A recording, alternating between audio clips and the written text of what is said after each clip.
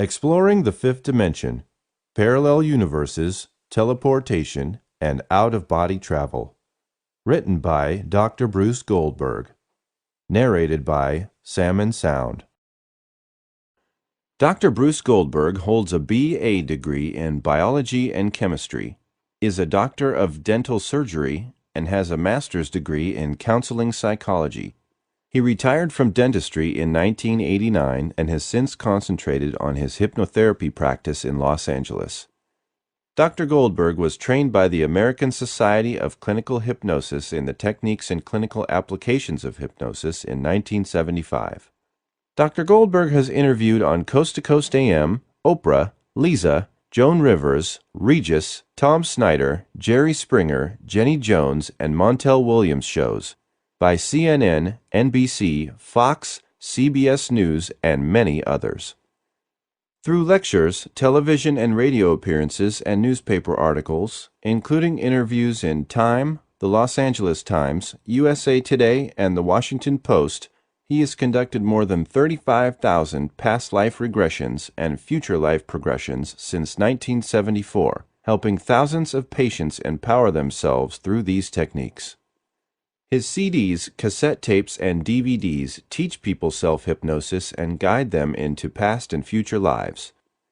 He gives lectures and seminars on hypnosis, regression and progression therapy, and conscious dying.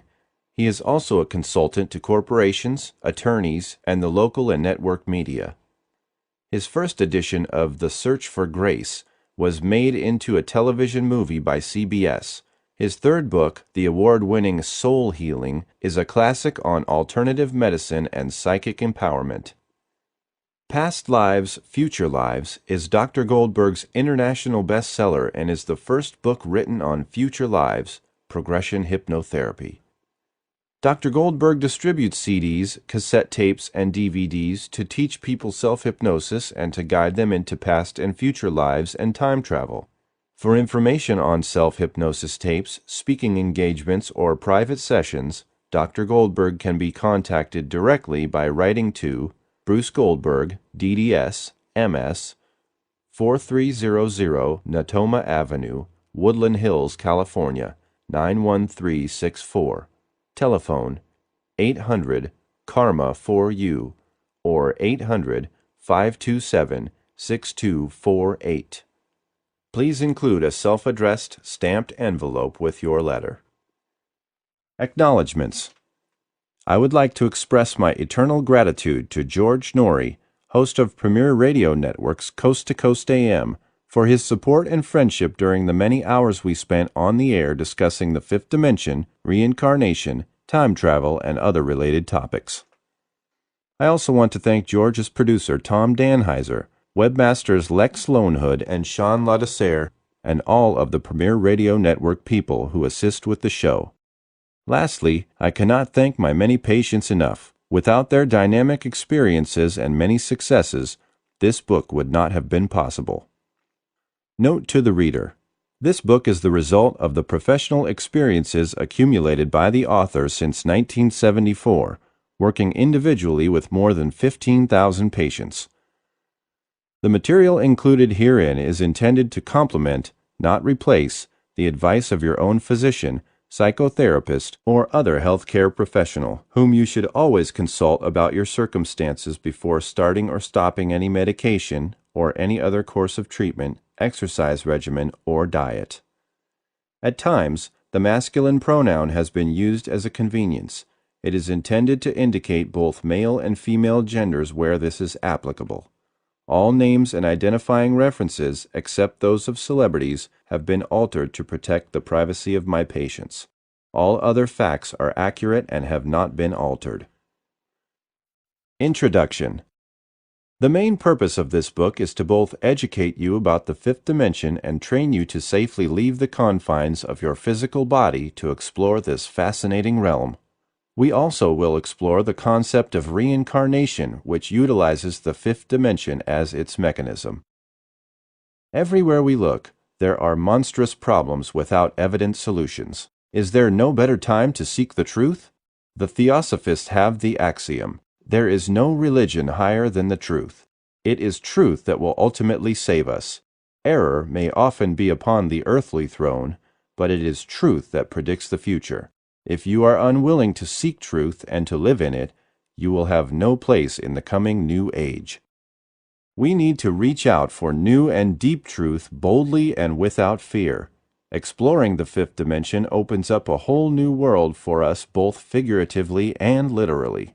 Throughout history, and especially beginning with the origins of religion and philosophy, man has pondered the notion of life after death. In fact, today the greatest fear we have is that of death, thanatophobia. It is only spiritually evolved souls who have formulated a definite and long-standing belief in some form of life after death that seem to be relatively free of this phobia. Exploring the fifth dimension will demonstrate the fact that there is no such thing as death, only a change in dimensions. It really doesn't matter how much you enjoy your current life. If you honestly feel this is your one shot at existence, how can you truly be happy or fulfilled? There are few concepts as controversial and puzzling as that of the fifth dimension. Considering the different concepts of time used in mathematics and physics, or in the theories of relativity and quantum mechanics, to say nothing of the differences between biological time, psychological time, social and historical time, we may doubt the objective existence of the fifth dimension altogether. In discussing the fifth dimension, we will fully explore the concept of simultaneous time and space-time continuum. We will also discuss parallel universes, teleportation, and out-of-body experiences, OBEs. I will present many existing cases from my Los Angeles practice, as well as self-hypnosis exercises for you to actually experience this wonderful dimension. Throughout this book, the fascinating possibility of time travel will be explored, and theories and evidence illustrating that time travel has been an everyday phenomenon and that men and women from our own future have come back as time travelers, mistakenly identified as extraterrestrial aliens. In addition, we will discuss examples of people who have traveled back, forward, and sideways through time and have documented their travels, teleportation cases, hyperspace travel and hyperuniverses, out-of-body experiences, dream time, consciousness and time, past life regression, age progression, future life progression and parallel universes, self-hypnosis exercises that will allow you to travel back or forward in time and custom design your own destiny, how to use these time travel principles to attain spiritual growth. How time travel through hypnosis to past and future lives demonstrates life after death. How to use this book. This book contains dozens of exercises specifically designed to train you to experience self-hypnosis and to travel through the fifth dimension. It doesn't matter what your background is. You can accept or reject any of the principles and concepts presented here. Empowerment is vital. I stress that in my Los Angeles hypnotherapy practice and in my personal life as well. If you become rigid and stuck in your views, you become trapped by your personal beliefs. You are no longer empowered because you are no longer free. Always use your judgment and free will in trying these exercises, using the ones you feel comfortable with and ignoring the others. These exercises are all perfectly safe and have been tested for more than 35 years. You create your own exercises from these models. Read each exercise through to become familiar with it. Use the relaxation techniques given or your own. You may practice alone or with others. I strongly suggest that you make tapes of these exercises. Read the scripts slowly and leave enough space on your tape to experience each part of the procedure. You can order professionally recorded CDs with my voice from my website, drbrucegoldberg.com. Practice once or twice a day in 15 to 20-minute sessions. In general, it is considered more efficient to practice in the morning, as it may provide a relaxing start for the entire day. The more specific and realistic your schedule, the better the chances that you will succeed. You should choose a part of your day when you are at your best. If you wait to practice until long after you get home from a hard day at work, you might only practice going to sleep. Self-hypnosis is more efficient if practiced when you are reasonably alert. If you wake up alert and rested first thing in the morning, practice then before getting out of bed. Take into account whether or not you will be disturbed by a spouse, lover, kids, pets, and so forth. Choose a time when you're not likely to be interrupted. Other popular times are before lunch or dinner. 4 components of successful self-hypnosis are a quiet environment, a mental device, a passive attitude, and a comfortable position. When you enter into a self-hypnotic trance, you will observe the following: a positive mood, tranquility, peace of mind, an experience of unity or oneness with the environment, an inability to describe the experience in words, an alteration in time-space relationships, and an enhanced sense of reality and meaning. If you experience difficulty with an exercise, do not become frustrated. Some techniques are quite advanced and you may not be ready for all of them. Return to the ones you could not successfully master at another time. Practice these trance states when you have time and are relaxed. Be patient. It takes time to master trance states and to become accustomed to this new and wonderful world. No one way is the right way to experience a trance. Your body may feel light, or it may feel heavy. You may feel as if you are dreaming. Your eyelids may flutter, or your body can become cooler or warmer. All these potential responses are perfectly safe. Because you will be unfamiliar with the techniques at first, your initial practice sessions should run as long as you need. As you become more proficient, you will be able to shorten these sessions. Some days, nothing may seem to work. Try not to become discouraged. Remember that other days will be more fruitful. Always work at your own pace. Dr. Goldberg's website, drgoldberg.com, offers New Age music CDs as well as cassettes and narrated training exercise CDs for many of the exercises presented in this book. To use this book effectively, you must be prepared to take control of your own self-analysis, self-exploration, and self-discovery. Be prepared to chart your own course of psychic empowerment and solve the mystery that is yourself. Chapter 1. In Search of the Truth. Indian philosophy is often cited by metaphysicians in an attempt to illustrate the truth. One of my favorite stories from the East concerns a young student and an old yogi, his teacher. One day, while both were walking along the Ganges River, a young student asked his teacher, "Master, what must I do and feel in order to progress in my knowledge of the truth and of God?" The yogi suddenly seized the young man and took him into the river. There the old man forcibly held the student's head under the water. The youth began to struggle, and finally the teacher let him breathe again. The yogi is reported to have uttered, "Son, when you yearn for the truth as much as your lungs just gasped for air, then come to me and I shall be able to teach you." Few of us have the necessary intensity of desire for truth. Most people simply lack the discipline and inner thirst for the knowledge that will ultimately lead them to a higher conscious mind realization of spiritual growth and the ultimate truth. Fortunately, the numbers of potential initiates and empowered souls is growing. As Socrates said, the truth, like virtue, is its own reward. Truth, wisdom, and spiritual growth represent the highest goals of the mind. The original sin is ignorance, according to the Easterners.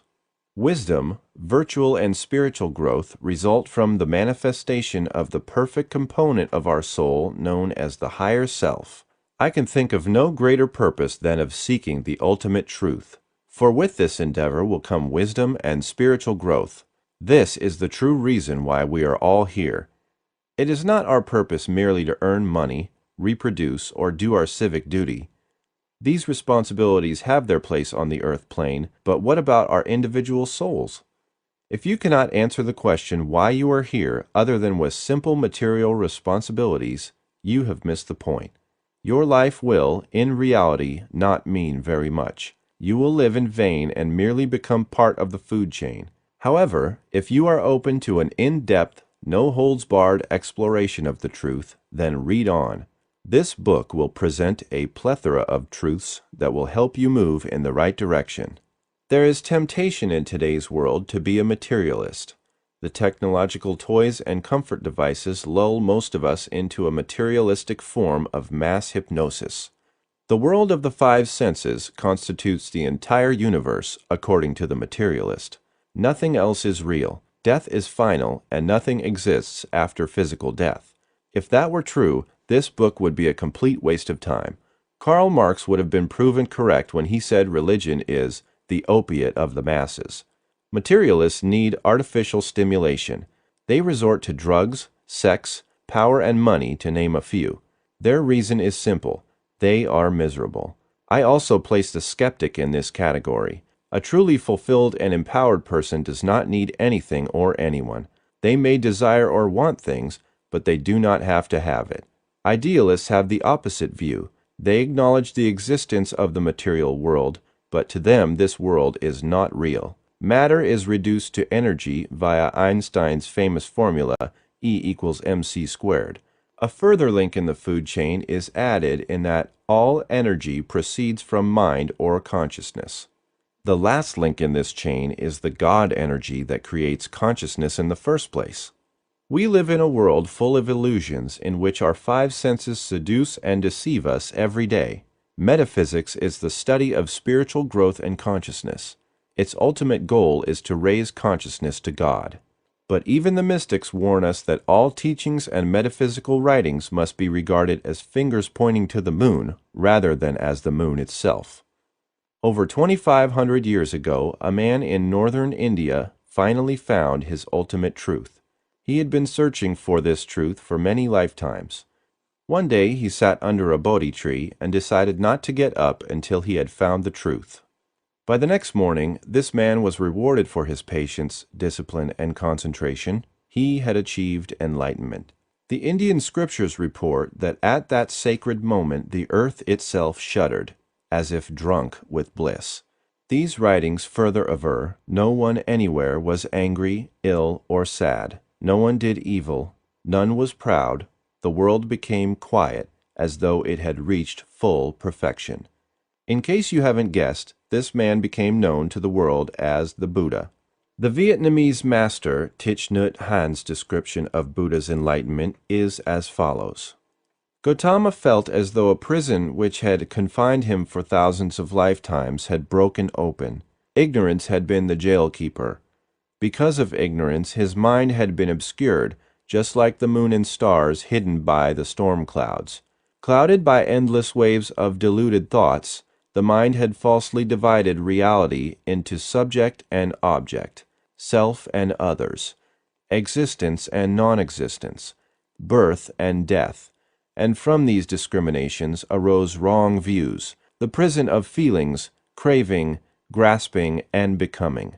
The suffering of birth, old age, sickness, and death only made the prison walls thicker.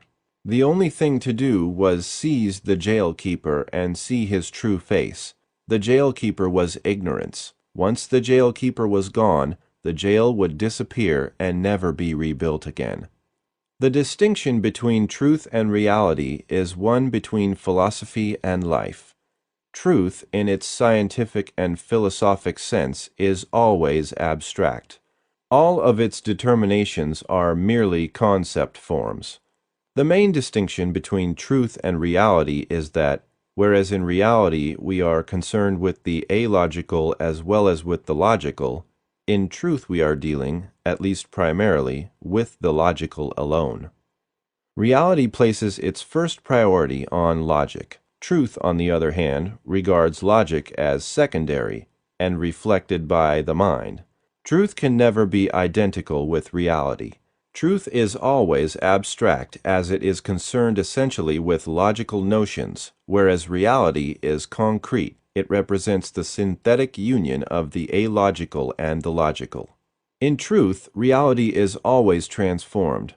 The perception of the real object disappears and is replaced by a thought form, a more or less arbitrary symbol of itself. This symbol works all very well up to a certain point for practical purposes, but beyond that point it breaks down and we get into contradictions or impossibilities of thought. For example, consider the liar's paradox. Assume you were in ancient Greece in the company of an individual from Sparta. The man from Sparta declares, "All Spartans are liars." Is this person telling the truth or is he lying? If he is telling the truth, then all Spartans are liars, so he is also lying, which would be a contradiction. On the other hand, if he is lying, then all Spartans are not liars, and he may very well be telling the truth. This presents another contradiction. The ultimate truth stands for the most complete expression of those determinations of consciousness we term reality. Truth means the expression in the forms of reflective thought, the most perfect expression of the reality of a given plane of consciousness. A truth is only absolute for its own plane and for those below it.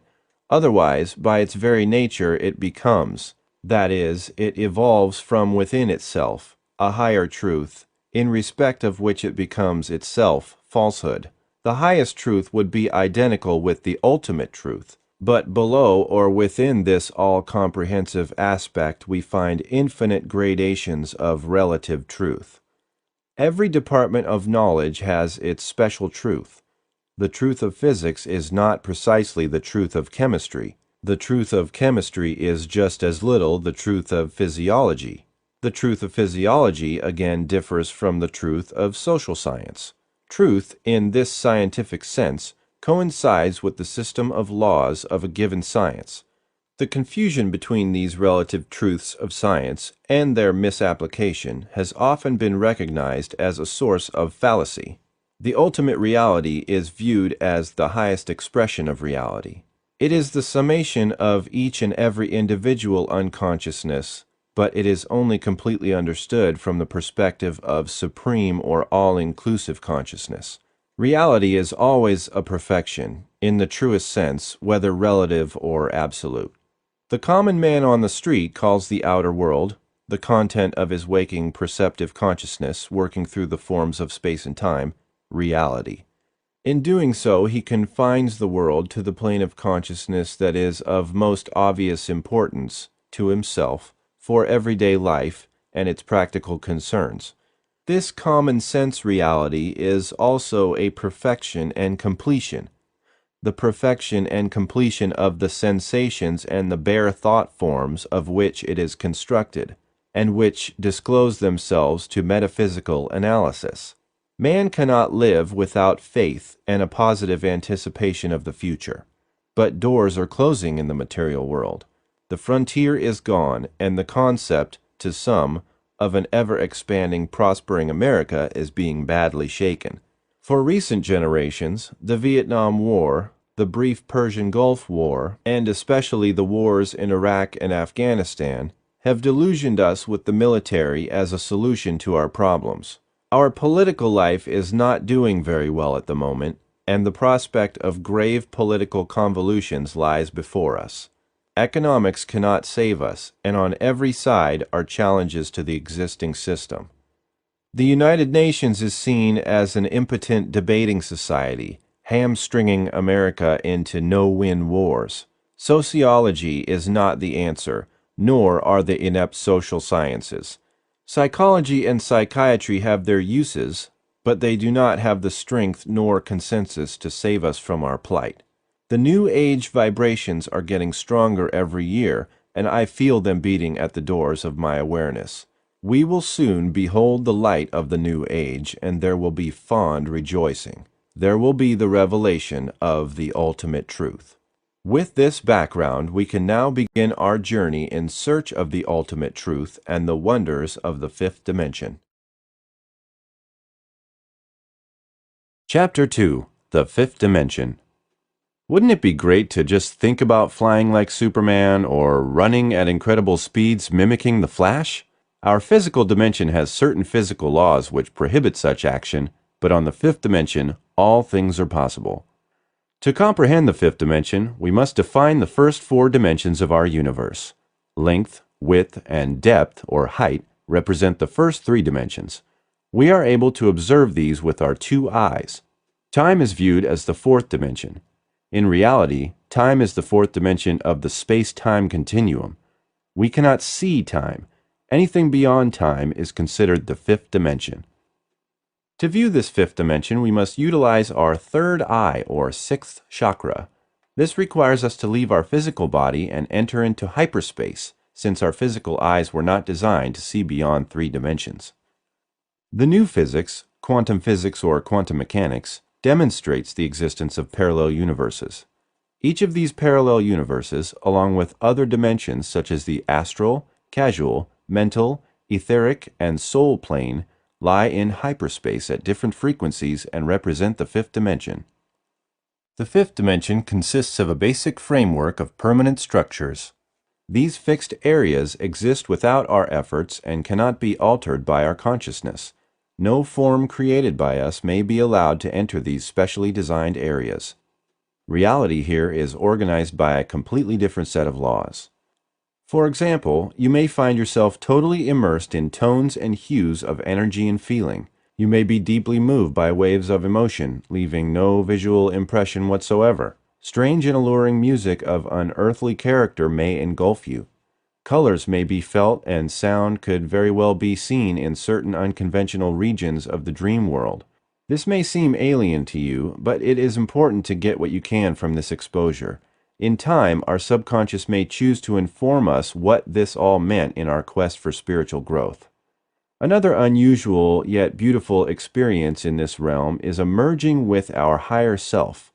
This exposure is characterized by feelings of exaltation and bliss. You may now see the workings of reality more clearly than ever before. A feeling of greater purpose will be one result of this union. When we travel to the fifth dimension, objects are viewed in unusual ways. For example, you can remove an object from an enclosed container without penetrating its walls. Teleportation is possible in that an object can be made to dematerialize from one location and rematerialize to another spot. A flexible sphere can be turned inside out without tearing it. You do not have to break the links of a chain to separate it. It is possible to untie a knot in a rope without moving the ends of it. When we travel through time and space into the fifth dimension, a vast array of colors and sounds may be evident. If you think back to the ending of the movie 2001: A Space Odyssey, you may be able to relate to this effect. Here are some commonly observed phenomena in the fifth dimension. Small stars, triangular ships, and other geometrically shaped objects may be observed in the sky. A glowing light surrounds both people and objects. People may appear as pulsating lights of varying intensities or possess alien or human-like bodies. The sky may appear as a blue, green, or purple swirling mist. The only things that may confine a fifth-dimensional object or being are magnetic fields and thought patterns. Rooms appear as swirling lights and energy points, with black voids functioning as entry and exit points. Sudden flashes of color, moving through a tunnel, and an assortment of unusual sounds are commonly noted. Although there are fixed components of the fifth dimension, your mind can create most anything it wants to add to it by merely thinking it. Telepathy, telekinesis, teleportation, precognition, and other physical skills are the norm. Precipitation is observed as glowing snowflakes or multicolored shiny raindrops. The climate, however, is almost always spring or summer-like. For the most part, fifth dimension worlds are well organized, clean, peaceful, and serene. The one exception is the lower astral plane, where we find dysfunctional beings and an occasional demon. Fifth dimension bodies do not require food or sex. The sex that is found there is one of an energy transfer. Pregnancy is unknown on the fifth dimension. Its inhabitants can materialize babies and young children if they so desire. An injured fifth dimension body is instantly healed through the use of our mind. Sleep is not necessary. We can view our Akashic records and learn our true karmic purpose on any of these other dimensions. Time travelers spend much of their time on the fifth dimension. In summary, we can describe the fifth dimension as having the following characteristics. Each world is composed of energy and matter representing a higher frequency vibrational rate, or FVR, than the physical plane. Each plane functions independently of each other due to this difference in the FVR. Landscapes, buildings, and most people appear Earth-like. All communication is by telepathy. There are no physical laws per se on the fifth dimension.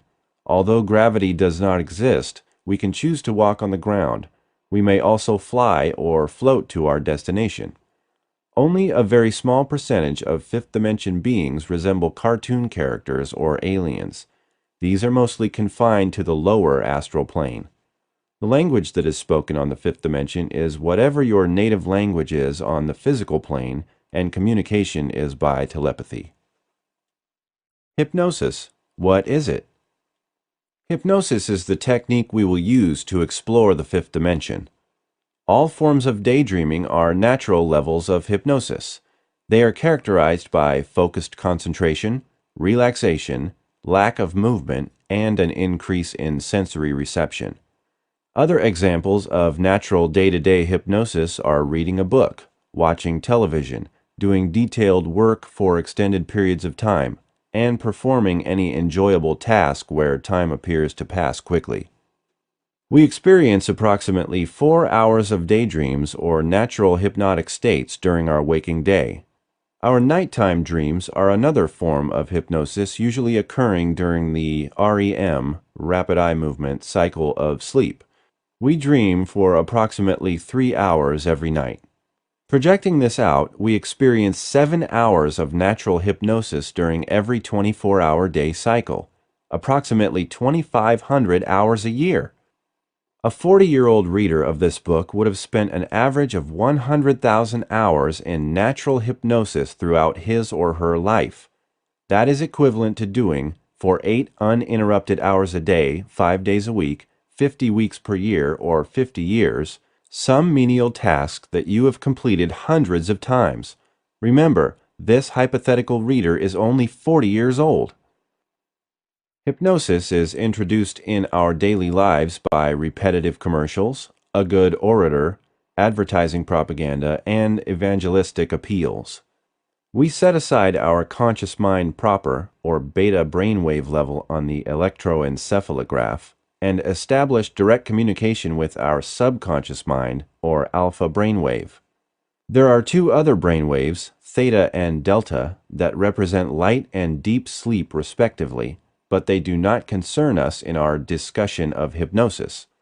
Modern medicine has established the fact that hypnosis is not a sleep state. Since a medium-level hypnotic trance is characterized by amnesia and deep levels of relaxation, it is not difficult to see how the layperson could make this erroneous association. Remember that the idea of hypnosis being a sleep state was implanted by stage hypnotists, novelists, and Hollywood. The conscious mind proper is our ego. Easily distracted, the conscious mind's concentration rate is only 25% efficient. This state of mind analyzes and criticizes everything, and dies when the physical body dies. We spend about 12 hours a day in our conscious mind proper state. The subconscious or alpha state is most important to our understanding of hypnosis. Its concentration efficiency is nearly perfect at a minimum of 95%. We enter this state just before going to sleep and upon rising, as well as in periods of daydreaming, meditation, yoga, and similar mind states. As you can see, hypnosis, or alpha, is not a sleep state, but a natural and efficient waking state of mind. Hypnosis is simply a way of relaxing and setting aside the conscious mind proper, while at the same time activating the subconscious mind so that suggestions can be made directly, enabling the subject to act on these suggestions with greater ease and efficiency.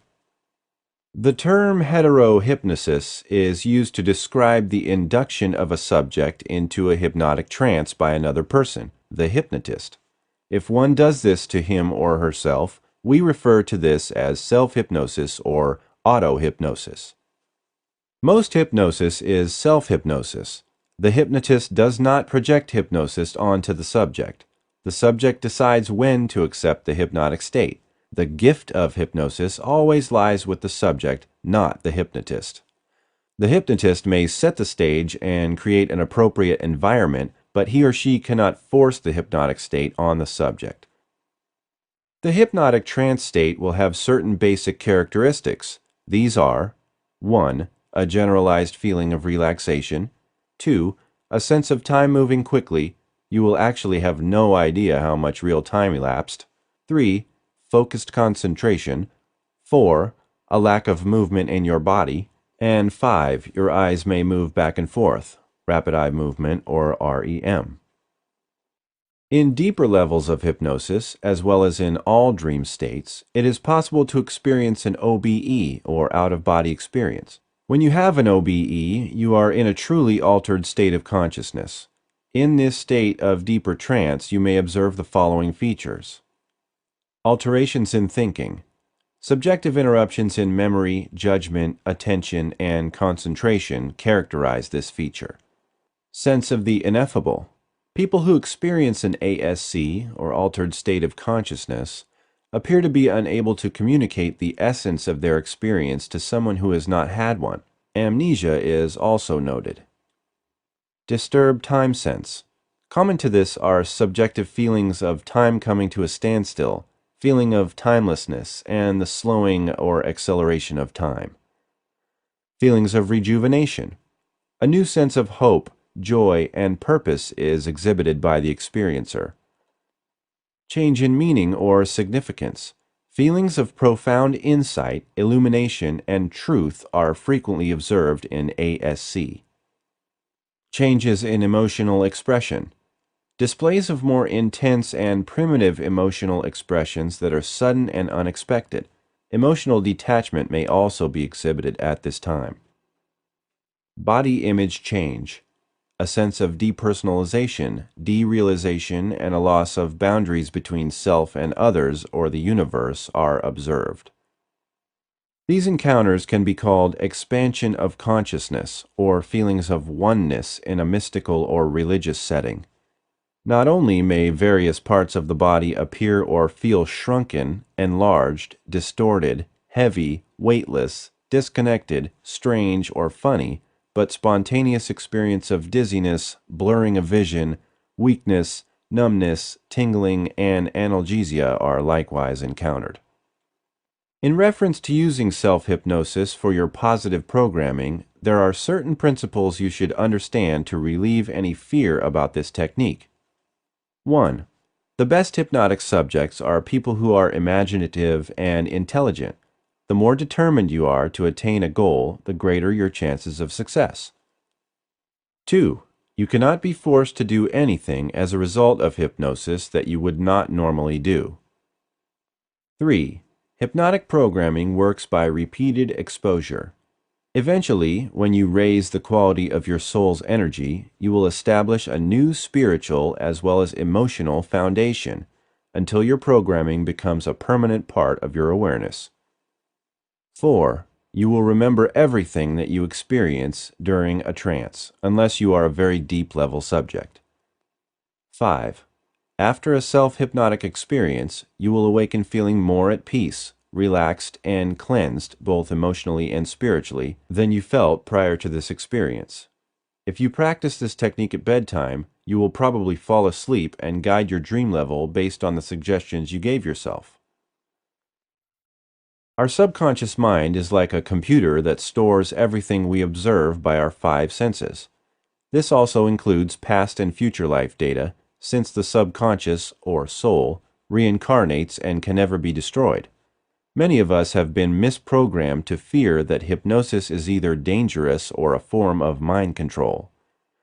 Fears and fallacies about hypnosis are commonly reported by my patients. Here is how I respond to these concerns. The fallacy of mind control. I have already pointed out that it is the subject, not the hypnotist, who determines whether the hypnotic state is to occur. The fear of revealing secrets in trance.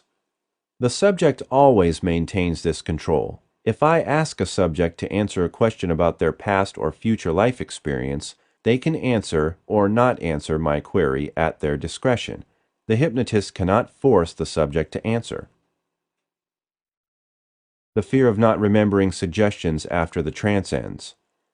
Only very deep-level subjects will experience this type of amnesia. The hypnotist can eliminate this problem by giving an appropriate suggestion for the subject to remember everything when the trance ends.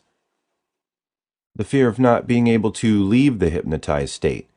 Hypnosis is a natural state of mind. We all come out of this state when we are ready. All of my scripts include awakening instructions. The fear of being trapped in a past or future life.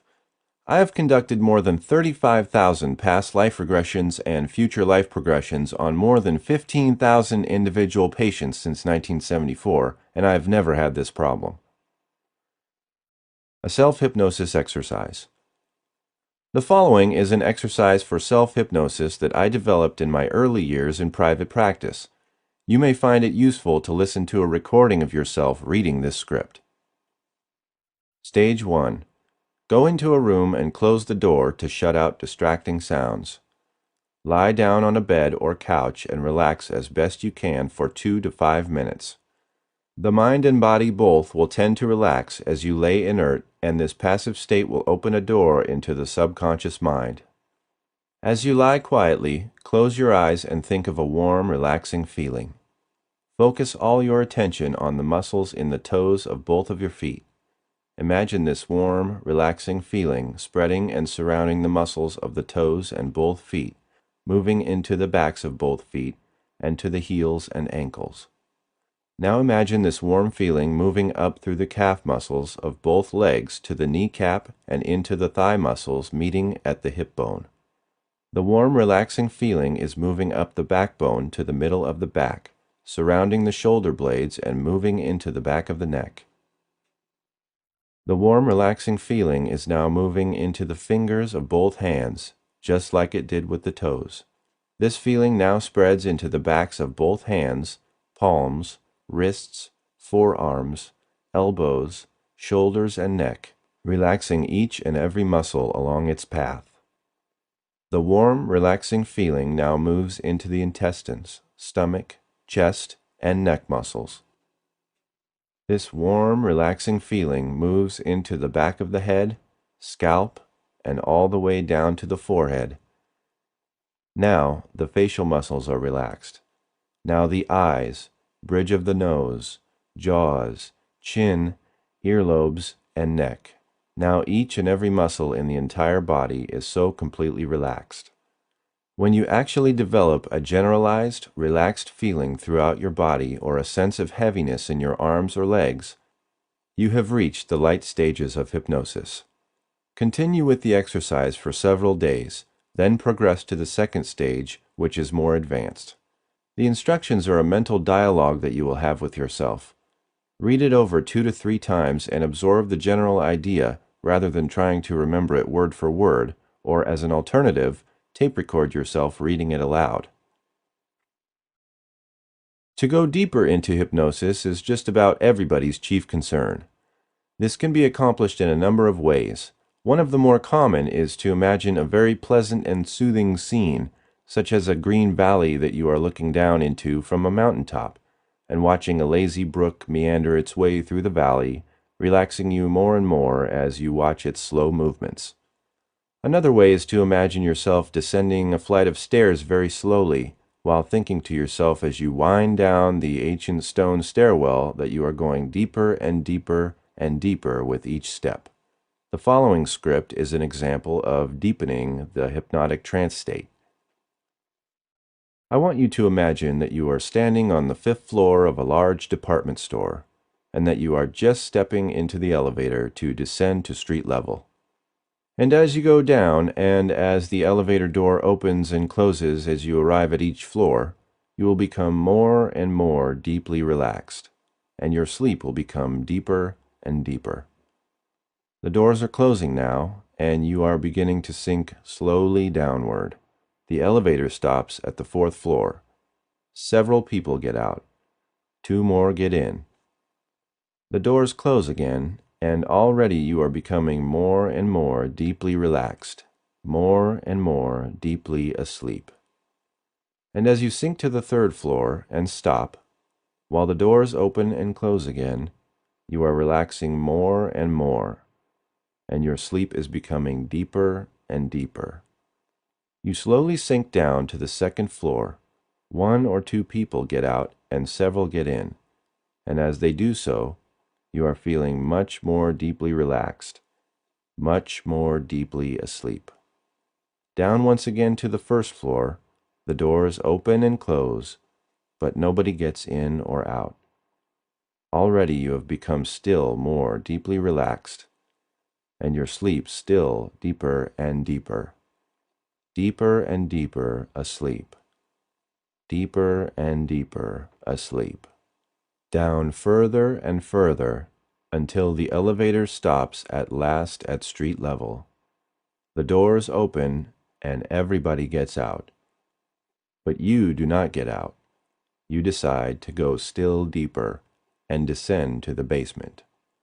The elevator doors close again, and down you go. Down and down, deeper and deeper.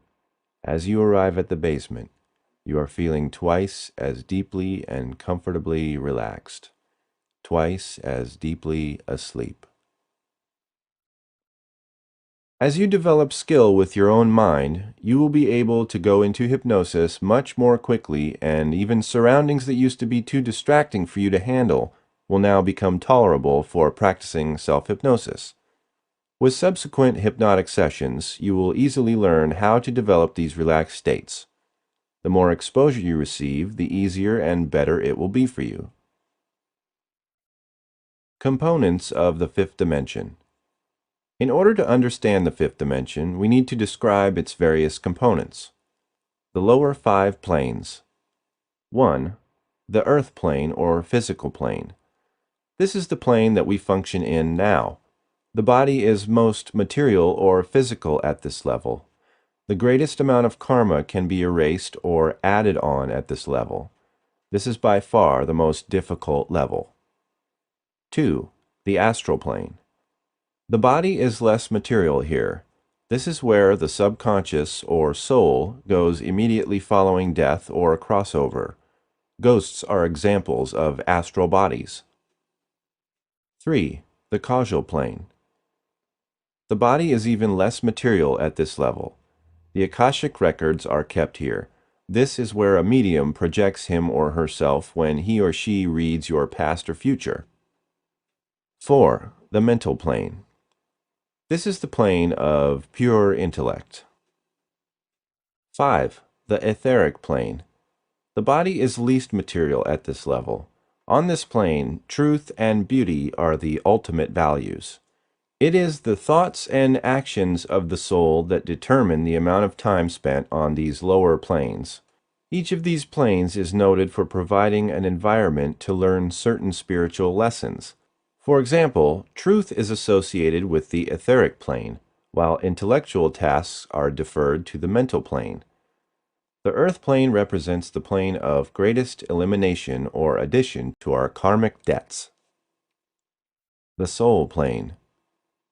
This plane, plane 6, is an intermediary or dematerialized zone between the lower planes and the higher planes.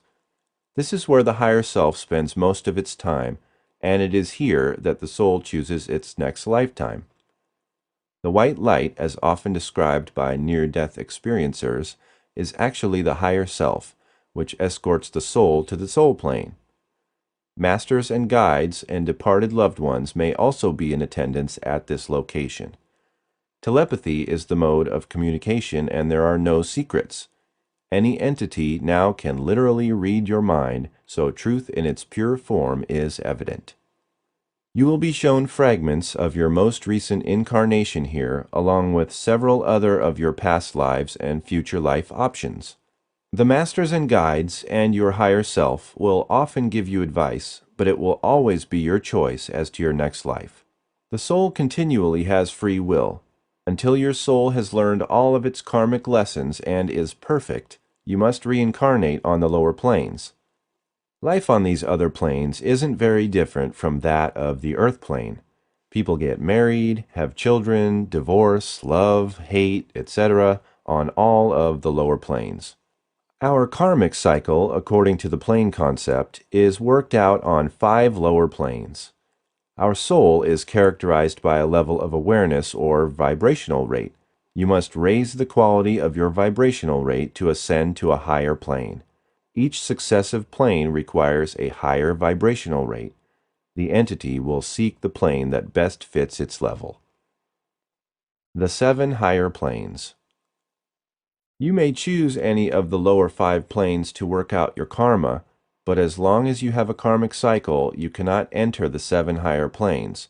Your vibrational rate would be too low to permit it. These 7 higher planes reach their apex with the God, or nameless plane, plane 13. The essence, or true nature, resides on the God plane. It is our source, the One, all that is, and many other descriptive names. This is the heaven, or nirvana, we have come to know by our religious training. The quality of your spiritual growth, as manifested by your soul's frequency vibrational rate, determines which plane you are able to enter. Your thoughts and actions control this quality. If your vibrational rate qualifies you for the 10th plane, then you cannot enter any higher plane until this rate is increased appropriately. This concept does not include a hell. Hell is simply the negative lives you live on the earth plane. There is, however, a heaven or nirvana. It is part of your empowerment to control your thoughts and actions so that you may once again join with God. The plane concept can best be illustrated by the diagram below. From this diagram of the cycle of birth and death, you can see that it is no picnic. The most desirable solution is to perfect the soul as quickly as possible and ascend into the higher planes. Another option is to remain on as a master or guide and assist other souls in their ascension. The fastest route to this perfect state is conscious dying. The energies of the universe, both physical and non-physical, are at our disposal. We either use them correctly or misuse and abuse them. Sometimes we do not use them at all because we do not know how. To some extent, we have learned how to use the physical energies. We have developed sciences and technologies of physical energy by which we have created some conveniences and comforts in our physical lives. We have also misused and abused these energies, resulting in the pollution of our environment, the poisoning of our bloodstream, and the ever-present threat of nuclear destruction. Our ignorance is manifested in the energy of thought. We deal with it only as electrochemical reaction in the brain cells. The energy of consciousness is dealt with in a similar way. Dream world. Dreams are far more than just a symbolic representation of communication from your subconscious. Our subconscious never really sleeps, and when our physical body is unconscious and resting, our soul is traveling to other dimensions under the guidance of our higher self and spiritual masters. The memories of fragments of this tutoring appear as a dream. Dreams are as valid and relevant to our lives as our waking state. The only real difference is that our dreams take place on a different plane of existence. This is why it is so difficult to understand and decode our dreams based on conventional paradigms. The world of dreams is quite different from the physical realm we label as our reality.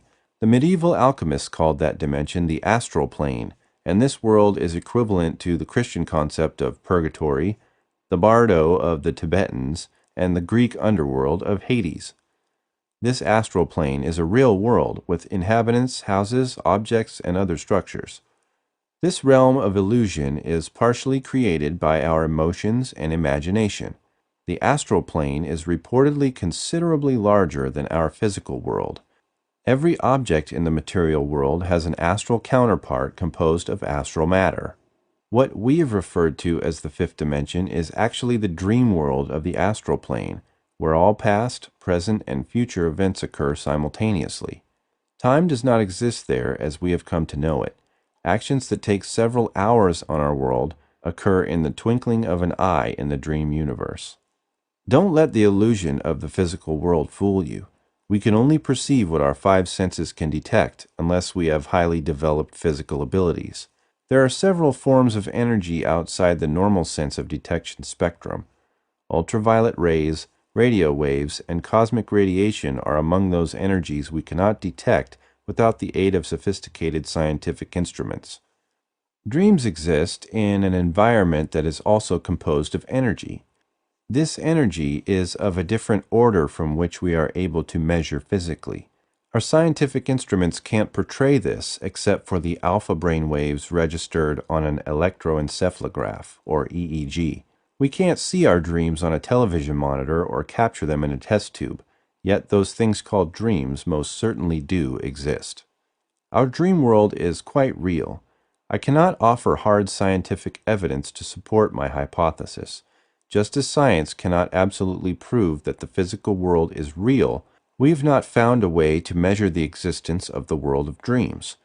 Reality is an elusive concept, and it is hard to quantify and define. One of the great benefits of dreaming is a total freedom to create whatever we wish. This dream environment changes shape according to the will and imagination of the dreamer. This is due to the energy structure and less rigid nature of its environment. This is why the world of dreams is so subjective. In discussing the dream world, we must always keep in mind that entering the dimension frees us from the limitations of the earth plane and laws of space and time. This etheric or unreal environment is characterized by shadowy figures moving through a fog-like mist. This environment may take the appearance of heaven with vivid colors and brilliant white or gold light. The dream body that we possess in this environment is composed of a less material substance known as astral matter. This astral body is weightless but possesses very acute perceptive abilities, especially toward light, vivid colors, and sound. It appears to sparkle and resembles our physical body in size and shape. It appears somewhat transparent, yet filled with many tiny white stars. Whatever we call it, this dream body is the home of the chakras and energy centers described by the yogis. The dream body is subject to the laws of the dream environment or the astral plane. Positive dreams take place in the upper astral plane, while nightmares are remnants of trips to the lower astral plane. These two realms correspond with the upper world and lower world of the shamans. We can compare these two aspects of the astral plane as follows. Lower astral plane, feelings of confusion and bewilderment, misty or foggy environment, the presence of bizarre and evil inhabitants, and no possibility of spiritual growth. The upper astral plane, feeling alert, secure, peaceful, and happy, earth-like and beautiful environment, the presence of human inhabitants, and unlimited spiritual growth. It is not difficult to see how the concepts of heaven and hell evolved from ancient dream voyagers to the astral plane. Since our dream body is not subject to our physical plane, we cannot be injured regardless of what takes place on the dream dimension. This non-physical body is affected by non-physical stimuli and interacts with non-physical beings and objects. As we create this vast panorama, we may experience only a certain facet of it that we care to explore. This can result in our failing to perceive some things that are clearly within the range of our perceptions. Sometimes we just can't see the forest for the trees. We may also sense the presence of departed souls.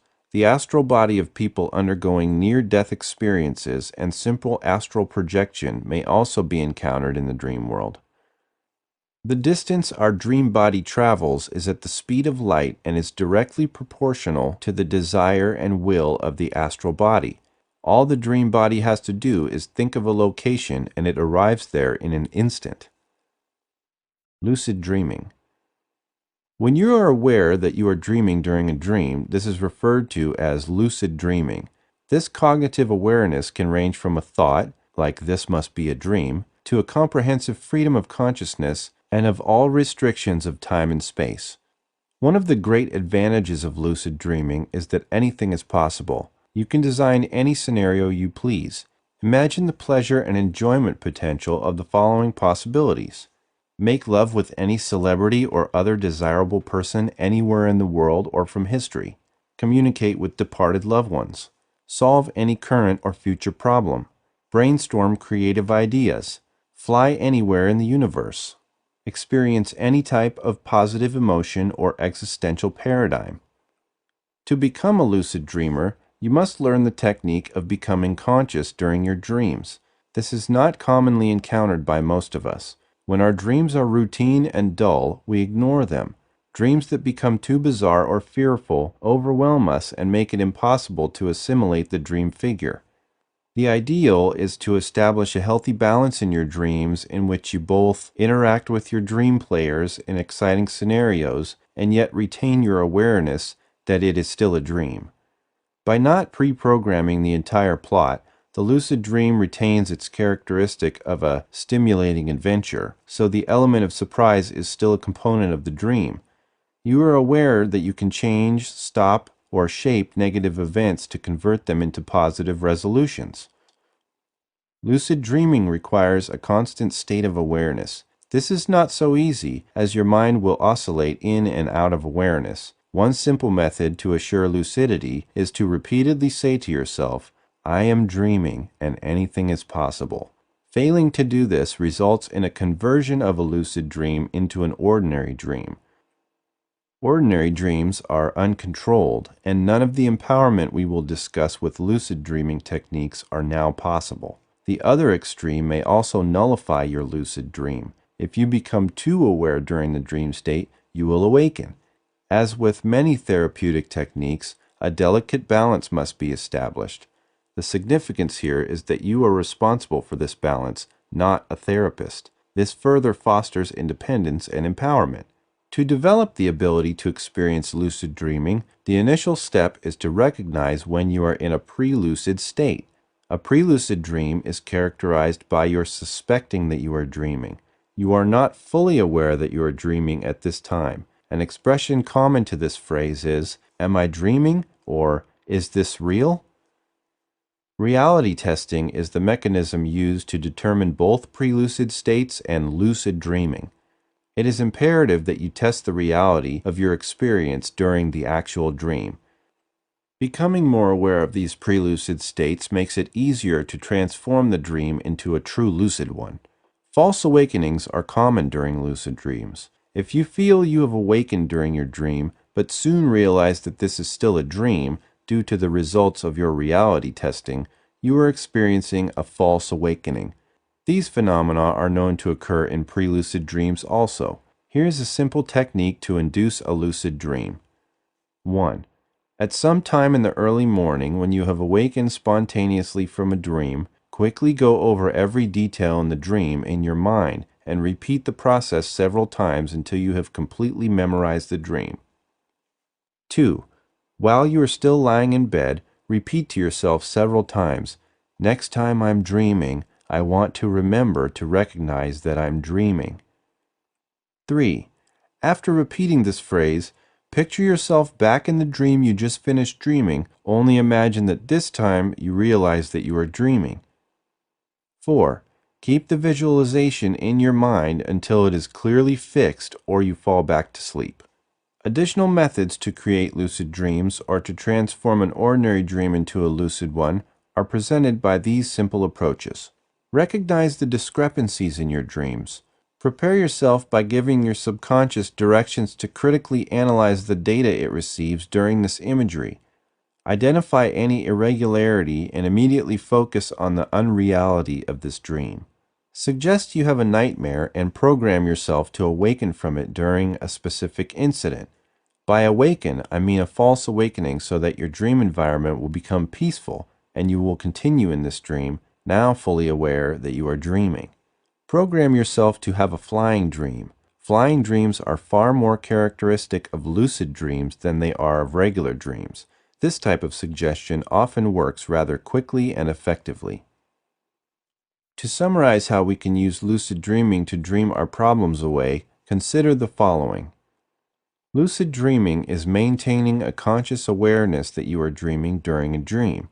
It is more difficult than ordinary dreaming, but anyone can master this technique. Practicing skills in lucid dreams improves your performance of them in your waking state. Use reality testing to check on pre-lucid states and convert these to true lucid dreams. Repeat to yourself, "This is only a dream and I can't be harmed," to establish and maintain lucidity. Lucid dreams may be induced by becoming so scared that you realize you are dreaming, recognizing dreamlike qualities, unusual occurrences, and incongruities in your dream, developing a critical approach during your dream, The hours of 5 a.m. to 8 a.m. are the easiest to induce lucid dreams for most people. Lucid dreams are usually realistic except for flying. Specific recent details may be distorted. Use reality testing to ascertain false awakenings. Anything is possible in a lucid dream. All lucid dreams are out-of-body experiences. Entities you may want to meet in the fifth dimension. 1. Departed souls. People who have died will be traveling through the fifth dimension and eventually move to the soul plane to select their future life. 2. Near-death experiencers. Those that clinically die but are revived spend their death time in the fifth dimension. 3. Spirit guides. These beings were once human and are more spiritually evolved than us. They assist us in our growth as a soul. 4. Angels. Messengers from the God energy complex who were human and are perfect beings can be found here. 5. Higher self. We all have a perfect component of our soul known as the higher self or superconscious mind. It assists us in our karmic cycle. 6. Lower astral entities. If you are unfortunate enough to end up in the lower astral plane, you may run into strange, evil beings who physically attack us. 7. Fellow fifth dimensional voyagers. You may meet others like yourself who are practicing out-of-body techniques. 8. Extraterrestrials. There are some gatekeepers of the fifth dimension, such as Pleiadians, who monitor portals to other dimensions. Greys and reptilian ETs can occupy regions of the lower astral plane too. 9. Time travelers. My research has shown that time travel on Earth will be discovered around the year 3050. Time travelers, or chrononauts, from the 31st century forward will utilize the fifth dimension to move from one time era to the next. Through the use of my fifth dimension self-hypnosis technique, you can travel through hyperspace and explore parallel universes, go to the past or future, or even communicate with a time traveler. Try this exercise from my Time Travelers Training Program CD album available from my website, drbrucegoldberg.com. The exercise is as follows. Now listen very carefully. I want you to imagine a bright white light coming down from above and entering the top of your head, filling your entire body. See it, feel it, and it will become reality. Now imagine an aura of pure white light emanating from your heart region, again surrounding your entire body, protecting you. See it, feel it, and it becomes reality. Now, only your masters and guides are highly evolved, loving entities who mean you well will be able to influence you during this time or any other hypnotic session. You are totally protected by this aura of pure white light. In a few moments, I am going to count from 1 to 20. As I do so, you will feel yourself rising up to the superconscious mind level where you will be able to communicate with your higher self. Number 1. Rising up. 2, 3, 4. Rising higher.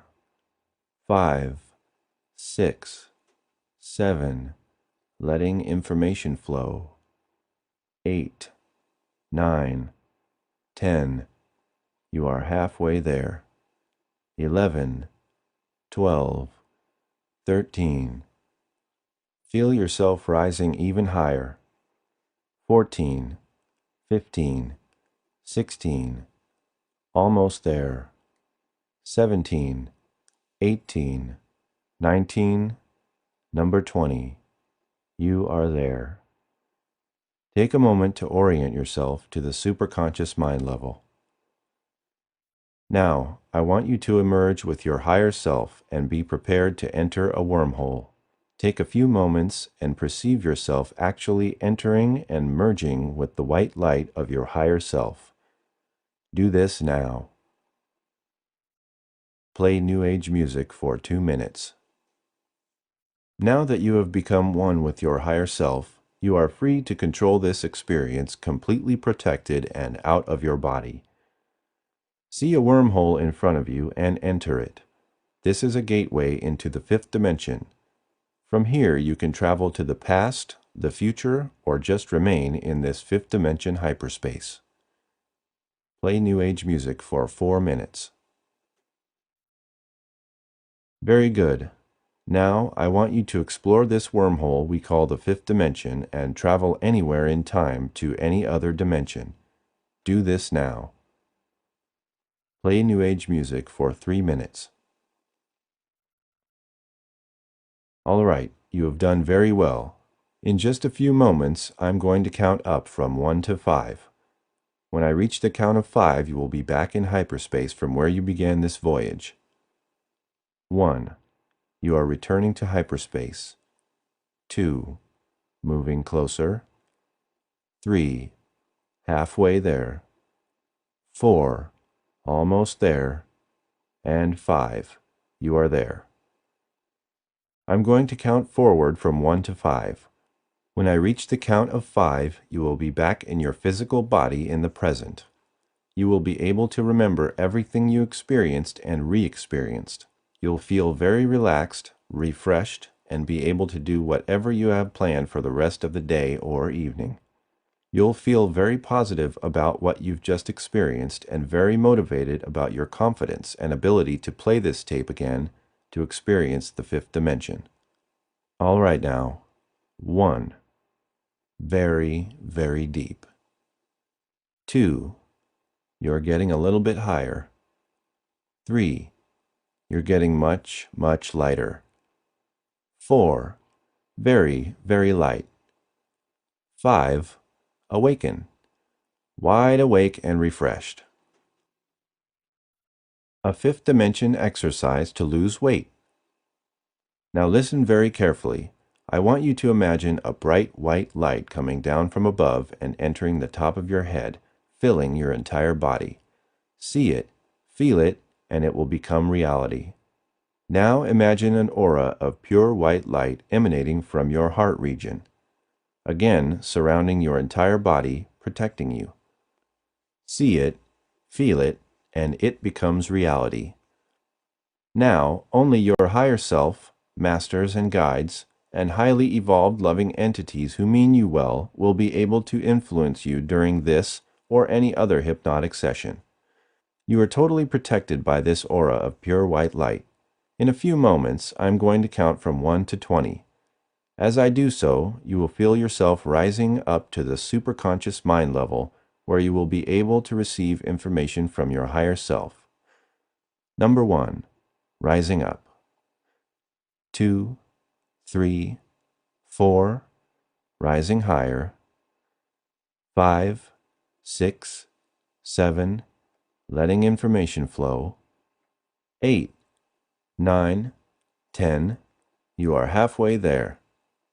11, 12, 13, feeling yourself rising even higher. 14, 15, 16, almost there. 17, 18, 19, number 20, you are there.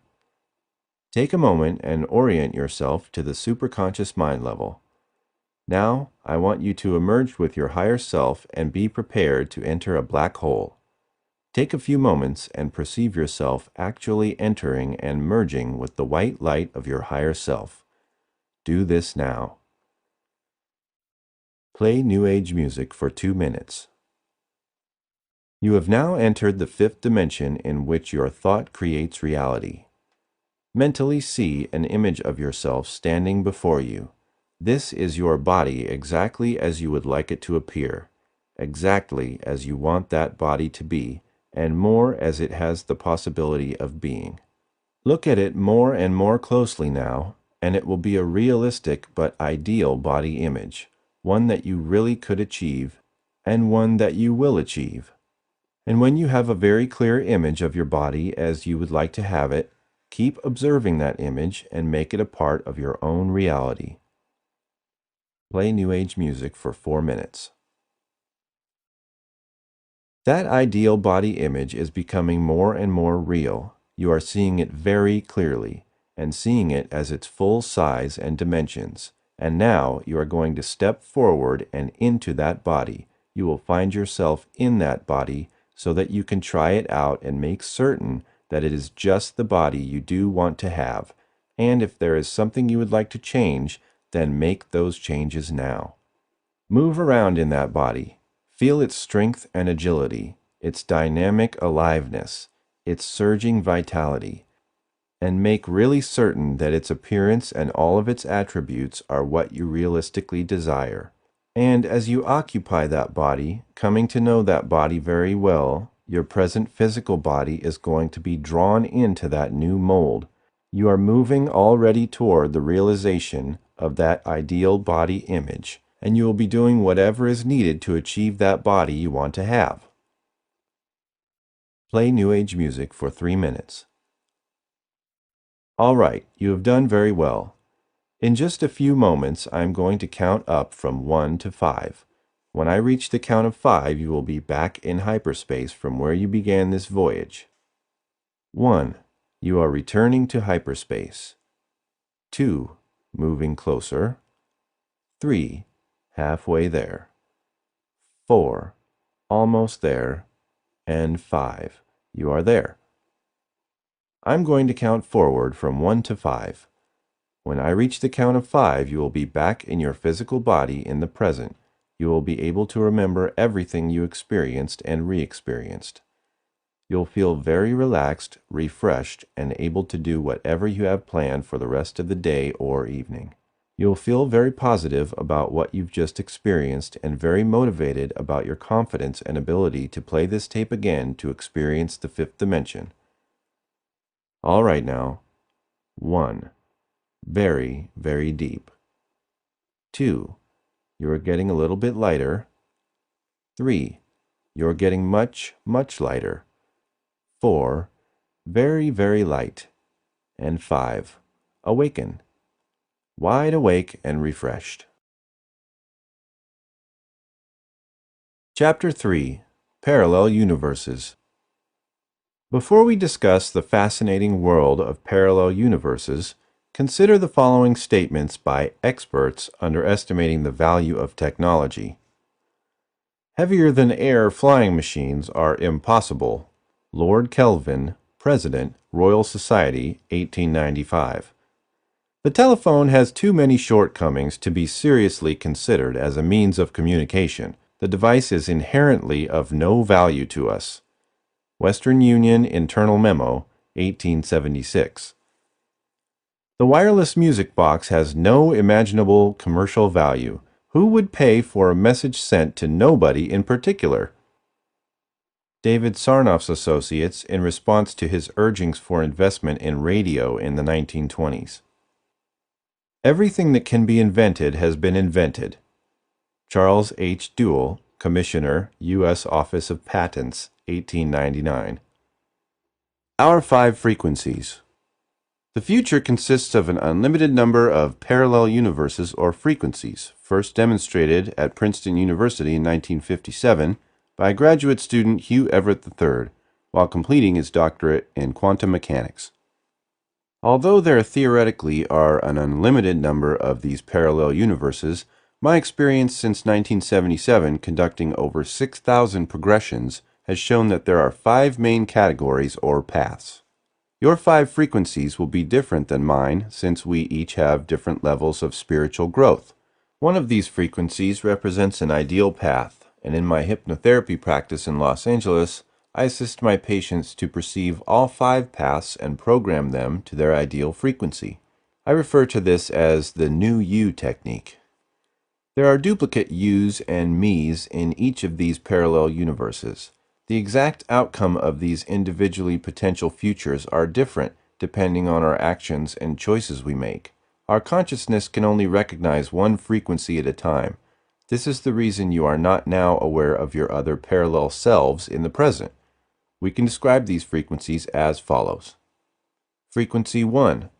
An average or slightly below average path and the one you are currently on. Frequency 2. A very negative frequency, the worst path of the 5. Frequency 3. A slightly better than average path. Frequency 4. The ideal path. And frequency 5.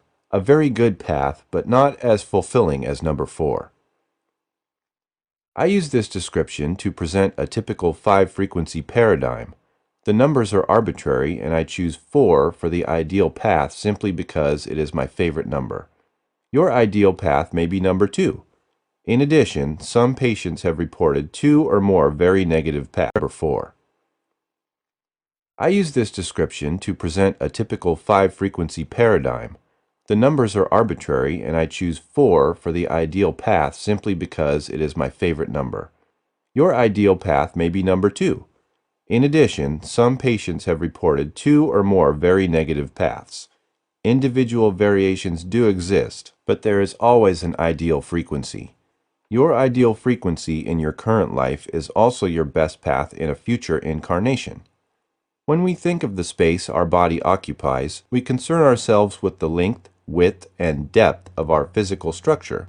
This constitutes our 3-dimensional world. Time is added as the 4th dimension to this paradigm. As noted before, time is the 4th dimension of the space-time continuum. The space-time continuum describes a simultaneity of all events in our life.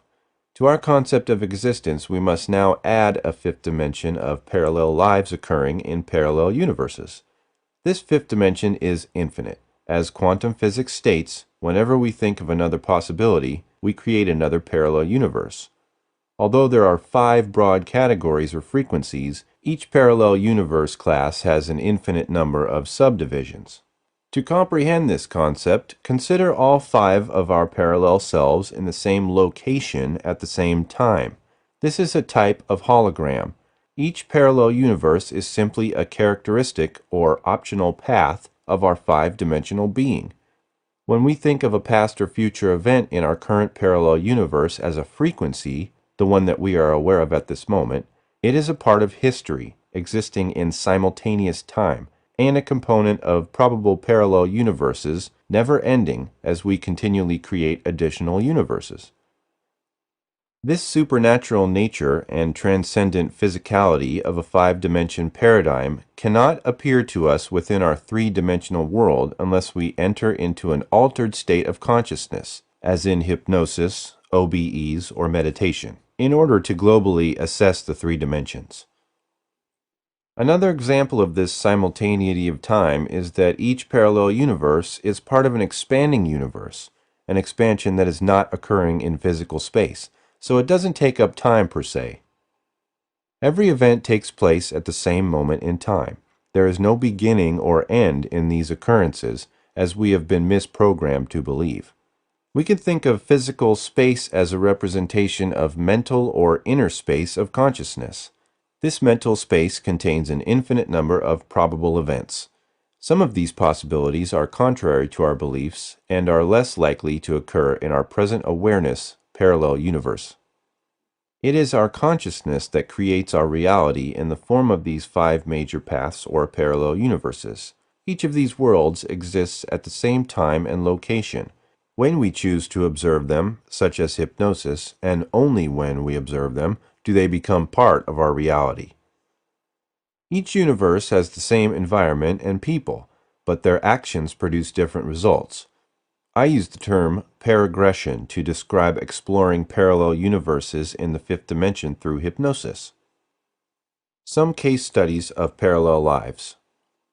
In 1997, when 16-year-old Tanya asked me to train her to leave her body, I didn't realize just how successful she would be. One Sunday afternoon, Tanya used my custom Design Your Own Destiny album and traveled to a parallel universe. She first arrived back in time to the year 1968 and noted that Robert F. Kennedy not only was not assassinated, but was elected president. The U.S. pulled out of Vietnam by 1970. There was no Nixon presidency or Watergate, and Soviet Union collapsed in 1986, and the economic picture of the world was bright in most every country. When Tanya arrived back in 1997, she looked the same but felt somewhat odd. Still in this parallel universe, she simply could not relate to her mother, who looked the same but was yet different. Upon re-entering our current universe following the termination of her out-of-body experience and hypnotic trance, Tanya went to speak to her mother. Her mother asked her what was wrong with her all afternoon. She said Tanya behaved so differently that she almost didn't recognize her own daughter. What really happened was that Tanya changed places with her parallel life on another universe for 3 hours. Each of her parallel lives felt out of place, as did her mother's, in both universes. Tanya was literally beside herself. Rosie worked as an executive secretary for an East Coast public relations firm. She was underpaid, and her boss, who owned this small firm, regularly abused her. She did all of his dirty work and was never acknowledged for her efforts. This mousy-looking, shy, and very insecure woman wanted a new life. She was also having an affair with her boss and was afraid to end it. Her position did pay her more than she could earn elsewhere, and she desperately needed the money. There was plenty of room here for empowerment. Rosie was trained with superconscious mind taps, then guided into her 5 future frequencies. The one she selected showed her moving to Florida and eventually buying into a radio station in that Sunshine State. I last saw Rosie in 1984. 4 years later, she called my office and wanted to stop to see me. She didn't have a problem, but just wanted to say hello. I agreed to this meeting and could not believe my eyes when she came in. This mousy woman had metamorphosized into an assertive, beautiful, and empowered soul. She had lost weight, changed her hairstyle and color, and now beamed with confidence. In fact, she came into town to visit her family.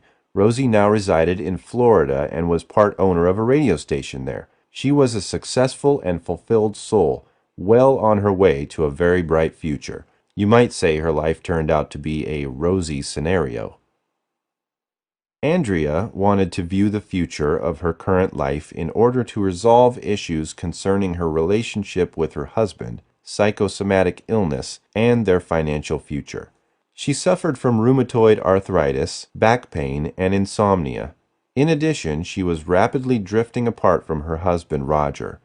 Andrea was initially oriented and trained with superconscious mind taps prior to the age progression.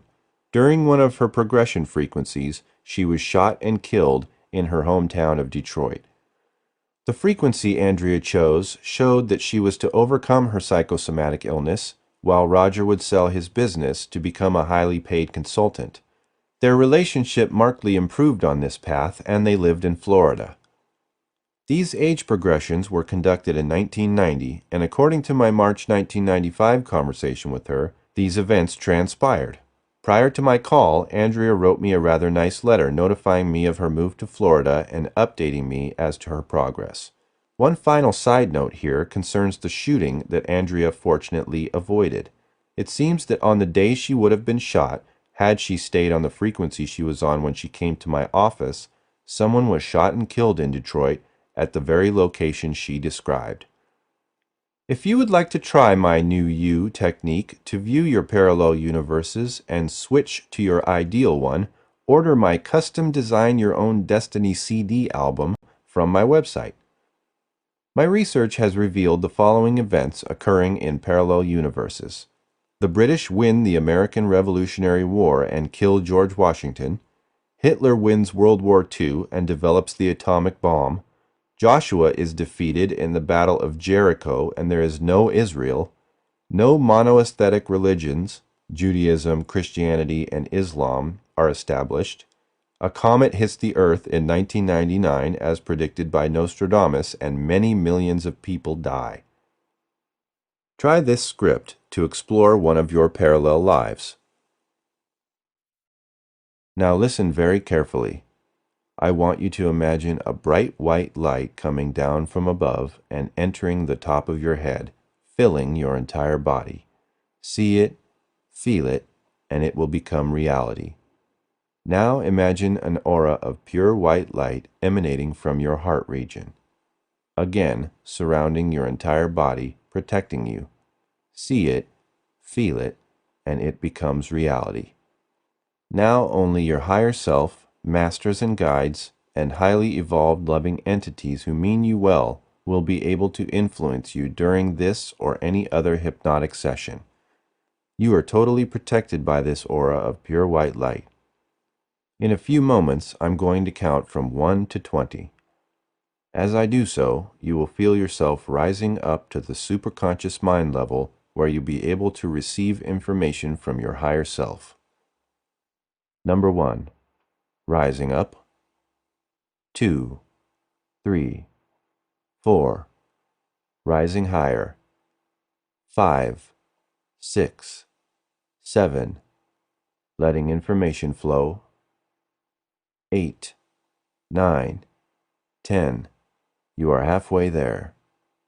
11, 12, 13. Feeling yourself rising even higher.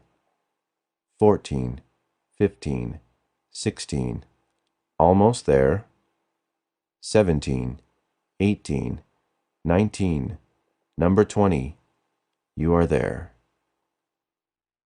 Take a moment and orient yourself to the superconscious mind level. Now I want you to merge with your higher self and be prepared to enter a black hole. Take a few moments and perceive yourself actually entering and merging with the white light of your higher self. Do this now. Play New Age music for 2 minutes. Now that you have become one with your higher self, you are free to control this experience, completely protected and out of your body. See a black hole in front of you and enter it. This is a gateway into the 5th dimension. From here, you can travel to parallel universes and the future. Focus on meeting other souls in this hyper-universe. Take a few moments and open yourself to encountering other entities. You are perfectly safe and protected. You will only attract positive people and souls into your awareness. Do this now. Play New Age music for 3 minutes. Very good. At this time, I want you to explore one of your parallel lives in another frequency. You will look the same, but the events on this path will be different from the path you are currently on. Carry this 5th dimension exercise all the way to the end of your life. You are perfectly safe. Do this now. Play New Age music for 4 minutes. All right, you have done very well.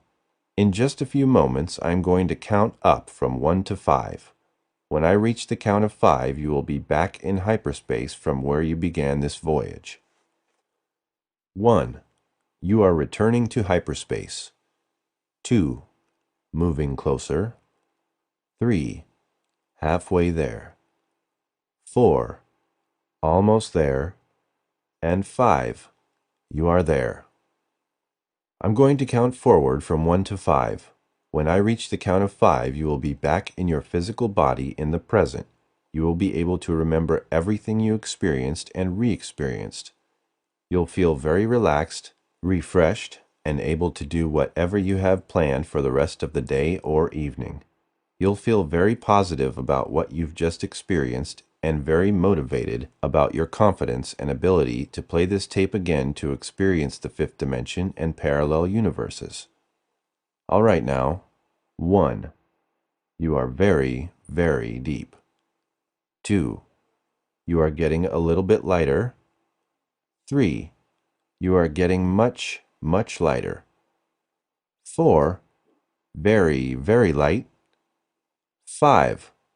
Awaken. Wide awake and refreshed. Another case of parallel self. Not only do we have past and future lives, but our soul, which is energy in the form of electromagnetic radiation, is capable of occupying more than one physical body in our current frequency. We refer to this as a parallel self.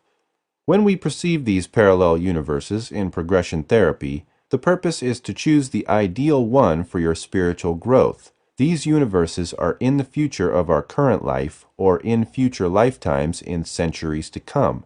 In rare instances, an individual can meet with another body in their current life whose energy is identical with theirs. Both of these souls originated from a common ancestor. We call this common ancestor the Oversoul. This is not the same frequency as 2, 3, 4, or 5. You are living your life in a body now, and part of your soul is living in another body on this very same frequency. A male patient of mine, Charles, described his soul living now in another body of a man named Winchester. This was apparently a nickname, and Winchester was a rather large lumberjack-type fellow with red hair and a predisposition to wearing plaid clothes. Charles never mentioned Winchester to anyone but me. Charles had blond hair and was a thin 5'8" academic-looking gentleman. 6 months after this parallel life was evoked, Charles' cousin Janine, who lived across the country, had an emergency and found her car stuck in a ditch on a deserted road. Shortly after this occurred, a pickup truck came by and the driver towed Janine's car back on the road. This kind gentleman was a rather large man with red hair and wore a plaid shirt and a plaid jacket. He introduced himself as Winchester. Janine felt she knew this man, but he denied ever meeting her. He didn't realize it at the time, but Janine met Charles's parallel self in her current universe. We all have parallel selves, but most of us will never meet them. The following figures explain how this occurs. In Figure 2, we see that an oversoul splits into 3 subsouls. Each subsoul further divides itself into 3 additional subsouls, and so on. If our Charles and Janine's souls originated from subsoul 1, as in Figure 2a, you can note the common background for the respective energy component. This concept, known as the oversoul concept, helps explain the world's population and the lack of virgin souls today. One oversoul dividing into just 3 subsouls and each subsoul also occupying 3 bodies would result in the same original oversoul occupying over 1.5 million bodies in just 13 generations. Try this exercise to experience one of your parallel selves. Now listen very carefully. I want you to imagine a bright white light coming down from above and entering the top of your head, filling your entire body. See it, feel it, and it will become reality. Now imagine an aura of pure white light emanating from your heart region, again surrounding your entire body, protecting you. See it, feel it, and it becomes reality. Now only your higher self, masters and guides, and highly evolved loving entities who mean you well will be able to influence you during this or any other hypnotic session. You are totally protected by this aura of pure white light. Focus carefully on my voice as your subconscious mind's memory banks contain memories of all past, present and future, and parallel lifetimes. This tape will help guide you into a life in a different body than you currently occupy, but in the same time period. We call this a parallel self. Some of your parallel selves may have died or crossed into spirit. You may be a mere infant, a different race or sex. Allow your higher self to assist you by choosing a parallel self that will result in the greatest amount of spiritual growth and understanding. Your subconscious mind or higher self will now assist you in selecting this parallel self to explore. Shortly, I am going to be counting forward from 1 to 20. As I count from 1 to 20, you are going to imagine yourself moving through a tunnel. You're going to go through the tunnel and this will take you into a parallel self. On the count of 20, you will perceive yourself in this parallel self. Your subconscious and superconscious mind levels have all the knowledge and information you desire. Carefully and comfortably feel yourself moving into this parallel self with each count from 1 to 20. Listen carefully now. Number 1. Feel yourself now moving into this very, very deep and dark tunnel. 2. 3. Farther and farther into the tunnel. 4. 5. 6. The tunnel is very, very dark. It is a little disorienting, but you know you're moving into this parallel self. 7. 8. 9. It's more stable now and you feel comfortable.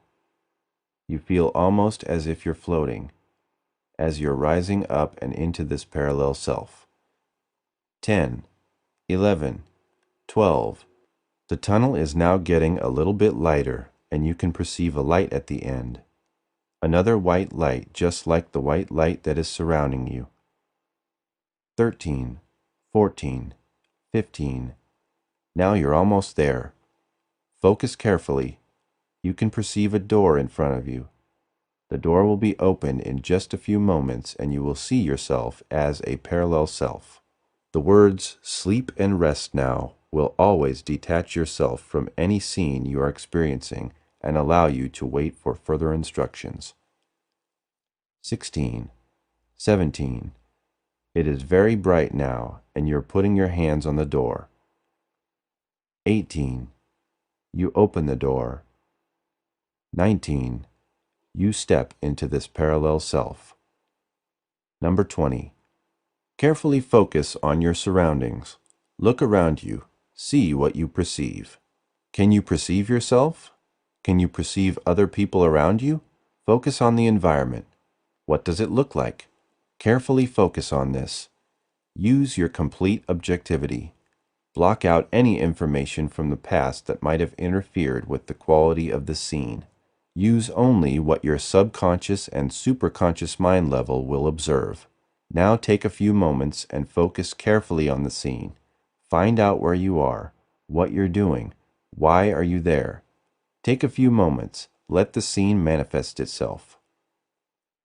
Play New Age music for 3 minutes. Now focus very carefully on what year this is. Think for a moment. Numbers will appear before your inner eyes. You will have knowledge of the year that you are in right now. Carefully focus on this year and these numbers. They will appear before you. Use this as an example of other information that you are going to obtain. I want you to perceive this scene completely. Carry it through to completion. I want you to perceive exactly where you are, who you are, the name, the date, the place. I want you to carry these scenes to completion. Follow them through carefully for the next few moments. The scene will become clear and you will perceive the sequence of what exactly is happening to you. Play New Age music for 3 minutes. You've done very well. Now you're going to move to another event. I want you to focus on a different experience in this same parallel self. Perceive what is going on and why this is important to you. Perceive the year, the environment, the presence of others. Let the information flow. Play New Age music for 3 minutes. As you perceive the details of the next scene, focus also on your purpose in this parallel self and how it is affecting your karmic subcycle. Focus in on what you are learning, what you are unable to learn. Perceive any sequence of events that led up to this situation. Let the information flow surrounding this all-important parallel self event now. Play New Age music for 3 minutes.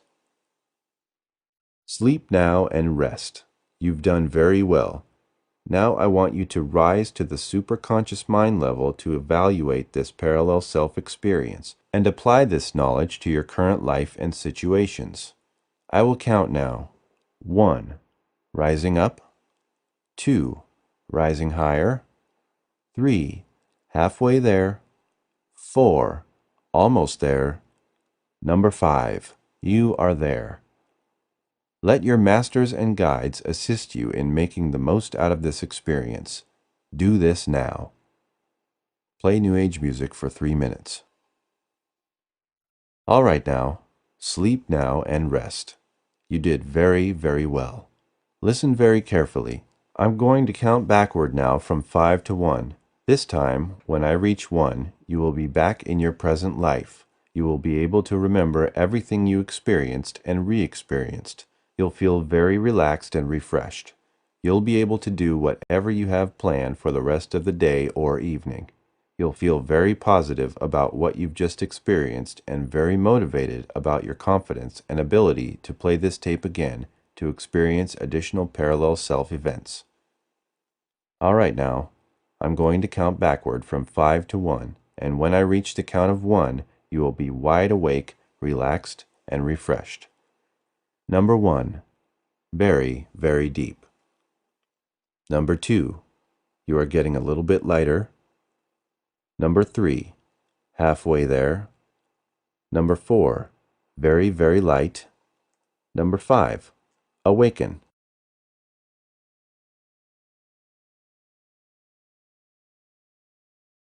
Chapter 4, Teleportation. Beam Me Up, Scotty requires no explanation for those who have followed the original Star Trek series and the early feature films of the exploits of the crew of the Enterprise. What the engineer Scott was initiating was a form of teleportation in which a human body was dematerialized from one location and rematerialized at another. Scotty used a transporter apparatus to bring about his form of fictionalized teleportation. Recently, Austrian physicists successfully teleported subatomic light parties at a distance of a few feet. This process was considered impossible by Einstein, yet we can experience teleportation through hypnosis without any machine whatsoever. Teleportation is the process of physically relocating a body from one place to another site without touching it in any way or using any mechanical device. What we find in true teleportation is that the physical body disappears from one location and subsequently reappears in a different spot instantaneously, often accompanied by a pop sound. It does not dematerialize into sparkles of light. Teleportation is often confused with out-of-body experiences. An OBE is the movement of a soul or subconscious from one location or dimension to another, while the entire physical body is relocated in teleportation. Theoretical physics supports the contention that tears in the time-space continuum would allow for us to travel backward, forward, and sideways in time. It must be remembered that in each case the fifth dimension is entered and the principles of hyperspace apply. We can experience teleportation during the dream state. It differs from regular dreams and lucid dreams in that your body physically leaves the bed and travels to another location on a different dimension. If you were observing someone actually being teleported, you would see their body slowly fade away and disappear. Nothing else in the environment would be altered. The person undergoing teleportation would experience an increase in their energy vibrating at high speed, accompanied by a tingling, buzzing sensation and/or a feeling of spiraling upward. Often a pop sound emanates from the top of the head, as I previously mentioned. Teleportation can take place in 3 different ways. The first is a spontaneous teleportation.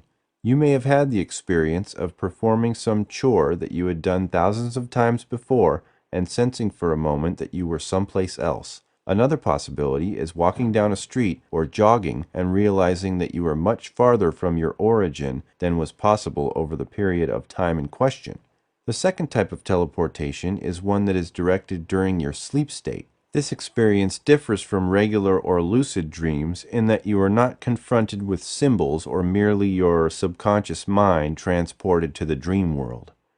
Your physical body in teleportation has physically relocated to the astral plane or some other dimension. This memory of a true teleportation is clear and accompanied by recall of physical sensations. Most dreams are hazy and leave us confused as to their meaning. A consciously directed teleportation comprises the third group. In the beginning, you will find that you will wind up in places far from your goal. This low level of accuracy improves dramatically with regular practice. When you return to your place of origin, you will again hear that pop sound. Your body travels at the speed of light, so distance is of no significance. In order to successfully experience teleportation, you need to focus your mind and block out all other distractions. It is only your limiting beliefs that will prevent you from experiencing this unique form of travel. Your body must be well rested to assure success. You will find it easier to teleport at night, since your body has many spontaneous teleportation experiences while dreaming. The night is a natural environment and a time for the novice teleporter. I also recommend you teleport to secluded places to avoid shocking other people when you materialize in front of them. Always act as if you are already in your desired location when practicing teleportation. See yourself as if you were viewing this new place from inside your body or first-person perspective, not as if it were a dream or a movie. Make sure you see, feel, and sense yourself in this new spot. The natural tendency is to hold your breath during a teleportation. You must resist that temptation and breathe consciously by taking slow, deep breaths. Since teleportation is a mental activity, we must not deprive our brain cells of their needed oxygen. You will feel lightheaded with a swirling and upward spiraling sensation during this process. Occasionally, people report nausea during their initial stages of relocating. This will disappear quickly and be prevented by proper breathing. Others report a sexual sensation in the body. Sometimes a feeling of tightness across the eyebrows or your third eye area is described. Your perception at your desired location will appear as if you were looking at your location through a keyhole. This disappears with practice. Always state clearly your intention to travel to a certain location or visit a certain individual. You do not want to imply that this is a desire that can fail, but a declaration of an empowered soul who is confident about succeeding in this venture. For example, state, "I intend to teleport to Tahiti." Also state, "I intend to visit Janine in Paris this afternoon." You must always trust yourself and your higher self and acknowledge your ability to teleport anywhere in the universe or to any other dimension. There is a famous story of a man from Kansas who in 1879 took a walk following his dinner at a local restaurant and was never seen again. He had gone to the general store earlier that day and had a receipt establishing his name, his location, and the date. In 1950, a man oddly dressed was run over and killed in Times Square in New York City by a cab driver. This man was identified as the very same man from 1879, Kansas, and the story was reported in Collier's magazine in the early 1950s. Teleportation is the only explanation for this event. It was a New York City cab driver, not teleportation, that killed the gentleman from Kansas. We shall see that teleportation may involve time travel in addition to a change in location. Levitation. Levitation is a localized form of teleportation in which the individual rises off the ground and hovers a few inches to several feet above the ground. We see biblical examples in the walking across the Sea of Galilee by Jesus and Peter. Other Catholic religious figures that were known to levitate were Saint Teresa of Avila, Saint Francis of Assisi, and Saint Joseph of Cupertino. A complete teleportation may be produced from a levitating body. Saint Joseph's case was particularly well documented. His levitations were witnessed by Pope Urban VIII. The Flying Friar was the nickname for Saint Joseph due to his frequent teleporting. One report described him as assisting several construction workers who were unable to lift and properly place a heavy iron cross on a local church. The Flying Friar rose like a bird into the air and effortlessly lifted the cross and set it into its appropriate location. At times, he would suddenly cry out and fly up in the air. This so disrupted church services that he was barred from public worship. Saint Ignatius Loyola was known to hover just above the ground while meditating. Saint Adolphus Liguori rose into the air in front of a whole congregation in 1777. Some levitators, like Pasitia Kroghi, a Sienese nun who died in 1615, were seen traveling a considerable distance just above the ground.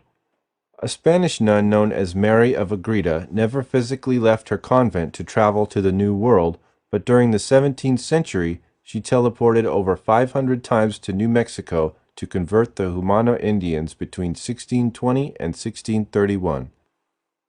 In 1622, Father Alonso de Benavides of the Isolita Mission in New Mexico had written to Pope Urban VIII and to Philip IV of Spain asking who had preempted him in his mission to convert the Humano Indians. The Humanos themselves declared their knowledge of Christianity to have come from a lady in blue, a European nun who had left them crosses, rosaries, and a chalice which they used for celebrating Mass. This chalice was believed to have come from Mary's convent at Agreda. Mary's visits to New Mexico were documented by the logs of Spanish conquistadors. accounts of several Spanish tribes 1,000 miles apart, records of French explorers, and several historians of the southwest of the United States. Since she never physically left Spain, the only explanation is teleportation. As a youth, Mary was almost condemned as a witch for her frequent levitations. Most levitations seem to occur while the levitator is in a trance or ecstasy. The phenomenon is not exclusive to Catholic saints.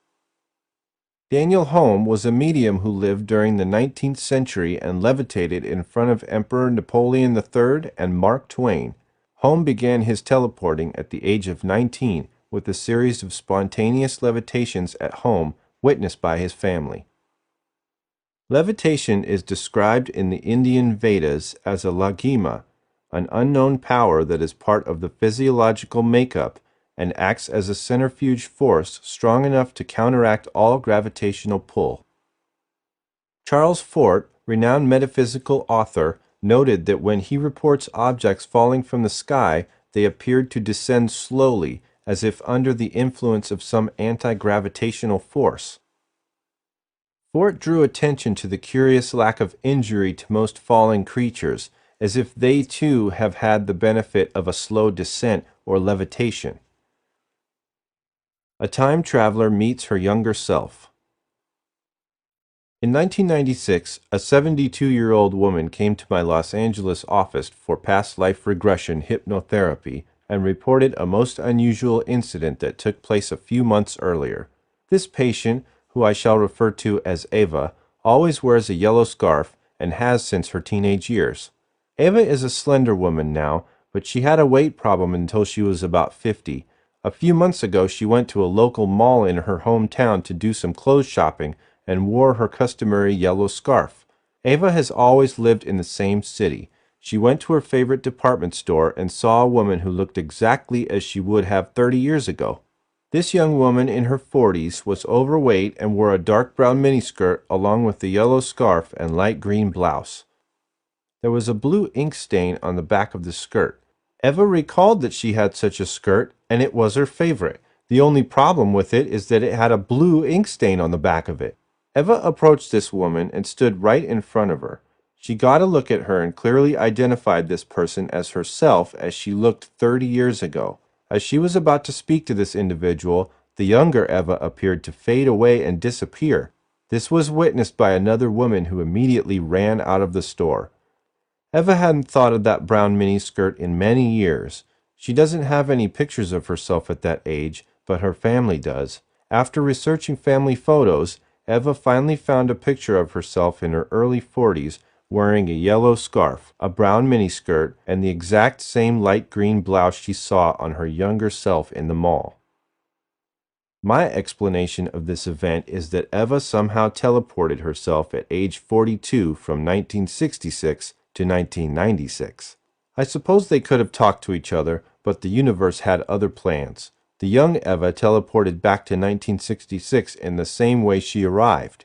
I asked Eva if she ever recalled such an incident 30 years ago. She stated that one afternoon she did black out for an hour or so, but all medical tests were negative.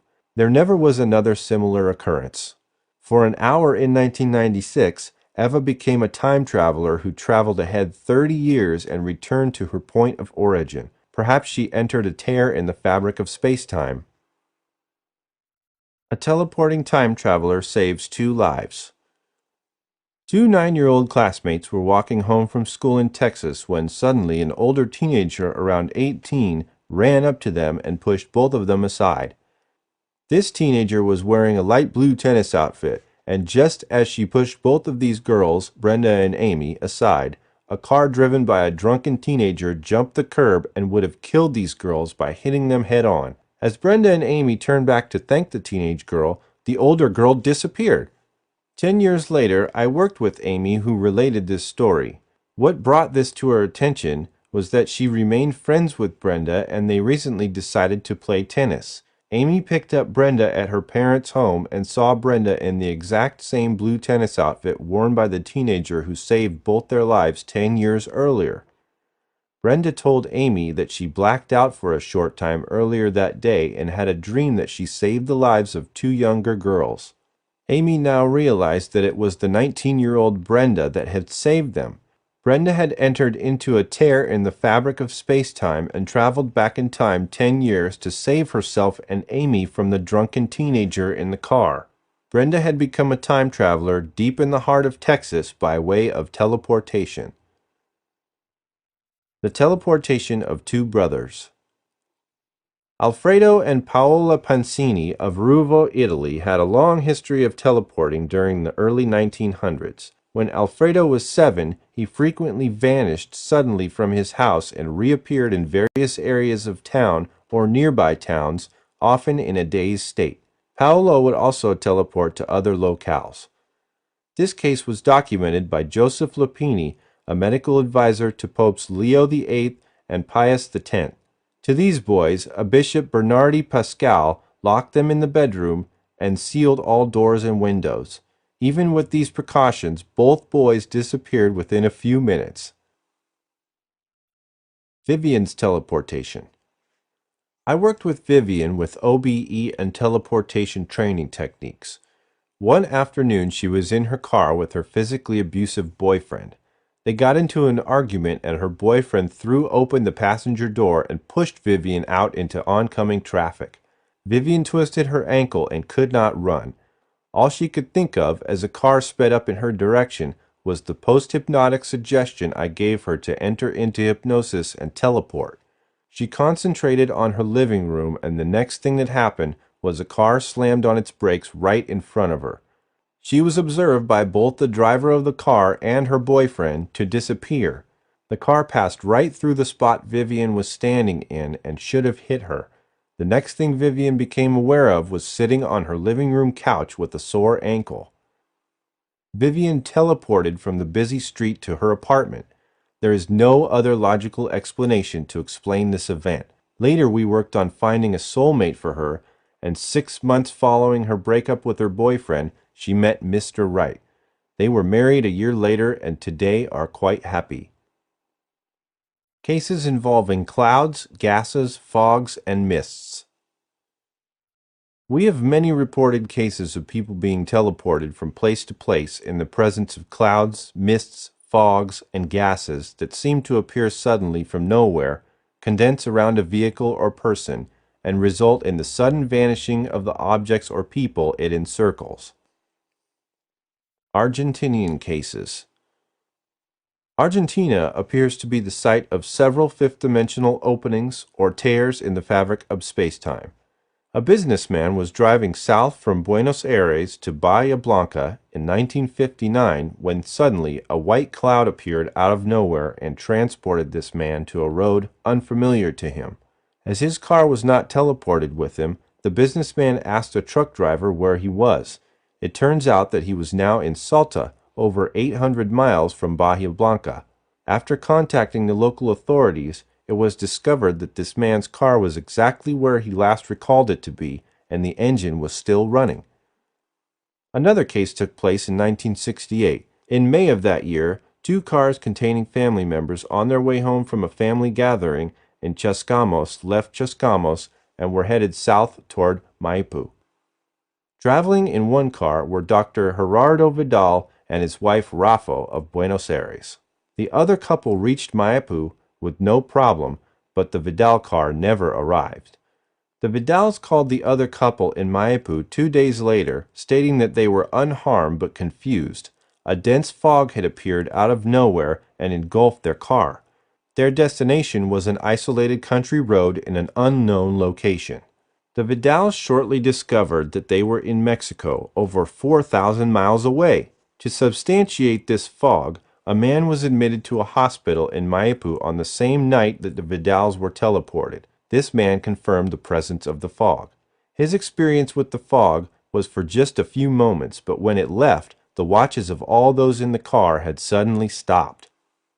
Teleportation is the most logical explanation of the Vidals' relocation to Mexico. British cases of teleportation. In October 1974, John Avis, his wife Sue, and their 3 children were returning home from a trip through a deserted countryside near London. A green fog encircled their car and sparks flew out of their car radio. John pulled out the car radio wires and everyone soon felt a bump and a jolt as the car seemed to leave the ground and fall back to earth suddenly. The mist was now gone and they soon arrived home, but 2 hours later than they were supposed to. On February 9, 1988, a truck driver was walking along a road near Oswestry in Shropshire at 8 a.m. on a clear, sunny morning. He noticed an elderly woman with a dog walking alongside her. Suddenly, a yellow-white cloud emitting noise like a motor appeared. The dog ran into this cloud and vanished. This rotating cloud, 30 feet in diameter, soon began to dissipate and vanished altogether. The dog lay on the ground panting heavily, soaking wet, and with bloodshot eyes. It recovered but died soon afterward of natural causes. The Bermuda Triangle. Two small areas that have been the scenes of more disappearances than all of the rest of the world put together are known as the Bermuda Triangle and the Devil's Sea. One lies in the Atlantic Ocean off the east coast of the United States, the other in the Pacific, southwest of Japan. We will discuss the former. The term Bermuda Triangle was coined by Vincent Gaddis, who also called it the Triangle of Death. Gaddis was among the first to notice an incredible number of ships and aircraft disappearing in this relatively small area. Well over 100 such disappearances have been recorded, with the loss of more than 1,000 lives. More of these mysteries have occurred since 1945, and the disappearances have been permanent. Neither a single body nor fragment of wreckage from the vanished crafts has ever been recovered. The infamous Sargasso Sea lies within the Bermuda Triangle. In 1609, a ship called the Sea Venture, on its way to Virginia bringing settlers to the New World, was shipwrecked off the coast of Bermuda.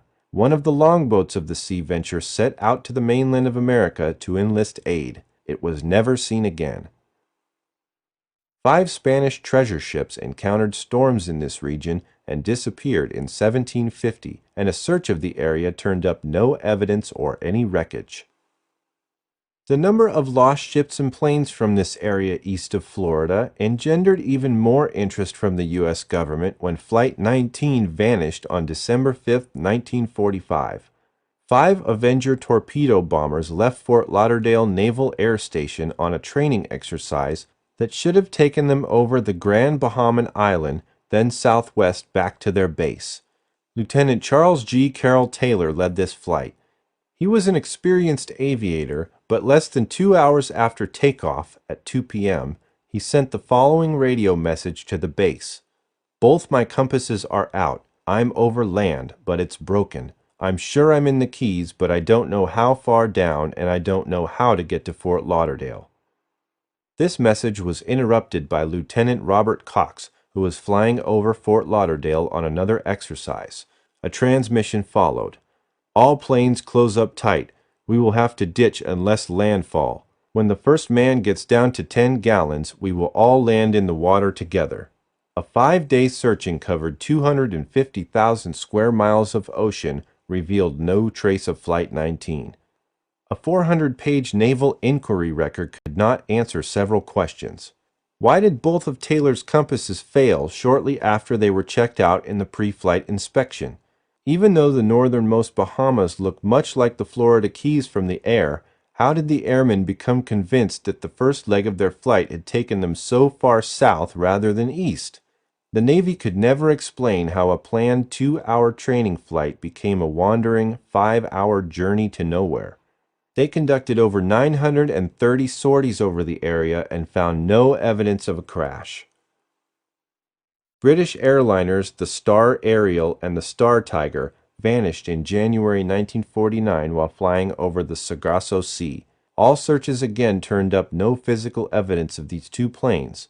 One interesting observation in reference to the disappearance of the Star Ariel was that both the British commercial airplane and an American bomber reported sighting a strange light and a floating object that reflected the moonlight in the sea about 300 miles south of Bermuda. It was in the same area that the Star Ariel had disappeared. There is at least one incident on file of a pilot who survived the unexplained forces of the Bermuda Triangle. Chuck Wakely, a charter plane pilot, was returning from a solo flight from Nassau to Miami in 1962. He climbed to 8,000 feet, leveled off, and settled back for a routine run. Soon he noticed a faint glow on the wings of his plane. As this glow increased in intensity, it became impossible to read his instruments, so he took manual control of the plane. The wings glowed bluish-green and looked fuzzy. Wakely had to release his controls, but was saved from disaster as the glow began to fade. When the glow finally died out, the instruments began to work properly again, and Wakely was able to maintain a safe landing to his destination. One possible explanation for these cases is teleporting into the fifth dimension.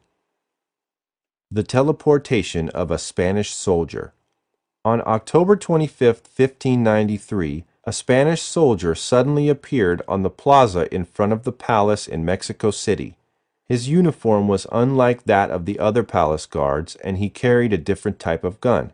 When questioned later, this bewildered soldier stated that his orders were to guard the governor's palace in Manila. He insisted that he was from Manila, which is over 9,000 miles away and required at least several weeks' travel time in the 16th century. To prove this claim, he stated that the governor of Manila, Don Gomez Perez das Marinas, had been murdered the previous night. Mexico City authorities placed the soldier in prison. He was also visited by a local priest who performed an exorcism to remove alleged demons. 2 months later, a ship arrived from the Philippines with the news that the governor had indeed been murdered on the precise date claimed by this soldier. He was then released and sent back to his unit in Manila. This case is interesting in that it was documented by the local authorities and the Catholic Church. The teleportation of Linda. For a haircut? I trained Linda in the art of teleportation when she came to my Los Angeles office in 1992. She lived in a very small town in the southeastern part of the United States. There was only one hairdresser in her town, and Monday was her day off. One rather humid Monday summer afternoon, Linda teleported herself to Chicago and had her hair done. Her husband drove the only car this family had to work, as they lived in an isolated farm community. He questioned her on how she was able to get her hair done on a Monday. Since he saw her that morning in her old hairstyle, Linda was uncomfortable. She knew her husband would question her sanity if she disclosed her teleportation incident. She simply said it was her little secret, and sometime this story would be related to him. He scratched his head and never brought this topic up again. The teleportation of Charles W. Ingersoll. In 1948, businessman Charles W. Ingersoll of Cloquet, Minnesota, decided to go to the Grand Canyon on a vacation. He was unable to make this trip that year due to his business responsibilities. Finally, in 1955, Ingersoll purchased a brand new Bosley 35mm slide camera and went to the Grand Canyon in Arizona. Shortly after his return, Charles went to his local photography store and purchased a travelogue film of the Grand Canyon. To his amazement, he observed himself leaning over the rim of the Grand Canyon, taking pictures with his 1955 Bosley camera. This film was produced by Castle Films and copyrighted in 1948. There were 1948 automobiles, none more recent, and people were dressed in clothing styles characteristic of that year. There is no possibility of footage being added to the film, as the quality was all the same, and the store owner testified to the fact that the film he sold Ingersoll had been on the shelf for years untouched. The only logical explanation is that Charles W. Ingersoll entered into the fifth dimension by way of a tear in the fabric of space-time and teleported back in time from 1955 to 1948 with his 1955 camera, in time to be filmed at the Grand Canyon as part of Castle's film travelogue. Time slips.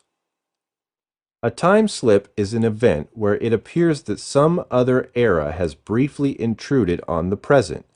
A time slip seems to be spontaneous in nature and localization, but there are places on the planet that seem to be more prone than others to time slip events. Also, some people may be more inclined to experience time slips than others. There are many reported cases of people who have teleported back in time to observe real events. I felt these are incidents of natural phenomena that, under the right conditions and location, can briefly produce a doorway to another time and place. Here is one of the most documented examples of this principle. In August 1901, two English teachers went on holiday to Paris. These were Anne Moberly, principal of St. Hugh's College in Oxford, and Dr. Eleanor Jourdain. They had visited Versailles and began looking for the Petit Trianon, a small chateau in Versailles given to Marie Antoinette by Louis XVI in 1774. As they wandered around the grounds, they both felt strange and observed two men dressing in long grayish-green coats with small three-cornered hats. These men directed the ladies to the Petit Trianon. As they approached a small country house with shuttered windows and terraces on either side, a woman was sitting on the lawn with her back to the house. This woman wore a summer dress and a large white hat and was drawing on a large sheet of paper. The English teachers recognized this woman as Marie Antoinette. These women also noticed the anachronistic style of music they heard during this experience. They wrote it down along with sketches of the Petit Trianon. Nobody at the time believed their story when they returned home. Experts said that no such music was ever played at the time. Research revealed that on October 5, 1789, Marie Antoinette had been at the Petit Trianon when she first learned that a mob from Paris was marching toward the palace. Recently in Paris, music manuscripts were found that had been composed for Marie Antoinette's 34th birthday in 1789 and played on that day. This music was identical to what the school teachers reported. Another journal was uncovered, written by one of the ladies of Marie Antoinette's court. One entry read, "Two women dressed in strange clothes wandered unexpectedly onto the grounds." The features of the landscape depicted by the two English ladies matched those which actually existed in 1789, but not in 1901. It is of interest that there were electrical storms all over Europe in August of 1901. Perhaps this storm opened up a portal and allowed these two women to teleport back in time from 1901 to 1789 and back again. In more recent times, others have had similar but less expressive experiences in Versailles. The late paranormal and celebrity biologist Ivan T. Sanderson, his wife, and an assistant were driving in a remote area of Haiti when their car became bogged down in a pool of mud. They abandoned the vehicle and began to walk until exhausted. Sanderson described the scene as follows. Suddenly, on looking up from the dusty ground, I perceived in the now brilliant moonlight, and casting shadows appropriate to their positions, 3-storied houses of various shapes and sizes lining both sides of the road. The scene developed further as the ground became cobblestone and muddy. His wife pointed and, in shock, described the same scene. Sanderson was convinced the buildings were Parisian.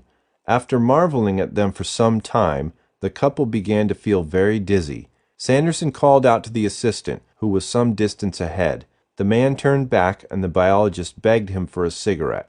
As the flame from the assistant's lighter was extinguished, so was the scene from 5th century France. Furthermore, the assistant had been oblivious of the vision and had noticed nothing unusual.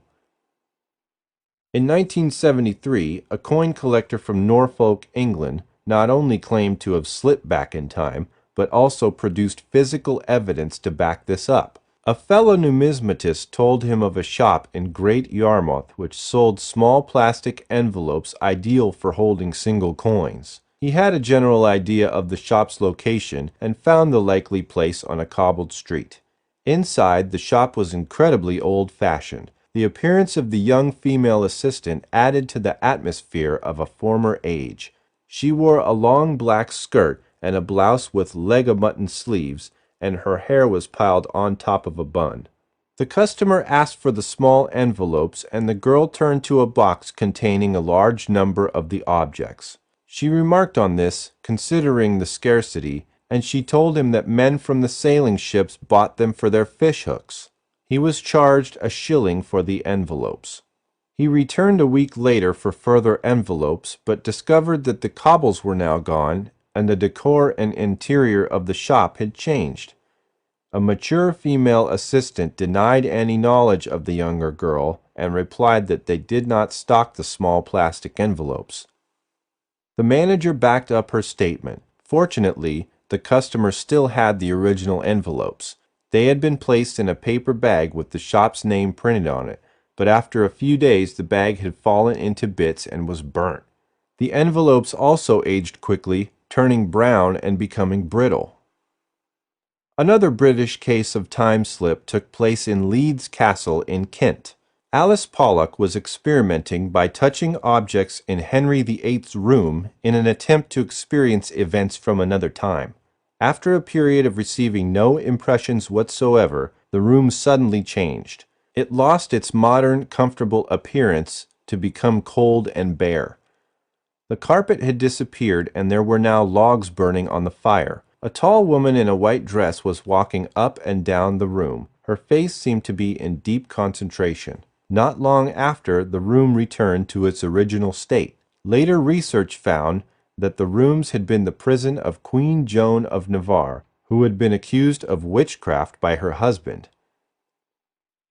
In summarizing time slips, the following have been noted. The absence of typical environmental sounds, such as birdsong and traffic noises at the onset of a time slip. Time slips seem to require a trigger. This could be a sudden bright light or abnormal amounts of electrical energy in the atmosphere which, if conditions are exactly right, interact with the brain of a percipient.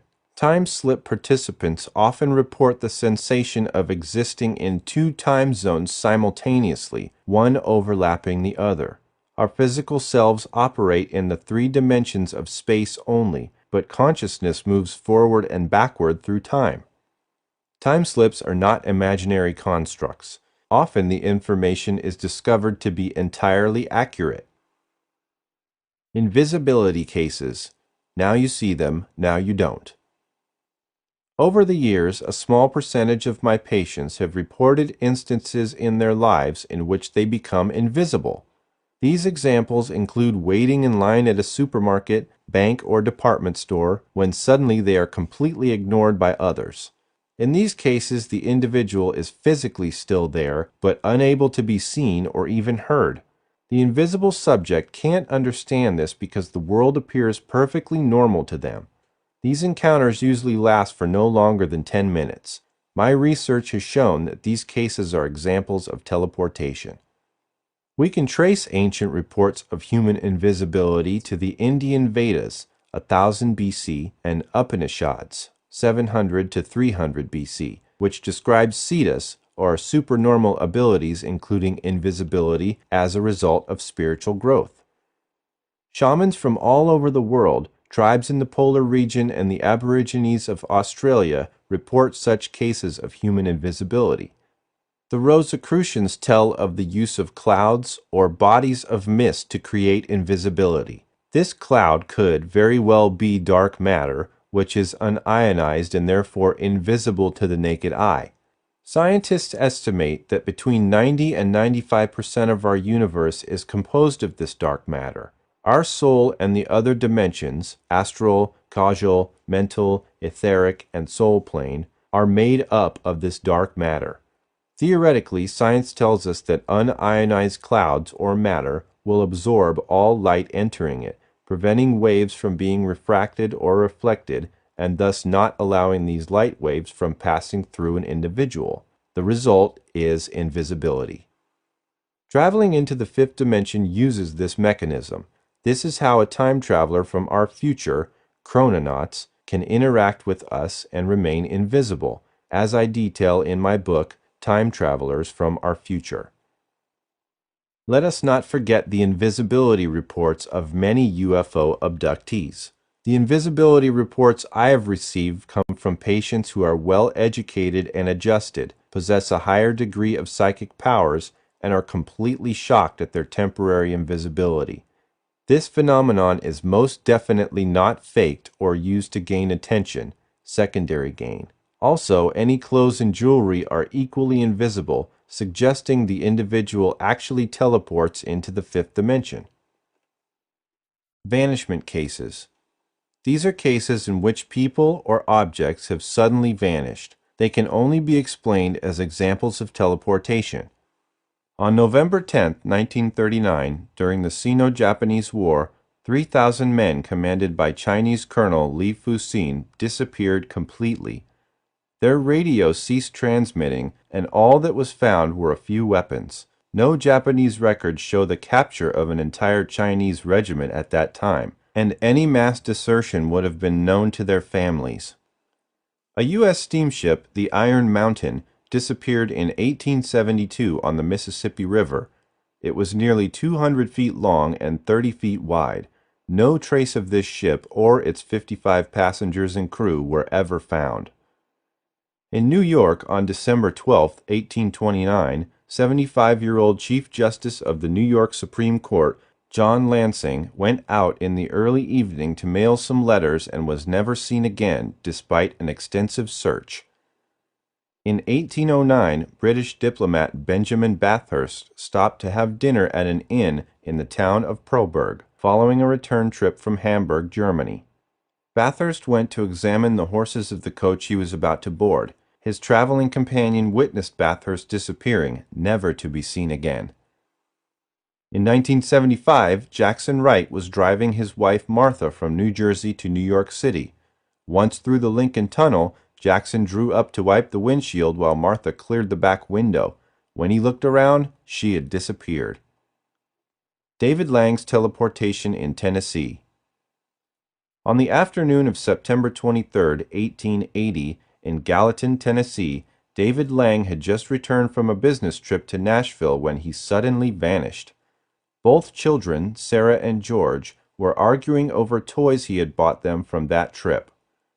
3 witnesses, his wife Emma Lang, Judge Peck, and Peck's brother-in-law Mr. Wade, observed Lang vanishing in front of his home.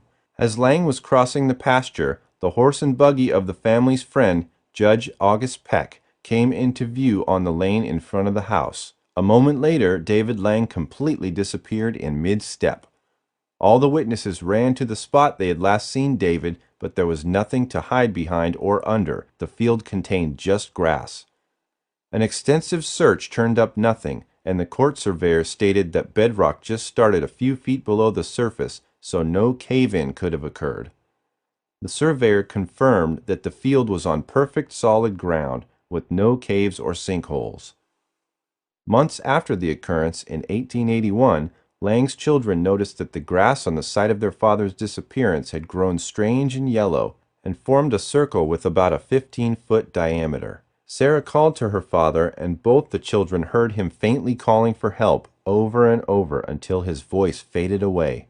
This circle became quite noticeable as horses refused to walk across it. No living creatures, including insects, could be observed in this circle. Emma Lang died shortly thereafter.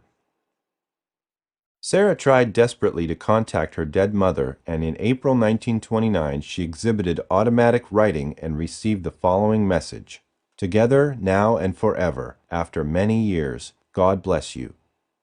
Sarah found a copy of a book her father had given her and located a handwritten note by her father in the front of the book. A handwriting expert subsequently confirmed the fact that Sarah's automatic writing was written by David Lang. The Lang incident is a rare account of a teleportation that resulted in the permanent disappearance of an individual. I have conducted several of these on patients and have teleported myself. It is a harmless but powerful experience. Following is an actual description of teleportation from one of my patients. The first time I teleported, it was the strangest experience. The entire trip was characterized by a strange feeling throughout my body. It was as though something twisted my body. It felt almost like I was caught in a giant web. Suddenly the world exploded into countless billions of glowing threads. They stretched away in all directions, and they intersected everything, including me. I could now perceive that the strangest twisting sensation that I was experiencing was correlated with the motion of these threads. And they were in constant motion. I could feel the world. I could see the room around me. superimposed within the pattern of these threads. I was also aware of things beyond the room. In fact, it seemed like I was aware of everything, although not in any detail. It's somewhat difficult to explain. The overall effect was very similar to looking at a hologram, except it was visceral as well as visual. You could feel the image, but you could also see and feel the interference pattern. The difference was that the interference pattern was not flat, but extended in all directions. Part of me was totally confused, and another part of me was completely familiar with whatever this was. This was a very odd sense of my consciousness being split. What I mean by this is that two contradictory thoughts were present in my mind simultaneously. These effects disappeared almost immediately upon my arrival at both locations. They became less and less, and eventually I became so accustomed to the experience that they nearly disappeared. Other people have described the following regarding teleportation excursions: a rush of heat coupled with exhilaration, the air filling up with sparkles, a sense of expanding in size, a lingering of pleasure and spiritual enhancement. My own teleportation. During the 1980s, my office was located in Baltimore, Maryland, in late December of 1985, and the weather was quite cold. I had seen one of my local patients on a Friday afternoon, and she made an appointment for her out-of-town cousin visiting for Monday morning. It was Sunday morning, and I longed for warm weather. I was recalling a great location I had in Montego Bay, Jamaica, several years before. My solution was to teleport there. I changed into my swimsuit, placed my radio, beach towel, and snorkeling goggles by my living room couch, and played my teleportation tape. My three dogs, Karma, Phoenix, and Alpha, observed this odd behavior for a Sunday morning. The next thing I observed was finding myself walking along an isolated part of a beach in Montego Bay. A young, attractive visiting college student was sunbathing and commented on my rapid appearance on this section of the beach. She didn't know how I could have appeared from nowhere.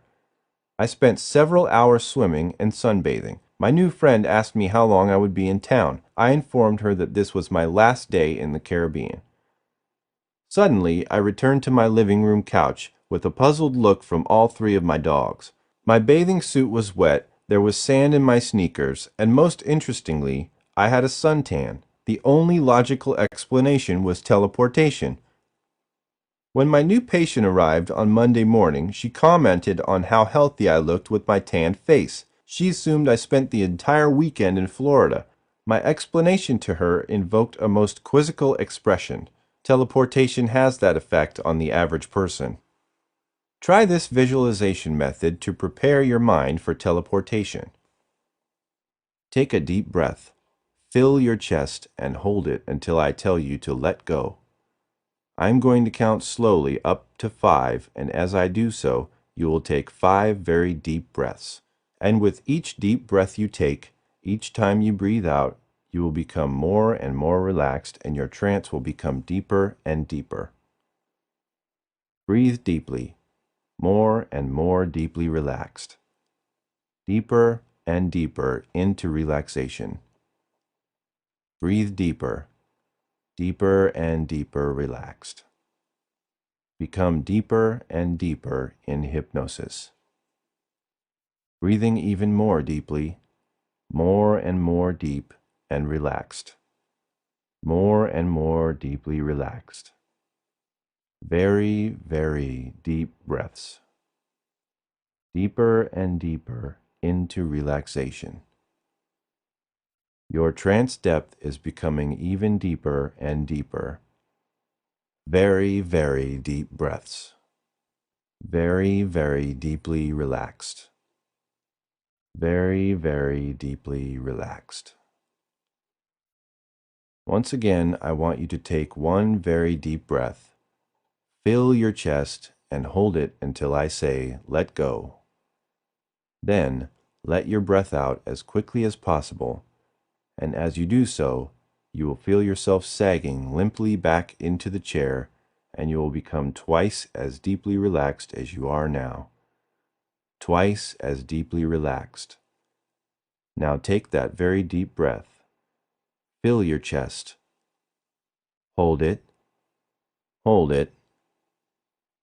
and let go. Sit in a comfortable chair facing a bare wall. Place a simple object directly in front of your line of vision. Stare at this object until you are certain of its color, design, shape, and contours. Close your eyes and visualize both the object and the room. Create all aspects of the room and the location of this object in your mind's eye. See this object as if you could look through your closed eyes with X-ray vision. Do not open up your eyes until the image of this object and the room fades. Repeat this process 2 more times. All right now, sleep and rest. You did very, very well. Listen very carefully. I'm going to count forward now from 1 to 5. When I reach the count of 5, you will be back in the present. You will be able to remember everything you experienced and re-experienced. You'll feel very relaxed and refreshed, and be able to do whatever you have planned for the rest of the day or evening. You'll feel very positive about what you've experienced and very motivated about your confidence and ability to play this tape again to improve your ability to visualize and prepare yourself for teleportation. All right now. 1. Very, very deep. 2. You are getting a little bit lighter. 3. You are getting much, much lighter. 4. Very, very light. 5. Awaken, wide awake and refreshed. This next exercise trains you in the art of transferring your consciousness safely into an inanimate object. Before trying this approach, place a glass across the room in which you are located. Now listen very carefully.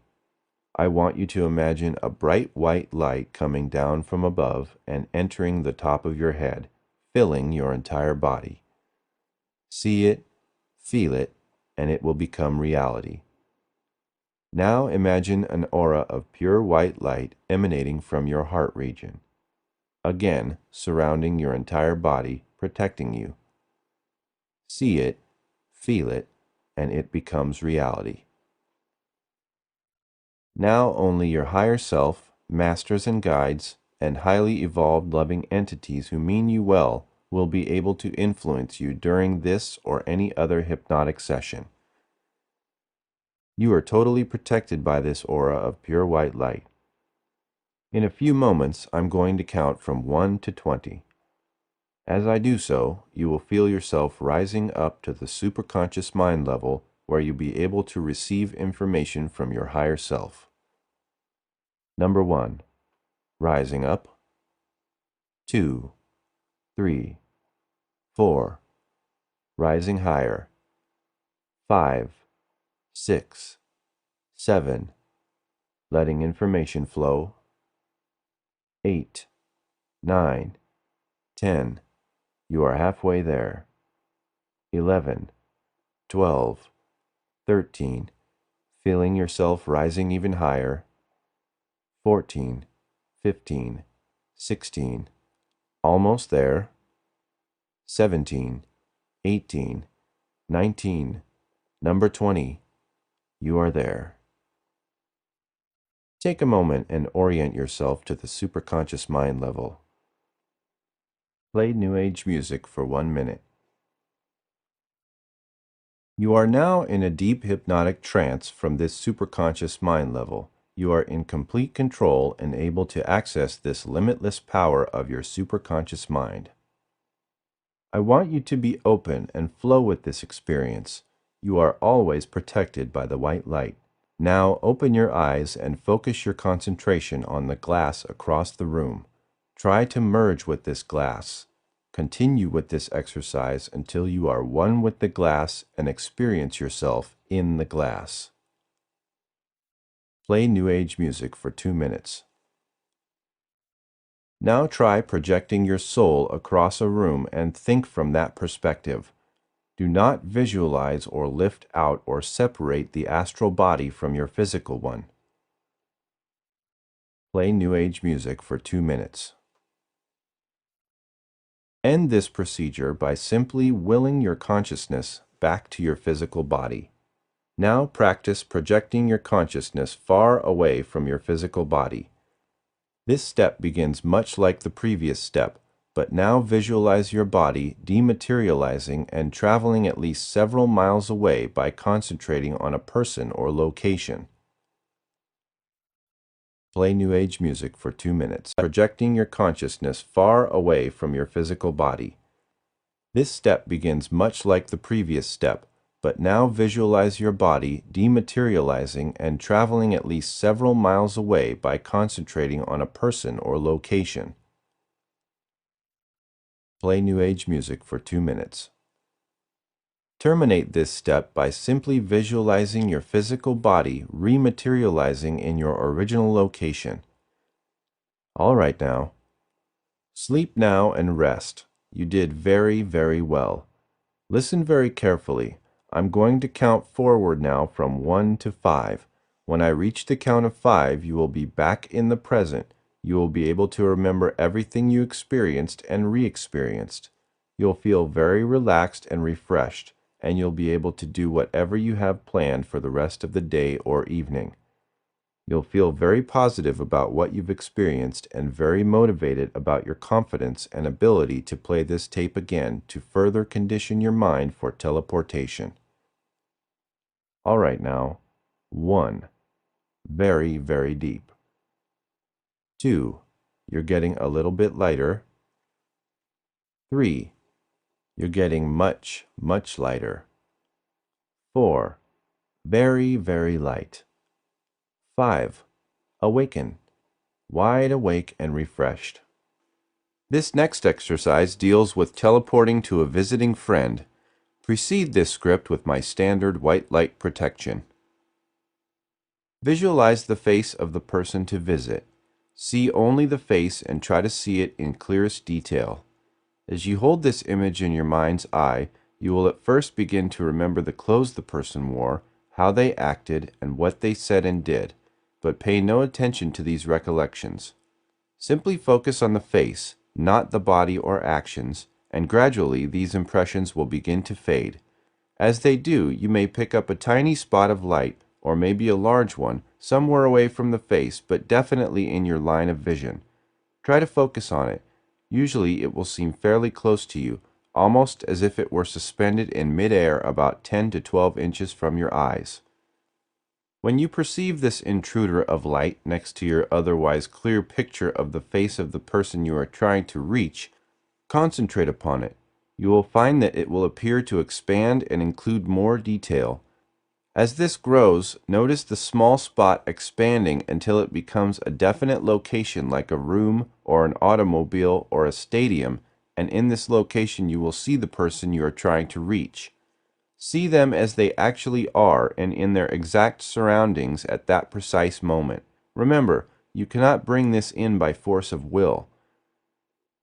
Once you see the other person's face clearly, relax a little. Try to be passive rather than active. You are trying to receive an impression, not create one. So let it come in. Stay here as long as you feel comfortable before returning to your practice room and ending this trance. This exercise is a true teleportation technique and should be practiced only upon mastering the previous methods. Now I want you to concentrate on the muscle groups that I point out to you. Loosen them, relax them while visualizing them. You will notice that you may be tense in certain areas and limp in others. And now, as you feel the muscles relaxing, you will notice that you begin to feel heavy and relaxed and tired all over. Your body begins to feel very, very tired, and you are going to feel drowsier and drowsier, from the top of your head right down to your toes. Every breath you take is going to soak in deeper and deeper and deeper as you feel your body getting drowsier and drowsier. Now listen very carefully. I want you to imagine a bright white light coming down from above and entering the top of your head, filling your entire body. See it, feel it, and it becomes reality. Now imagine an aura of pure white light emanating from your heart region, again surrounding your entire body, protecting you. See it, feel it, and it becomes reality. Now only your higher self, masters and guides, and highly evolved loving entities who mean you well will be able to influence you during this or any other hypnotic session. You are totally protected by this aura of pure white light. In a few moments, I'm going to count from 1 to 20. As I do so, you will feel yourself rising up to the superconscious mind level, and you will be able to receive information from your higher self. Number 1, rising up. 2, 3, 4, rising higher. 5, 6, 7, letting information flow. 8, 9, 10, you are halfway there. 11, 12, 13, feel yourself rising even higher. 14, 15, 16, almost there. 17, 18, 19, number 20. Now you are there. Take a moment and orient yourself to the superconscious mind level. Play New Age music for 1 minute.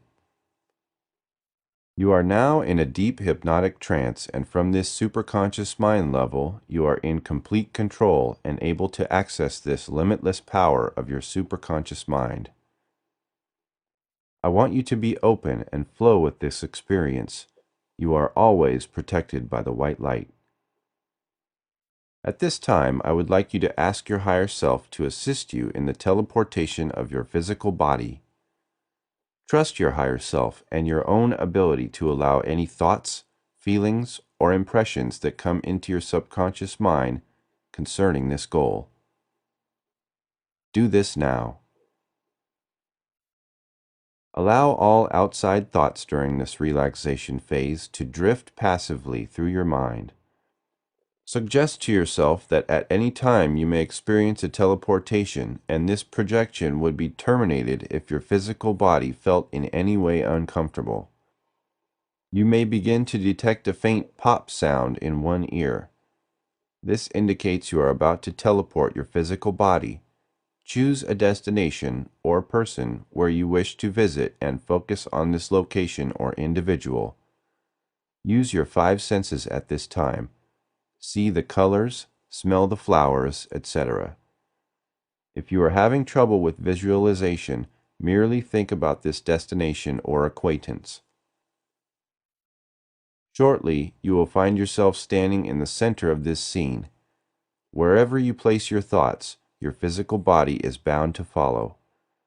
Be wary of your thoughts at this time, as each cognition may direct the physical body to return to your present location instantly. To return to your original site, all you need to do is think about it, and that will be accomplished instantaneously. Let yourself now experience an actual teleportation. This exercise is presented in my Time Traveler's Training Program CD album, which instructs you to explore the fifth dimension, meet time travelers from our future, and teleport your physical body anywhere on this planet and to other dimensions safely, with the ability to return to your present location. Other fifth dimension exercises, including OBE training, are available from my website, www.drbrucegoldberg.com. Check out the Astral Voyage CD album for the OBE Self-Hypnosis CDs. Chapter 5, Out-of-Body Travel. Our Multidimensional Universe. Although the history of society has been fraught with repression, slavery, corruption, wars, and other types of human perversion, humankind has never lost sight of the fact that we live in a multidimensional universe. We have always had the benefit of masters attempting to remind us of the wisdom of the ancients. For example, Consider the techniques of Zoroaster, Confucius, Lao Tzu, Muhammad, Buddha, Moses, and Jesus. Most of our knowledge of the other dimension have originated from the East, especially India. Our soul, or subconscious mind, is comprised of electromagnetic energy and exists in equilibrium with other dimensional fields in the space-time continuum. In our universe, there are two types of dimensions or planes. The lower five planes consist of the physical, astral, causal, mental, and etheric. We draw upon certain subtle bodies representing each of these dimensions to access higher knowledge, recharge our various bodies' energy sources, and provide a mechanism for our soul to grow spiritually by its purification. All of this is supervised by our higher self. When we cross into spirit, clinically die, or any of these dimensions, our destination is the soul plane, a type of dematerialized zone that is neither a lower nor higher plane, from which we select our next lifetime or ascend to the higher planes to join God. We cannot ascend until all of our karmic lessons are learned and our soul is perfect. The soul plane is the last dimension in which we possess any type of body. There are 7 higher planes, the highest of which is called the God or nameless plane that represents the eternal now. There is no cause and effect, no evil, no perpetrators or victims, and no time as we know it on the higher planes. All that exists is bliss and love. The astral plane is much larger than its physical counterpart, and its borders extend literally thousands of miles above its surface. This dimension is what physicists seem to refer to as the fifth dimension, for all past, present, and future events occur simultaneously on the astral plane. Every material object and particle on the physical plane has an astral counterpart composed of astral matter. Entities on the astral plane are conscious only of objects on their dimension. They cannot see physical matter from our plane. However, an astral inhabitant may use a medium or attach itself to the aura of a resident of the physical plane and thereby gain access to our world. Another oddity of the astral plane is the astral light. This is a vehicle that assists in the movement of beings on that dimension. This light also has access to the Akashic records stored on the causal plane, analogous to a computer terminal tapping into a mainframe. Animals have souls too, so their astral counterparts are present on the astral plane. Every monster we have seen in a film, ghost-like character, cartoon figure, and representatives of any and all of our thoughts, desires, and emotions will be present on the astral plane. This includes such nature spirits as elves, pixies, trolls, satyrs, fauns, imps, goblins, fairies, and so on. All types of thought forms become a reality on the astral plane, even though their presence on the physical plane is temporary. Occultists use the term elemental to refer to these thought forms. These manifestations of our love, kindness, jealousy, insecurity, and evil thoughts are emotions given rise to an entity on the astral plane. When spirits are in the normal conditions of astral life, they appear as glimmering lights. When they wish to manifest themselves to mortals, they assume, in order to be recognized, the physical appearance similar to, but often much younger than, that which they had in their physical body. When viewed from a distance, their normal appearance is that of small blue lights. These astral inhabitants look like a round blue object up close. The astral body may appear much younger than the biological and chronological age of the physical body, especially when observed in a mirror. Astral bodies may look ovoid in form, with an egg-shaped envelope. They are larger and taller than the physical body. They may also appear luminous and give off a glow that can illuminate a completely darkened room. The astral body will be dressed in clothes associated with something that the projector is thinking about, or an event that occurred in the past. Garments may be an exact replica of current clothes worn by the voyager, or an improved version of it. Since our astral body is associated with sensation, passion, and other intense emotions, It is continually altering its appearance to reflect our current emotional state. When psychics observe the astral body, they may see various colors that reflect our emotional state. Characteristics of typical astral voyage include the physical body becomes immobile and rigid. This effect can be neutralized by white light protection and other techniques presented in my recordings. The voyager is unable to move his or her limbs. This response ends once the two bodies separate. A pulsating silver cord connects the astral body to the physical body. This cord appears to be thinner as the distance between the two bodies increases. The astral body is weightless, but possesses very acute perceptive abilities, especially towards sounds and bright and vivid colors.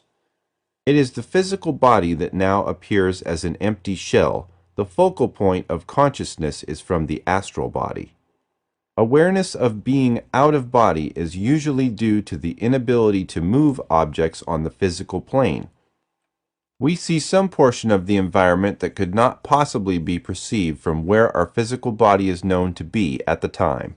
We know at the time that we are not dreaming or experiencing a fantasy. Although we may deduce that this cannot be happening, we are in possession of all of our critical functions and later can state with absolute certainty that the astral voyage was not a dream. Voyagers commonly describe a sensation of moving through a dark tunnel and entering a white light. The senses of perception are more acute at this new dimension. The soul commonly leaves the physical body at the solar plexus and stomach area for those individuals who are relative novices at astral voyaging.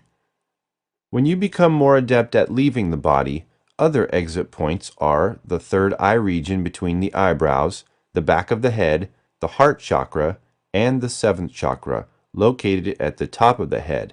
Some studies report this is the most common exit point. When beyond the physical body, there are no physical laws as we know on the earth plane. All time is simultaneous, so that you can view any past, present, or future activity on the physical plane. The presence of spirit guides, other departed souls, and fellow astral voyagers are present. Distances are traveled at the speed of light. All the astral body has to do, when properly trained, is think of a location and arrive there in an instant. Some astral voyagers remain in the same location with the physical body, while others travel thousands of miles away. Sensations of tugging at the back of the head are felt when the OBE is long in duration. This precedes the return to the physical body. A common fear is that an unattended physical body will die, the most common trigger for the astral body to reunite with its physical counterpart. A loud noise can also bring about the end of this metaphysical sojourn. This final step occurs in an instant. IBEs. Years ago, I coined the term IBE, which stands for In the Body Experiences. All the physical characteristics of an OBE are present, except the soul is still in the physical body and not in the corner of the room viewing its physical counterpart.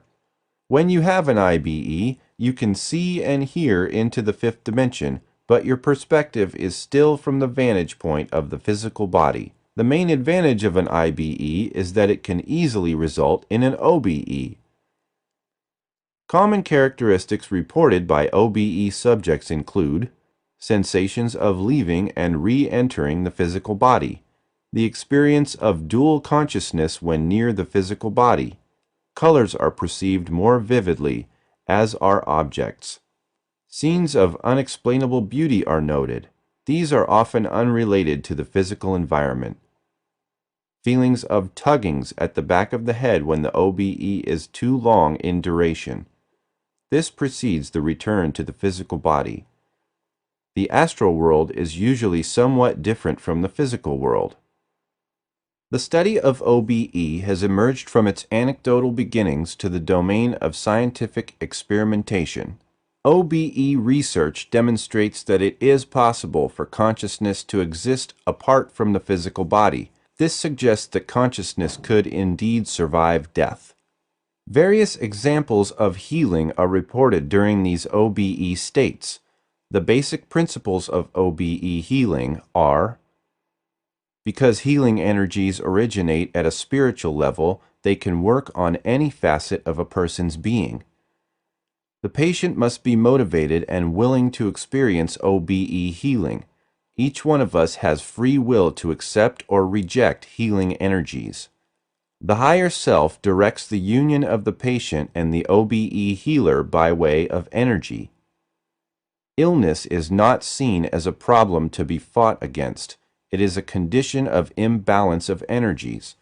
The purpose of illness is to bring something to our attention. OBE healing cooperates with the body's own healing forces rather than overriding them. OBE healing is completely natural, and every one of us has the ability to draw upon this healing energy resource.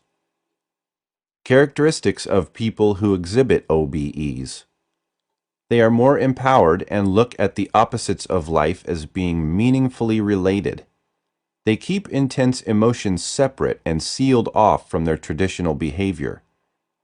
They are more creative, more sensitive to criticism, and demonstrate higher levels of intense thoughts and feelings. They have a much lower fear of death. We must bear in mind that the OBE mechanism is critical to reincarnation and ascension. Their electroencephalograph readings exhibit greater synchronization between their left and right brains. Approximately 20% exhibited their first OBEs during severe physical illness, childbirth, drug use, including general anesthetics, or extreme states of physical or psychological threats. During an OBE, their skin may appear very dry and warm to the touch. Their brain waves, or EEG readings, tend to exhibit a narrow frequency band and produce visible distortions of the body, along with a deep state of physical relaxation. The body appears more comatose than sleep. There is always a slowing down of the brain waves and a shifting of energy focus. There has never been physical or psychological harm nor death associated with an OBE. I personally have been out of body over 1,000 times with no ill effects. Helpful hints for OBEs. 1. Desire is always the key.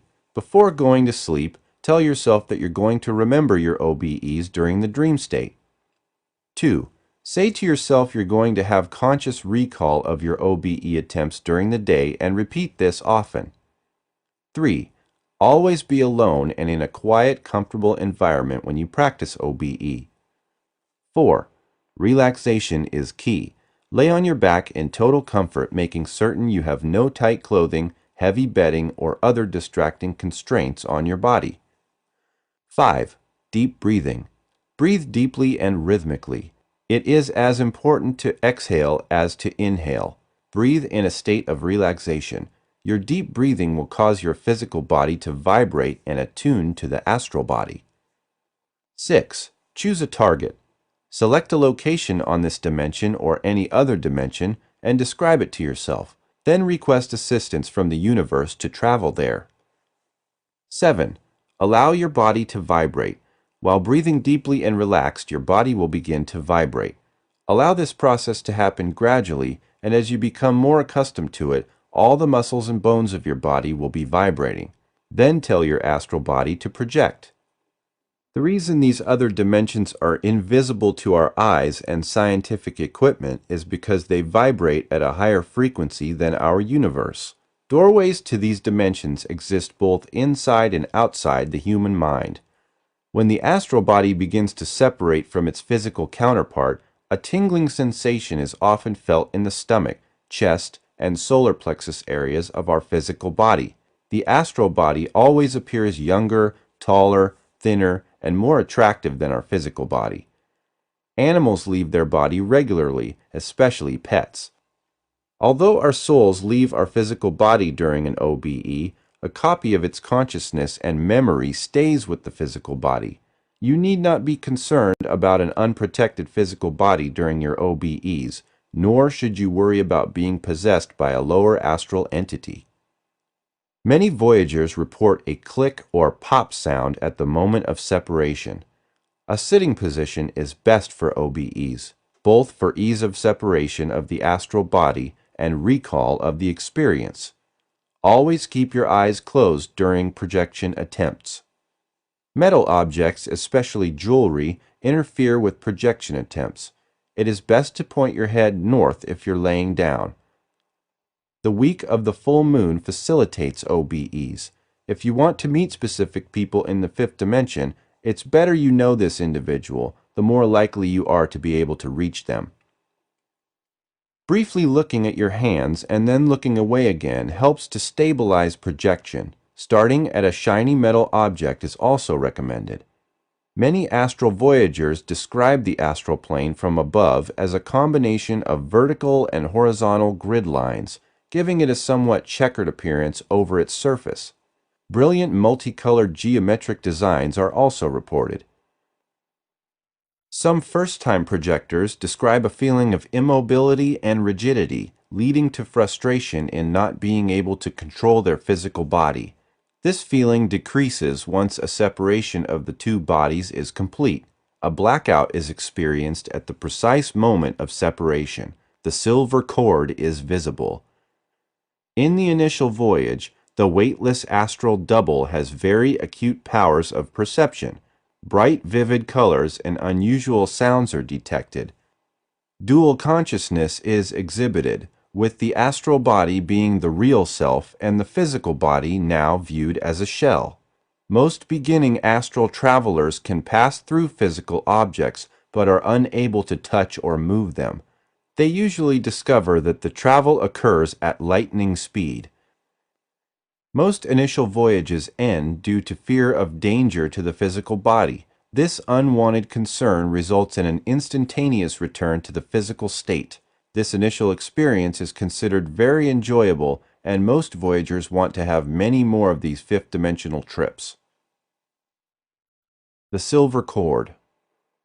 Fifth-dimensional voyagers describe a silver cord that attaches the astral body to its etheric counterpart. A pulsating silver cord most commonly is connected from the forehead, or sometimes the solar plexus or stomach area, to the etheric body and back to the astral head. We do not see this cord when out of the body unless we turn around and look back. My patients have described this attachment as a tape, thread, ribbon, or an umbilical cord. This last description is most accurate. It is theorized that all the learning and spiritual advances our astral body make are fed into our physical body through this silver cord. The majority of descriptions state that this cord is about 2 or 3 inches thick when within 10 feet of the physical body. It pulsates. I feel it is our consciousness that creates this pulsating, and that it thins out as the astral body distances itself from the physical. This connection is always maintained until the death of the physical body. Even near-death experiencers describe this attached silver cord. I believe the mental, spiritual, and physical nourishments that is transmitted along this silver cord to the physical body makes it function much like the umbilical cord of a developing fetus. This silver cord is probably also responsible for our sharpened senses when astral voyaging. One reason it is nearly impossible to examine your physical body closely while astral voyaging relates to the pulsating silver cord connecting the two bodies. This cord creates a light pulling or tugging sensation throughout the projection. The closer you get to your physical body, the greater this pull becomes. There is a critical point, usually a few feet from the physical body, where the cord's pull suddenly brings the astral body back into its physical counterpart. I have had this experience several dozen times myself. The 5 stages of astral projection. Although each individual will have a somewhat unique experience, there are certain commonalities to astral voyaging. They can be described as 5 separate stages. Stage 1.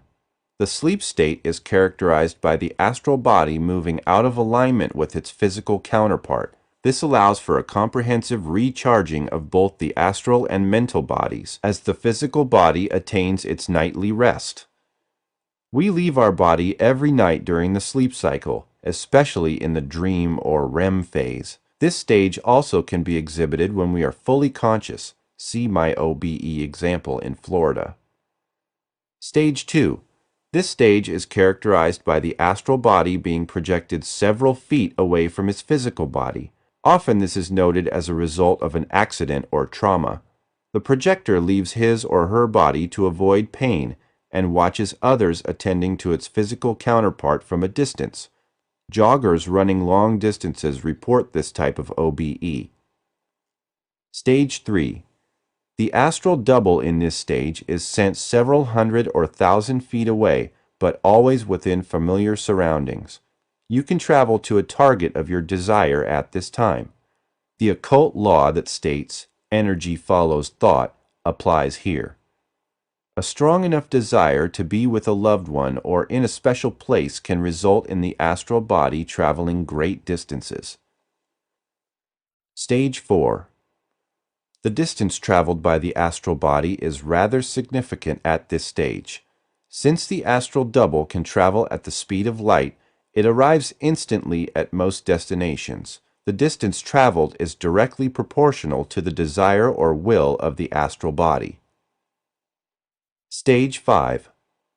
Spiritual growth at its highest level is characteristic of the fifth stage. Our masters and guides, or higher selves, are within our souls at this phase. Some may refer to these perfect entities as angels, but the role is the same. Voyaging now takes on a new meaning, as enlightenment is the goal. My own OBE while driving. As a student at the University of Maryland School of Dentistry back in the early 1970s, I took a trip to Fort Lauderdale, Florida on Christmas break. Since Christmas vacation represented the only significant break until the summer, I looked forward to these trips. My method of maximizing this vacation time consisted of driving straight to Florida from Baltimore, stopping only 4 times for gas on the 1,000-mile trip. This particular trip was significant because, while driving in the very early hours of the morning, I nearly dozed off on the highway. Occasionally, a jolting sensation sharpened my conscious awareness. The next thing I was aware of was arriving in Florida, renting a room in a private residence, and being frustrated at not being able to fall asleep due to my now alert mind. I noticed an unusual design to the wallpaper in the room as I lay on the bed trying to provide my fatigued body with its needed rest. I did eventually fall asleep. Back on the highway, I was jolted back into a hyper-alert consciousness and completed my trip to Florida. My first thought was, did I dream that scene or did I really go into the future? The revelation that distinguished between this being a mere dream and a teleportation into the future occurred several hours later. Upon arrival at Fort Lauderdale, every detail in my dream manifested into reality. When I purchased a paper, I haphazardly called the telephone number from an ad showing a room to rent in a private home. After arriving at this house, I dragged my fatigued body to the bed and found it difficult to sleep, since my mind was still in a hyper-alert state. Lastly, I noticed the wallpaper in the bedroom bearing the exact unusual design I had seen on the highway in Georgia several hours before. I had never been to this house before. My explanation for this event consists of 2 important principles. First, I did literally see into the future and remained on that same parallel universe or frequency. Second, this experience most likely was an out-of-body experience or astral projection, since my landlord did not appear to recognize me the second time he saw me. Sanctuary induction. This is a simple exercise in which you are creating a place in the 5th dimension to attract your higher self, spirit guides, fellow dimensional travelers, etc., in order to orient yourself to this exciting realm. My Encounter the Goddess CD contains this technique and can be ordered from my website, drbrucegoldberg.com.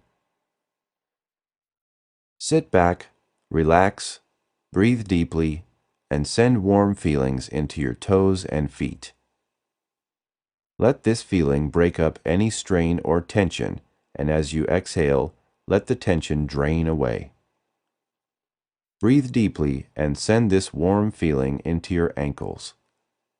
It will break up any strain or tension, and as you exhale, let the tension drain away. Breathe deeply and send this feeling into your knees. Let it break up any strain or tension there, and as you exhale, let the tension drain away. Send this warm sensation into your thighs so any strain or tension is draining away. Breathe deeply and send this warm feeling into your abdomen now. All your internal organs are soothed and relaxed, and any strain or tension is draining away. Let this energy flow into your chest and breasts. Let it soothe you, and as you exhale, any tension is draining away. Send this energy into your back now. This feeling is breaking up any strain or tension, and as you exhale, the tension is draining away. The deep, relaxing energy is flowing through your back into each vertebrae.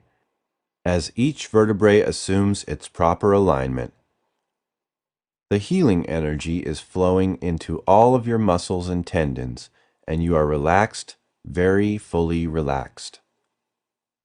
Send this energy into your shoulders and neck. This energy is breaking up any strain or tension, and as you exhale, the tension is draining away. Your shoulders and neck are fully relaxed, and the deep, relaxing energy is flowing into your arms, your upper arms, your elbows, your forearms, your wrists, your hands, and your fingers are fully relaxed. Let this relaxing energy wash up over your throat and your lips. Your jaw, your cheeks are now fully relaxed. Send this energy into your face. The muscles around your eyes, your forehead, and your scalp are relaxed. Any stress or tension is draining away. You are relaxed, most completely relaxed. And now float to your space, leaving your physical body, and move between dimensions and travel to your space. A meadow, a mountain, a forest, the seashore. Wherever your mind is safe and free, go to that space now. And you are in your space, the space you have created, a space sacred and apart. Here in this space you are free from all tension and in touch with the calm, expansive power within you. Here in this space you have access to spiritual information and energy. Here is the space where you can communicate with your higher self. Your flow is in harmony with the flow of the universe. Because you are part of the whole creation, you have access to the power of the whole creation. Here you are pure and free. This is your personal sanctuary. Stay here for a few minutes, and when you are ready, let yourself drift up and back to your usual waking reality. You will return relaxed, refreshed, and filled with energy. And you will return now, gently and easily. Open your eyes. A hypnotic OBE exercise. With this added background, you are now ready for your initial OBEs. Try this simple hypnotic exercise in a quiet and comfortable practice room. Let yourself relax completely and breathe quickly in and out. And as you do so, you will gradually sink into a deeper, deeper sleep. And as you sink into this deeper, deeper sleep, I want you to concentrate on the sensations you can feel in your left hand and arm. You will feel that your left hand is gradually becoming lighter and lighter. It feels just as though your wrists were tied to a balloon, as if it were gradually pulled up, higher and higher, away from the chair. It wants to rise up, into the air, toward the ceiling. Let it rise, higher and higher, just like a cork floating on water. And as it floats up into the air, your whole body feels more and more relaxed, heavier and heavier, and you are slowly sinking into a deeper, deeper sleep. Your left hand feels even lighter and lighter, rising up into the air, as if it were being pulled up toward the ceiling, lighter and lighter, light as a feather. Breathe deeply and let yourself relax completely. And as your hand gets lighter and lighter and rises higher and higher into the air, your body is feeling heavier and heavier, and you are falling into a deep, deep sleep. Now your whole arm, from the shoulder to the wrist, is becoming lighter and lighter. It is leaving the chair and floating upwards into the air. Up it comes, into the air, higher and higher. Let it rise, higher and higher, higher and higher. It is slowly floating up into the air, and as it does so, you are falling into a deeper, deeper trance. Visualize a floating sensation spreading throughout your entire body. Continue breathing deeply and feel your soul leaving your body through the top of your head as it rises up beyond the earth plane to the astral plane. Note the warm feeling now spreading and permeating through your entire body. Allow yourself to receive the guidance and love from your higher self and spirit guides. Play New Age music for 2 minutes. Experience a feeling of total love and peace.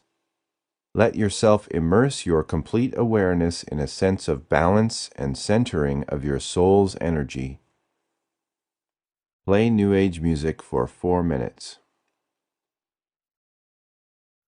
All right now, sleep now and rest.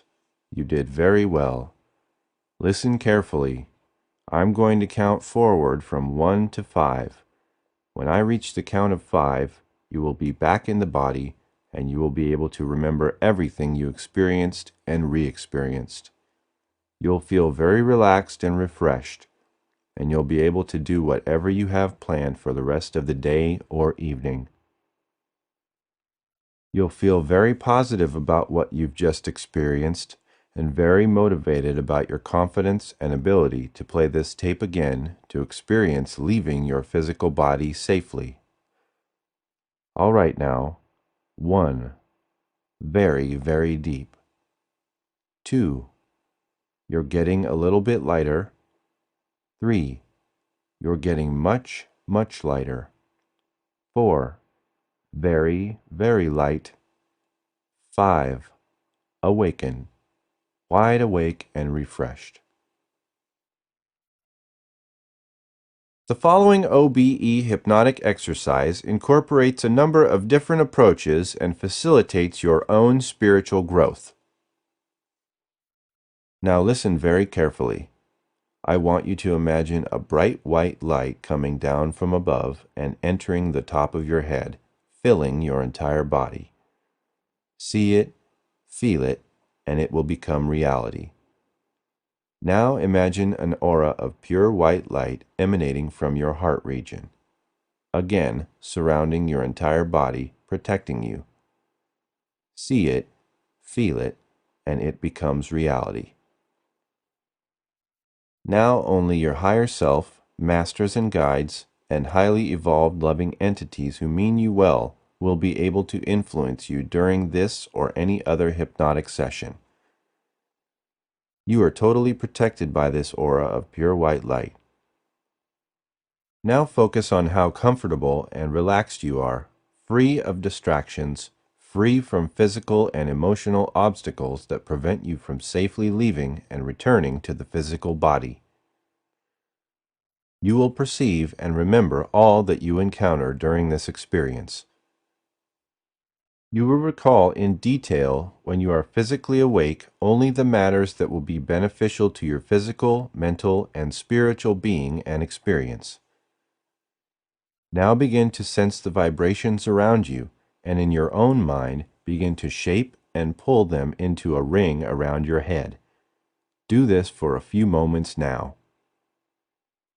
Play New Age music for 2 minutes. Now, as you begin to attract these vibrations into your inner awareness, they begin to sweep through your body, making it rigid and immobile. You are always in complete control of this experience. Do this now as you perceive yourself rigid and immobile with these vibrations moving along and throughout your entire body. Play New Age music for 3 minutes. You have done very well. Pulse these vibrations. Perceive yourself feeling the pulse of these vibrations throughout your entire awareness. In your own mind's eye, reach out one of your arms and grasp some object that you know is out of normal reach. Feel the object and let your astral hand pass through it. Your mind is using your astral arm, not your physical arm, to feel the object. As you do this, you are becoming lighter and lighter, and your astral body is beginning to rise up from your physical body. Do this now. Play New Age music for 3 minutes. You've done very well. Now, using the other parts of your astral body, your head, feet, chest, and back, repeat this exercise and continue to feel lighter and lighter as your astral body begins to rise up from your physical body. Do this now. Play New Age music for 3 minutes. Now think of yourself as becoming lighter and lighter throughout your entire body. Perceive yourself floating up as your entire astral body lifts up and floats away from your physical body. Concentrate on blackness and remove all fears during this process. Imagine a helium-filled balloon rising up and pulling your astral body with it up and away from your physical body. Do this now. Play New Age music for 3 minutes.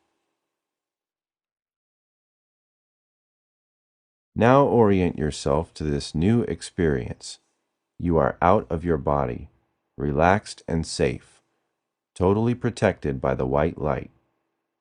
Concentrate on a place, not far away, that you would like to visit with your astral body. Now go to this place. Do this now. Perceive this new environment. Play New Age music for 3 minutes. You've done very well. Now I want you to travel to a destination much farther away. It can be a location across the country or anywhere around the world. Take a few moments and think of this destination, and you will be there in a few moments. Do this now. Play New Age music for 3 minutes. All right now. Sleep now and rest. You did very well. Listen very carefully. I'm going to count forward from 1 to 5. When I reach the count of 5, you will be back in the body. You will be able to remember everything you experienced and re-experienced.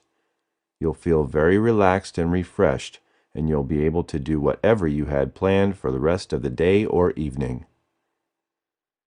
You'll feel very positive about what you've just experienced and very motivated about your confidence and ability to play this tape again to experience leaving your physical body safely. All right now. 1. Very, very deep. 2. You're getting a little bit lighter. 3. You're getting much, much lighter. 4. Very, very light. 5. Awaken. Wide awake and refreshed. Here is another technique to leave the body that involves visual imagery. Now listen very carefully. I want you to imagine a bright white light coming down from above and entering the top of your head, filling your entire body. See it, feel it, and it will become reality. Now imagine an aura of pure white light emanating from your heart region, again surrounding your entire body, protecting you. See it, feel it, and it becomes reality. Now only your higher self, masters and guides, and highly evolved loving entities who mean you well will be able to influence you during this or any other hypnotic session. You are totally protected by this aura of pure white light. You are about to embark on an imaginary journey during which your awareness will be introduced to perceptions that are quite different from anything you have encountered before. You absolutely have the ability to voyage to the astral plane or beyond. Your silver cord will always remain attached to your physical body, protecting you and transmitting communication from your higher self to your subconscious. Continued practice will ensure your success. Your voyages will only be to the upper astral plane or beyond. There is no possibility of ending up on the lower astral plane. Your higher self and masters and guides are always with you, advising and protecting you. Only positive entities will be part of this experience.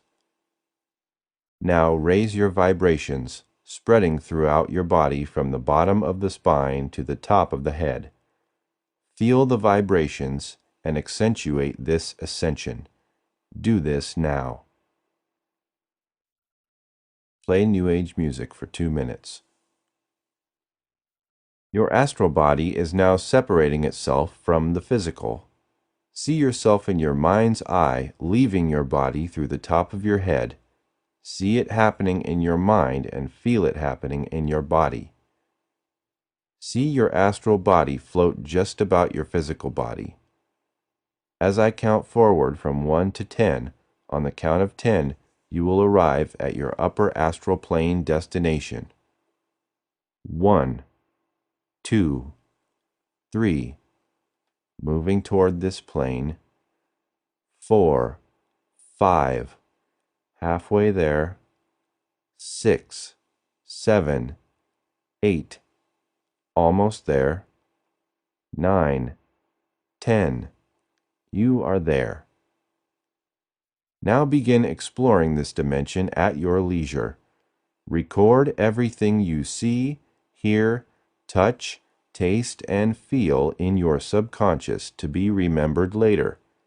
Do this now. Play New Age music for 3 minutes. Now begin your trip back to the physical plane by first entering a brilliant white light you now see before you. Descend back to your room and merge with your physical body. Note the warm feeling now spreading and permeating through your entire body. Stay with this feeling for a few moments.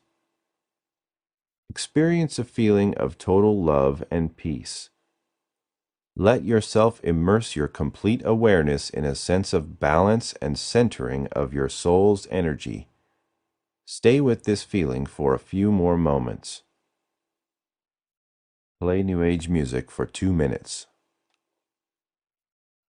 All right now, sleep now and rest. You did very, very well. Listen very carefully. I'm going to count forward now from 1 to 5. When I reach the count of 5, you will be able to remember everything you experienced. You'll feel very relaxed and refreshed, and you'll be able to do whatever you have planned for the rest of the day or evening. You'll feel very positive about what you've just experienced and very motivated about your confidence and ability to play this tape again to voyage to other dimensions. All right now. 1. Very, very deep. 2. You're getting a little bit lighter. 3. You're getting much, much lighter. 4. Very, very light. 5. Awaken, wide awake and refreshed. In this next exercise, you will be guided out of the body to explore one of the other dimensions in detail. Now listen very carefully. I want you to imagine a bright white light coming down from above and entering the top of your head, filling your entire body.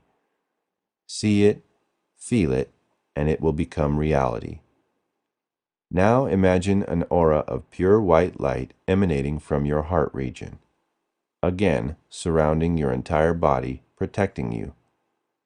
See it, feel it, and it becomes reality.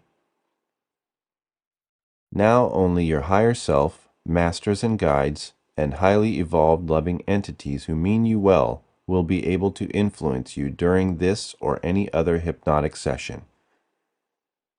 You are totally protected by this aura of pure white light. Now focus on how comfortable and relaxed you are, free of distractions, free from physical and emotional obstacles that prevent you from safely leaving and returning to the physical body. You will perceive and remember all that you encounter during this experience.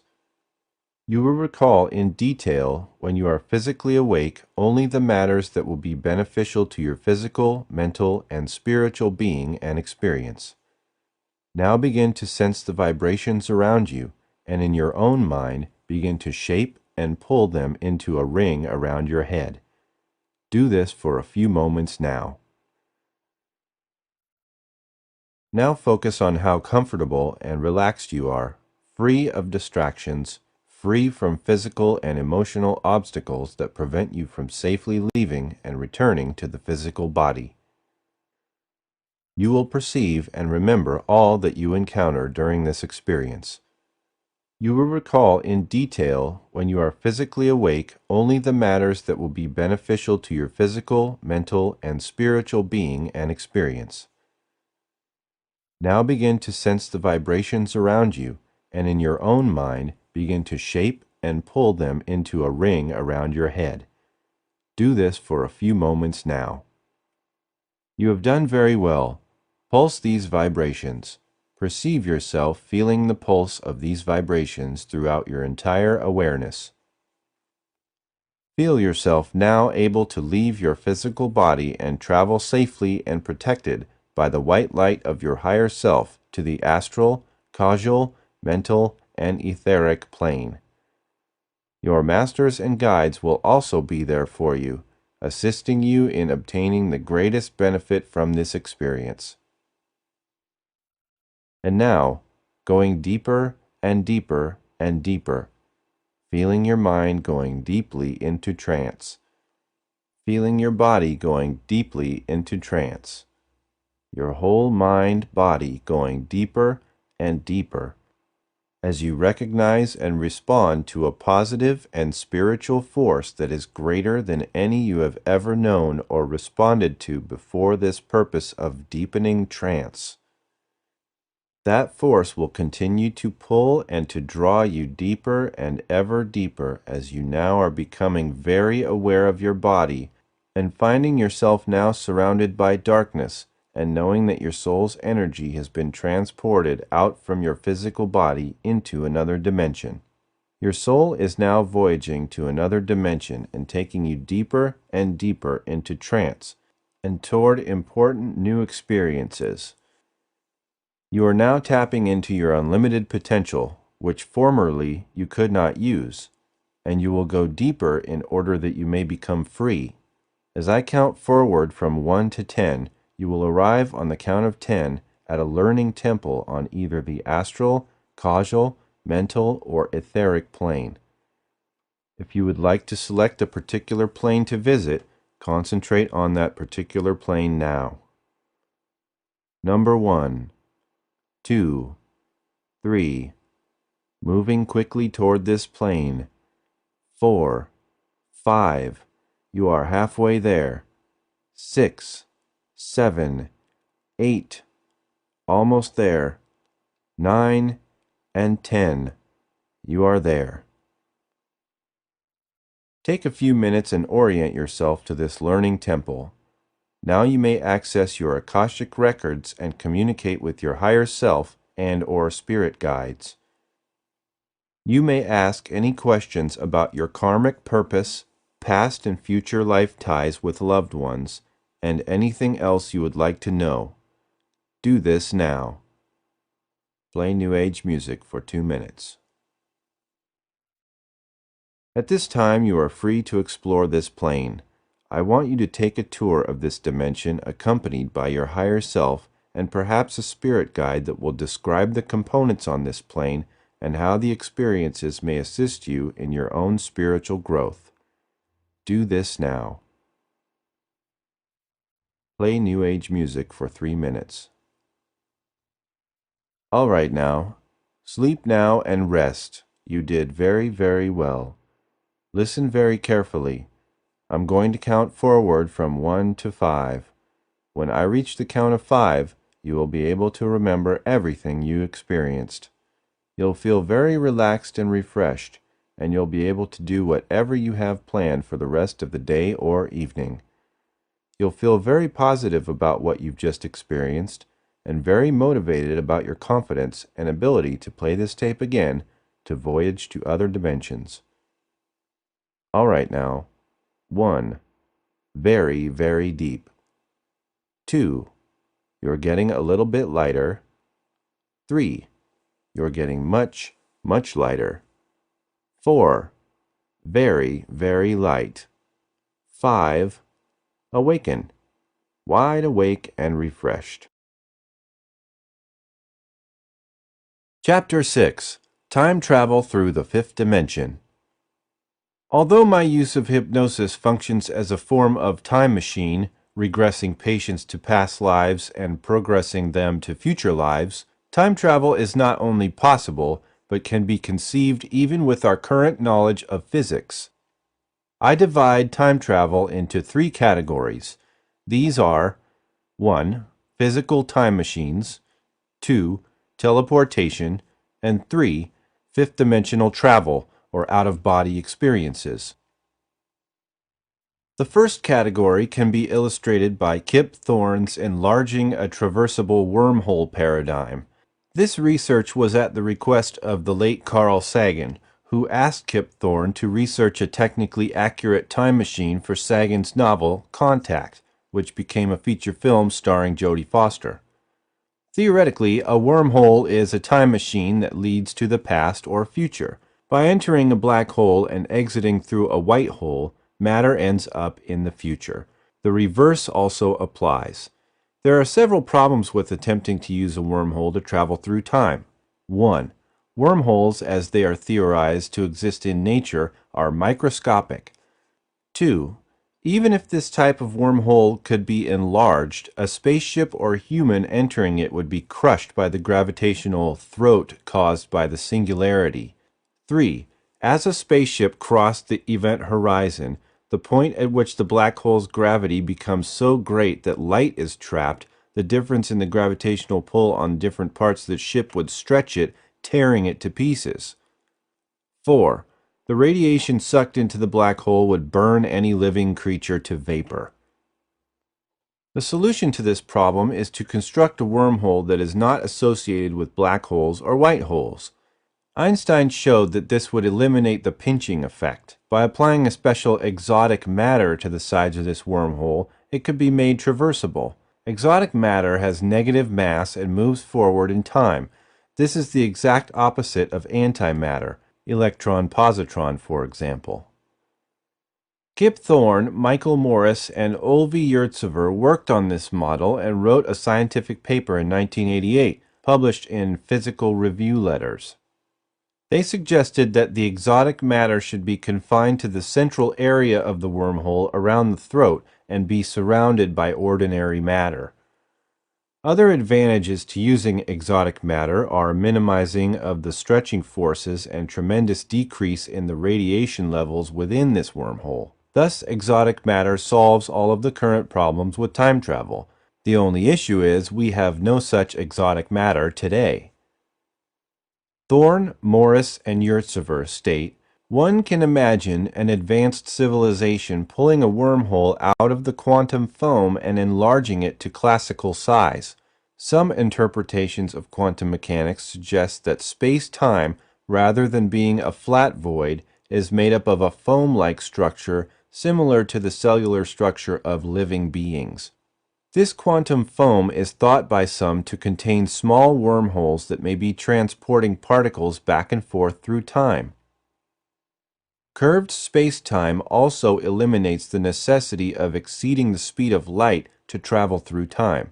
Though interpretations vary, there is nothing in the laws of physics as we currently understand them that would rule out the construction of a time machine. Some scientists estimate that we will be able to do so in 500 to 1,000 years. My research with time travelers, chrononauts, from 1,000 to 3,000 years in our future who came back to our time support this. These travelers have monitored both our technology and spiritual growth, and I describe their technology and influence on our civilization in my book, Time Travelers from Our Future, A Fifth-Dimensional Odyssey, and Egypt, an Extraterrestrial and Time Traveler Experiment. Hugh Everett III is credited with discovering parallel universes while completing his doctoral dissertation in quantum mechanics at Princeton University in 1957.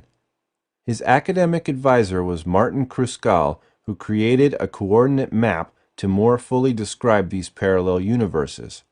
In Kruskal's map, he traced light as it made its way in and out of a black hole in the form of coordinate lines. This gave a new meaning to the concept of a black hole. The fact that a black hole led to a white hole gave it a symmetrical structure.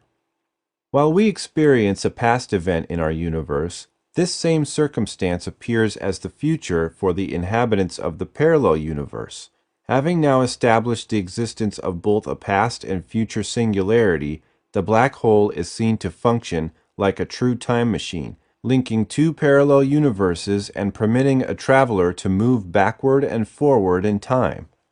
A time machine is represented by this black hole-white hole paradigm in that the parallel universe we enter may be our own at an earlier or later date in time. This explains the ability of time travelers to move backward and forward in time without the aid of a physical time machine. They could enter this singularity inside one of their vehicles, a flying saucer, and come into our world as a UFO. My research reveals that this mode of time travel will be discovered in about the year 3050 and function through the end of the 34th century. My research with individuals who have made contact with chrononauts, confirmed by myself utilizing my fifth dimension travel technique, reveals that during the 35th century, teleportation will be the mechanism of time travel. This avoids the tear in the fabric of space-time problem and eliminates the need for ships. A time traveler can now simply dematerialize to the 21st century or anywhere else in time. This is accomplished by means of a fifth-dimensional computer chip-like device contained in a small box they wear. An artist's rendition of a 36th century time traveler named Traska is pictured on my website, drbrucegoldberg.com. He teleports through time and has communicated with me and others in the 21st century. The third and final method of time travel is through the fifth dimension. This is an out-of-body experience self-hypnosis technique that allows you to go beyond time, the fourth dimension of the space-time continuum, and travel backward or forward through time and explore hyperspace. This is the only method of time travel available to us today. Principles of time travel. In voyaging through time, there are certain rules and limitations you need to be aware of. Here are some principles that will assist you.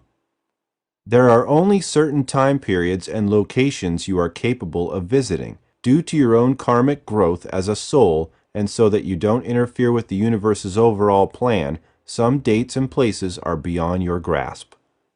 It is difficult to specifically go to an exact time, as time travel appears quite sporadic.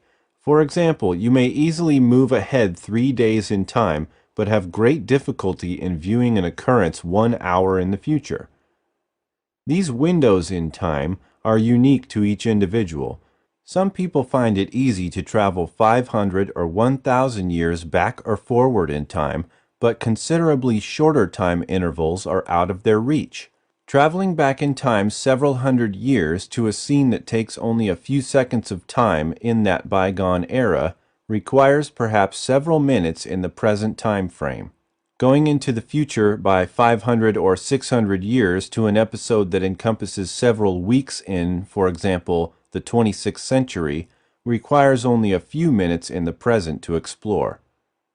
Colors appear duller as we voyage back in time. A black and white monochrome-like effect is commonly observed if we travel great distances back in time. Traveling into the future results in a sharpening of color perception. The farther ahead in time we travel, the more brilliant these colors appear. Placing ourselves in the 28th century may very well result in a psychedelic display of colors. This paradigm may also apply to our other senses. With experience, you can control your time traveling to the extent that it can assist your personal or professional life. For instance, these techniques can be used to go into the future by one day to view a business meeting or a social date. You not only have the opportunity to overview this exchange, but may be able to maximize your goal because that individual will now feel more comfortable with you, since he or she will have a feeling that they have met you before. Always maintain a high code of ethics when using time travel exercises. Never attempt to manipulate others while using time travel. Any such unethical motives will be noted by the universe, and karmic laws are such that you will be endangered in the long run.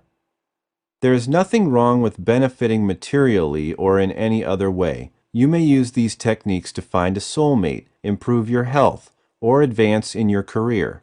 Just refrain from accomplishing these goals at the expense of someone else. What goes around comes around is the karmic principle to always bear in mind. Akashic Records. The Akashic Records are a type of chart of all of your past, present, and future lifetimes. They are reportedly kept on the causal plane. These records are what psychics and channelers access when they initiate a reading. We have the capacity to access these records on any plane, but it is easiest to obtain this data on the soul plane. These records accurately reflect our soul's growth and what we have yet to learn. George Noory's Akashic Records. By far, my favorite talk show host is George Noory of Premier Radio Network. He hosts Coast to Coast AM on weekdays, and we have spent many hours on the air discussing the fifth dimension, time travelers, reincarnation, and other related topics. His show is heard on over 500 radio stations with an audience in the millions.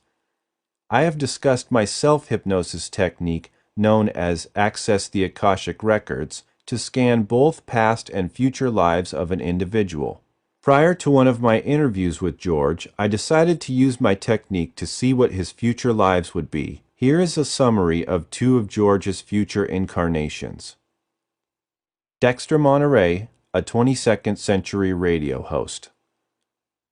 George's next life takes place in the 22nd century, and his name is Dexter Monterey. Dexter is the host of a radio show on the Global Communications Network, which has 300 million listeners worldwide.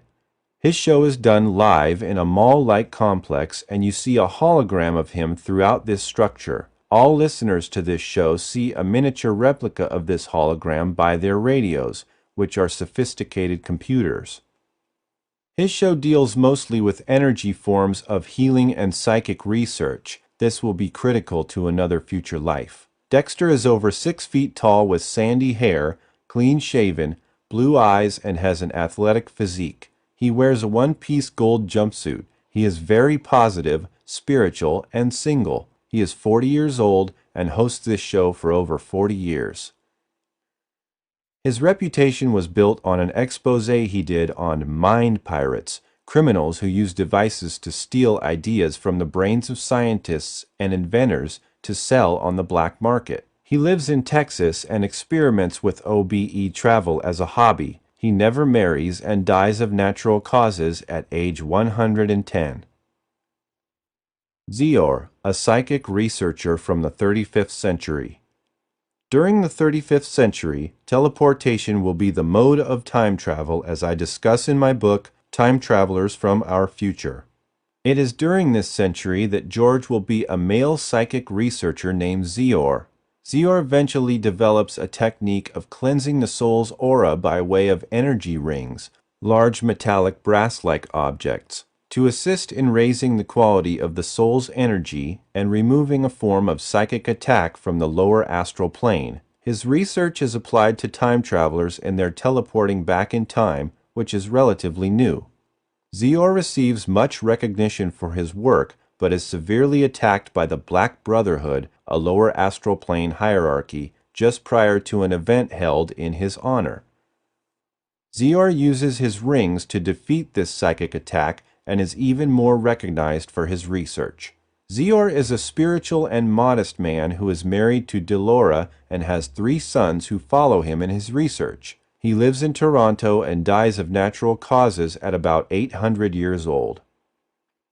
We can learn quite a lot about George's karmic purpose from these 2 future lives. The theme of psychic research, the theme of Dexter Monterey's show, and the profession of Zior is present throughout these lifetimes. It is also notable that today, George is fascinated by my work with psychic projection and time travelers from our future. As Zior, he will be involved with both. George commented on his future life as Dexter Monterey in the April 2009 issue of After Dark magazine, published by Premier Radio. George wrote, "Years ago, Dr. Bruce Goldberg told me he had accessed the Akashic records and determined that in the future I would be a celebrity known as Dexter Monterey. I laughed out loud at the funny name, but as time passed, the name grew on me, and the whole idea still continues to make me smile. It makes sense that what I learn in this life will leave some sort of cosmic imprint on my soul that allows me to take a job in communications in the future." George is truly a quality soul who I have come to know well during our many interviews. He is seriously not only interested in this field, but provides an excellent format for the distribution of this knowledge. Thank you, my friend, for your work and your energy. Seeing into the future. It is rather easy to obtain a glimpse of the future when you use time-tested self-hypnosis techniques. Try this future viewing exercise. Sit comfortably, apply white light projection, and breathe deeply. Visualize a symbol for the future. This may be a radio, book, or anything you like. Mentally toss this symbol out into the future and perceive it broadcasting information back to you about your future. Turn your recorder on and verbalize any information you acquire. Ask your higher self to assist you in this exercise. Now imagine that it is exactly 1 week from today. See and feel what you are doing. Let any images, thoughts, and feelings come into your awareness. What is different about your life at this future date? Record your impressions. Dissolve these images. Now perceive it is 1 month from today. Ask your higher self to further help you with this step. What is it exactly that you are planning, doing, and thinking? What has changed since the 1 week information was given to you? Follow these same steps and look at 3 months, 6 months, 1 year, and finally 5 years into your future. Investigate any issues you consider important in your life. Give yourself advice from the perspective of these probable futures. Ask your higher self to comment on your advice and the accuracy of your probable futures. Here are some questions to ask your higher self. What can I emphasize in my life during the next week, month, 3 months, etc., that will facilitate my spiritual growth? What specific decisions and choices can I make right now to achieve my highest aspirations? What behaviors, thoughts, and actions can I implement to accelerate my spiritual path? Think of a current situation in your life and ask, what am I learning from, and fill in the blank. How can I improve my skills as an astral voyager? What can I do physically, mentally, emotionally, and spiritually to raise the frequency vibrational rate of my soul? Here is a script for age progression, viewing the future of your current life. I always recommend making tapes of these techniques. As I have stated before, if you would like professionally recorded tapes, feel free to contact my office for a comprehensive list of these titles. Age progression. Now listen very carefully. I want you to imagine a bright white light coming down from above and entering the top of your head, filling your entire body.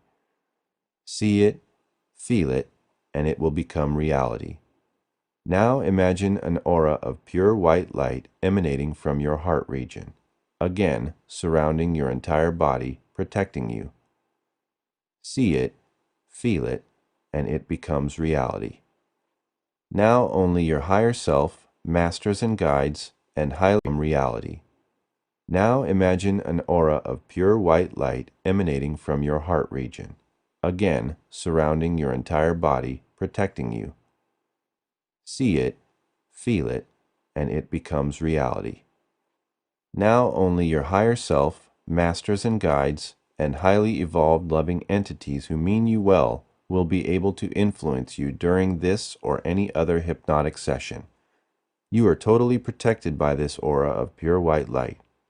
Focus carefully on my voice, as your subconscious mind has memories of all past, present, and future events. This tape will help guide you into the future. Shortly, I'm going to be counting forward from 1 to 20. Near the end of this count, you are going to imagine yourself moving through a tunnel. You will perceive the tunnel veering off to the left and to the right. The right represents the past, the left represents the future. On the count of 20, you will perceive yourself in the future. Your subconscious and superconscious mind levels have all the knowledge and information that you desire. Carefully and comfortably feel yourself moving into the future with each count from 1 to 20.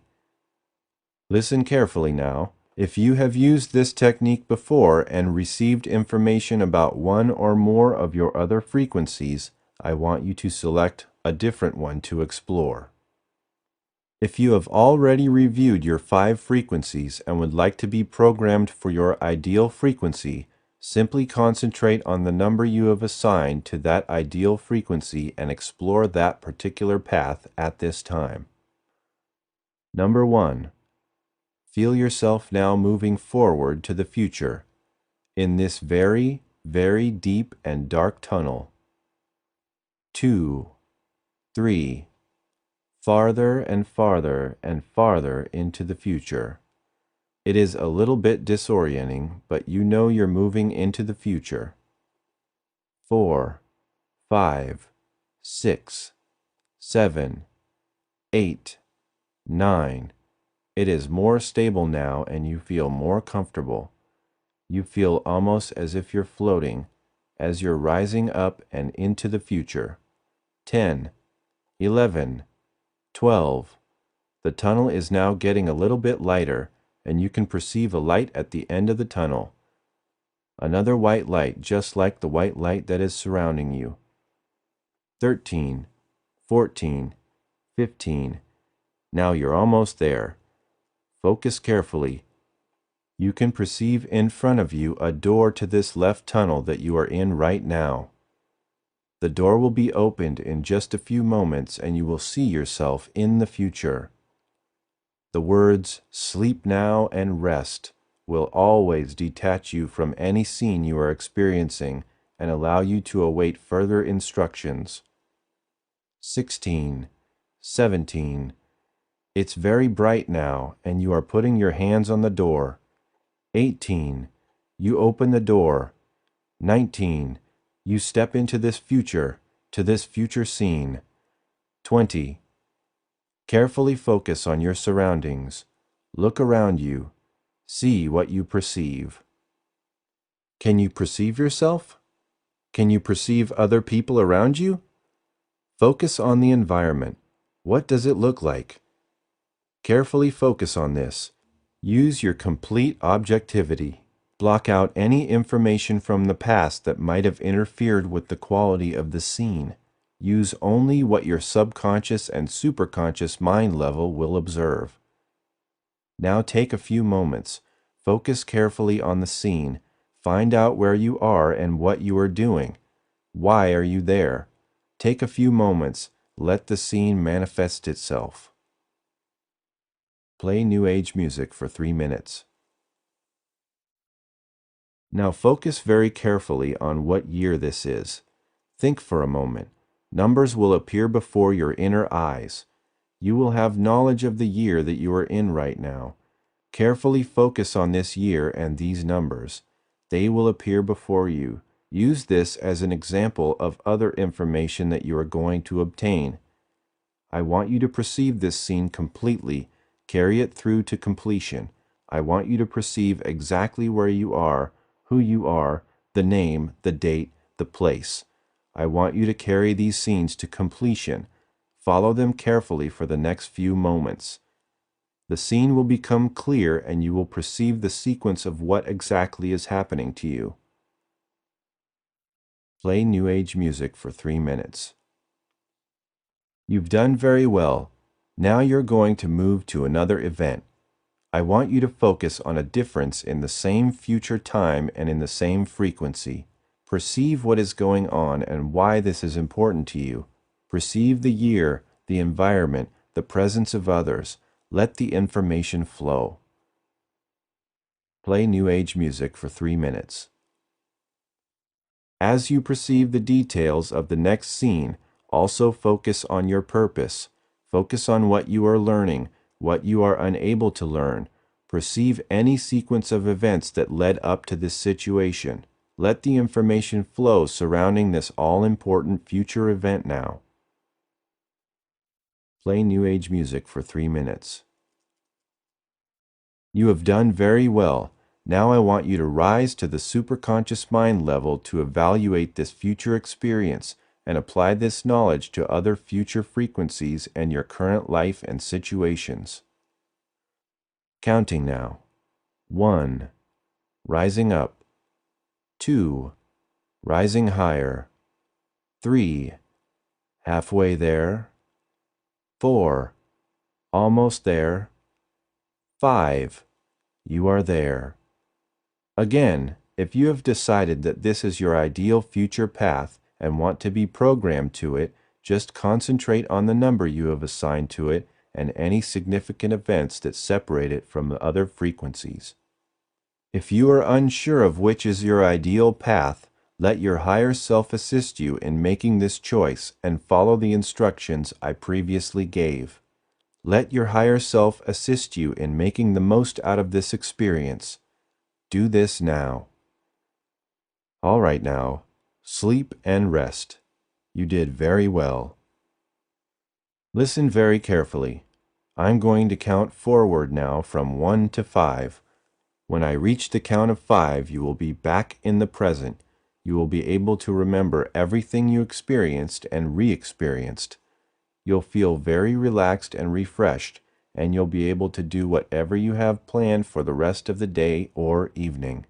You'll feel very positive about what you've just experienced and very motivated about your confidence and ability to play this tape again to experience additional future events. All right now. 1. Very, very deep. 2. You're getting a little lighter. 3. You're much, much lighter. 4. Very, very light. 5. Awaken. This technique of perceiving your different parallel universes and selecting your ideal path is what I term my New You approach. The following represents advantages to using this method and the New You technique to your ultimate goal of custom designing your own destiny. Your confidence in general will increase as you find yourself no longer worrying about the outcome of events in your life. You will receive information and ideas that you could not obtain from your conscious mind proper. The little successes you initially have increase your motivation for additional applications of this technique, and further add to your self-image. A feeling of importance is felt as you now begin to structure your life with specific steps and a timetable. This also means you are assigning an importance to the project of achieving the success and self-fulfillment that you desire. Chapter 7. The Truth About Near-Death Experiences. The work of Dr. Raymond Moody, as reflected in his first book, Life After Death, brought the truth he termed near-death experience, or NDE, to the attention of the public. This 1975 book was the result of over 11 years of research on over 150 patients. Moody described a core experience as reported by these patients. This paradigm can be listed as follows. 1. Ineffability. 2. Hearing the news of one's own death. 3. Feelings of peace and quiet. 4. The noise. 5. The dark tunnel. 6. Out of the body. 7. Meeting others. 8. The being of light. 9. The review. 10. The border. And 11. Coming back. Kenneth Ring, in his book Life After Death, describes 5 categories in the NDE. 1. The affective component. Peace and the sense of well-being. The following responses describing this category appear in Ring's book. I had a feeling of total peace, a feeling of total peace. It was just such a total peaceful sensation, I wasn't frightened anymore. There was nothing painful. There was nothing frightening about it. It was just something I felt I gave myself into completely, and it felt good. One very, very strong feeling was that if I could only make them, her doctors, understand how comfortable and how painless it is, how natural it is, I felt no sadness, no longing, no fear. The mellowness and the passiveness that I felt in this state was just so intense. Like I said before, it was very, very strong. I can only use the words mellow feeling, passive feeling. There wasn't one bit of discontentment that I felt. I can probably say the highest I've ever felt in my life. 2. Body separation. Leaving the body behind. Most NDE reports describe a sense of being separated and detached from their physical body. Their environment is brightly illuminated. Ring gives the following examples. I felt as though I were going to die. The sensation was not painful, but as though I felt a tugging and pulling as in a game of tug-of-war. Finally, a little light hovered over my still form, and all my senses were transformed into this small light, and I, or rather the little light, flew around the operating room watching everything that was taking place. In another report, Krukal describes NDE from neither the physical nor astral body. Sometime during the night, although I was unconscious, I saw the hospital room with doctors surrounding Dr. G, who was at my bedside. At the same time, I saw over my body, which was lying on the bed, another body of me suspended in midair in the exact position of hanging from the ceiling by what seemed to be a cord attached to my navel. I seemed to be an observer, but from where I cannot say. All I know is that I saw 2 bodies of myself. I watched this sight for some time. Osis and Haraldson gave the following account of a 62-year-old woman's NDE from complications with cancer. She had a very peculiar look on her face. I rearranged her pillows, slightly elevating her back. She was very lucid. I stepped out of the room. When I came back, her eyes were wide open. Then she had this look on her face, not aware of me, smile, raised her right arm as if reaching for something, resting quietly. She seemed to be somewhere else. I can't explain. Transposed to another world. I spoke to her. She did not answer. Later she told me that she had heard organ music and saw angels in brilliant white. She was smiling more broadly, very pleased at the whole thing. 3. Entering the darkness. This dimensionless phase is accompanied by a sense of floating and rapid movement through space. Many experiencers use the term tunnel to describe this category. As Raymond Moody reports, I had a very bad allergic reaction to a local anesthetic, and I just quit breathing. I had respiratory arrest. The first thing that happened, it was really quick, was that I went through this dark black vacuum at super speed. You could compare it to a tunnel, I guess.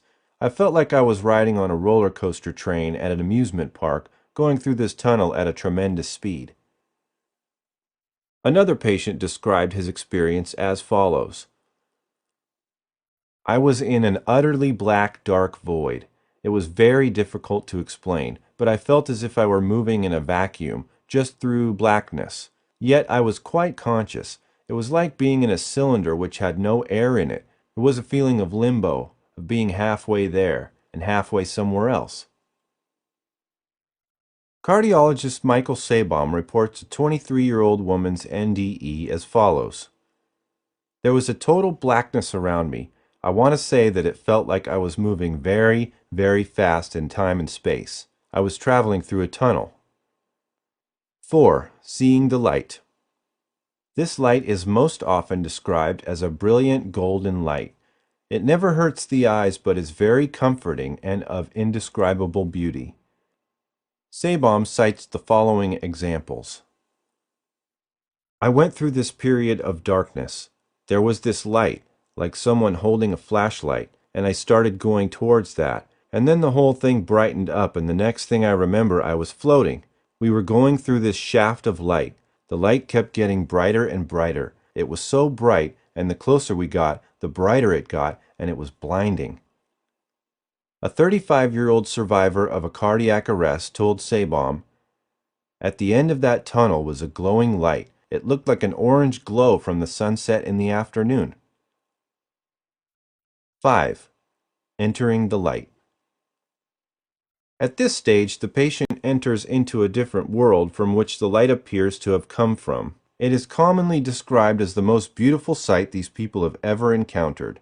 It can take the appearance of many different types of environments. Moody gave the following examples.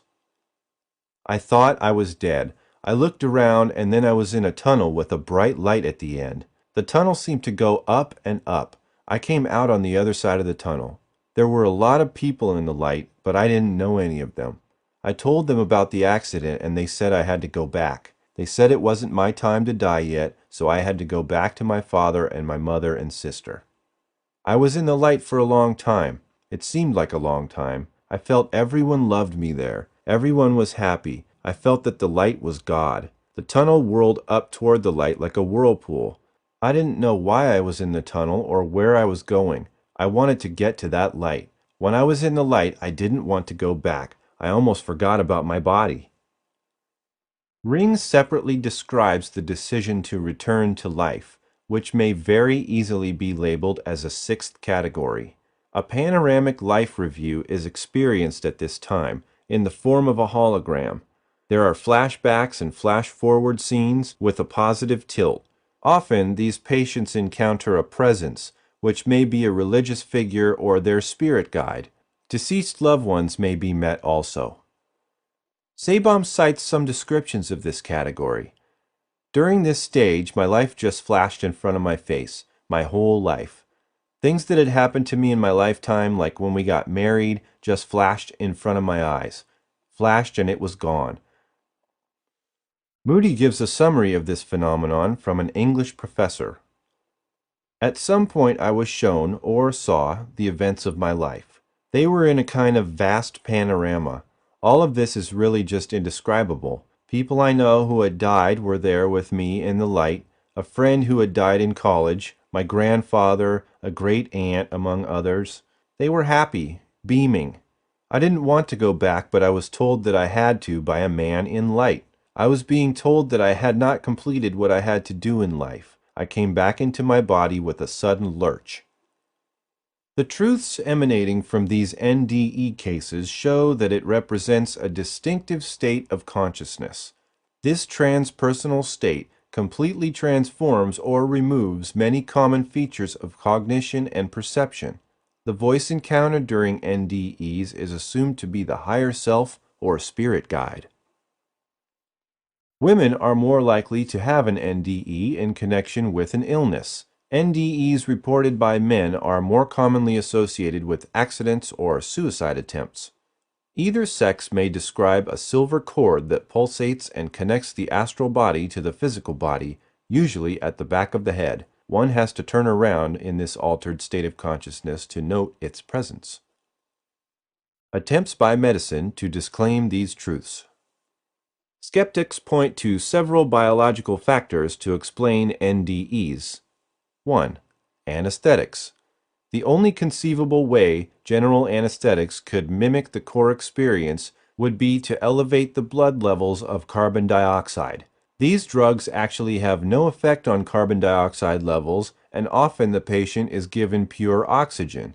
C2O inhalation will produce a tunnel effect and bright lights. This condition, however, has never produced the beings of light or panoramic life review so commonly reported. Furthermore, Dr. Michael Sabom, an Atlanta cardiologist, measured blood oxygen levels on one of his patients at the very instant the patient had an NDE. This was confirmed by the patient's knowledge of instrument readings, and found his oxygen level to be higher than normal. Many NDE receivers had no drugs given to them. 2. Other drugs. Hallucinogenic drugs result in a distorted and variable description of the trip. As already noted, the core experience in an NDE is clear, real, and fairly consistent. 3. Temporary lobe stimulation. Although the panoramic life review may be produced by seizure-like natural firing patterns in the brain's temporal lobe, this does not produce the entire range of effects described in the core experience. 4. Cerebral anoxia. NDE reports are not characterized by a cutoff of blood flow to the brain. Even if that did happen, a state of unconsciousness would result and the patient would have no memories at this time. Again, the entire range of the core experience would not be exhibited by cerebral anoxia. 5. Cultural conditioning from media reports about NDE. Ring's study clearly shows that nearly twice as many of those that had no NDE were aware of this phenomenon, and the work of Elizabeth Kubler-Ross and Raymond Moody's work through the media. This defeats any argument that the experiencers were culturally conditioned to have this result. Children also report NDEs, but their experiences differ. They have more vivid recalls and see the brilliant white light twice as often as adults. Children have shown the tendency to temporarily forego their childhood identities and become ageless and wise beyond their years. In addition, the panoramic memory life review is absent in a child's NDE. Moody reported that a woman was able to accurately describe the instruments that were employed in her resuscitation following a heart attack, right down to their colors. What makes this case especially significant is that the elderly patient had been blind for 50 years. One rather interesting observation from NDE reports is that of precognition. Ring reports a life preview and a world preview as a component of these futuristic depictions. The life previews were glimpses of the patient's future and unique to each individual. However, there was no considerable consistency of global events, both in timing and content. The life previews are presented as a vivid memory rather than a forecast and are highly detailed. They seem to occur as an extension of the panoramic life review. There is documentation to many of these futuristic projections, according to Ring.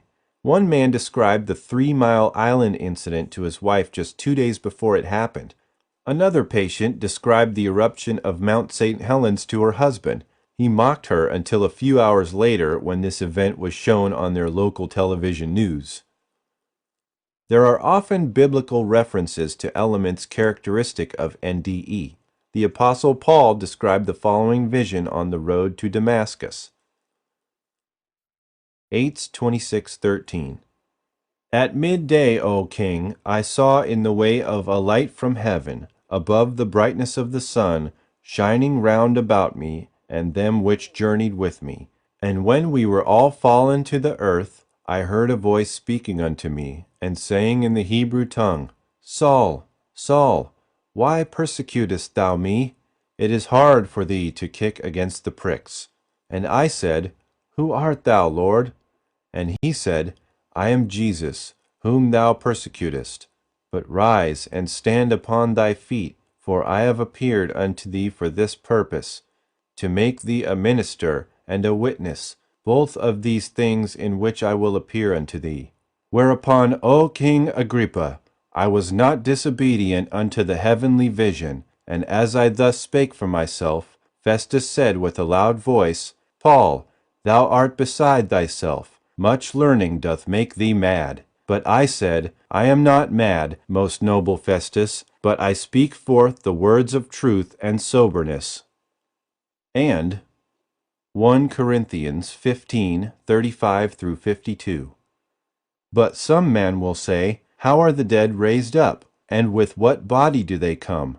Thou fool, of that which thou sowest. Thou sowest not that body that shall be but bare grain. But God giveth it a body as it had pleased him, and to every seed his own body.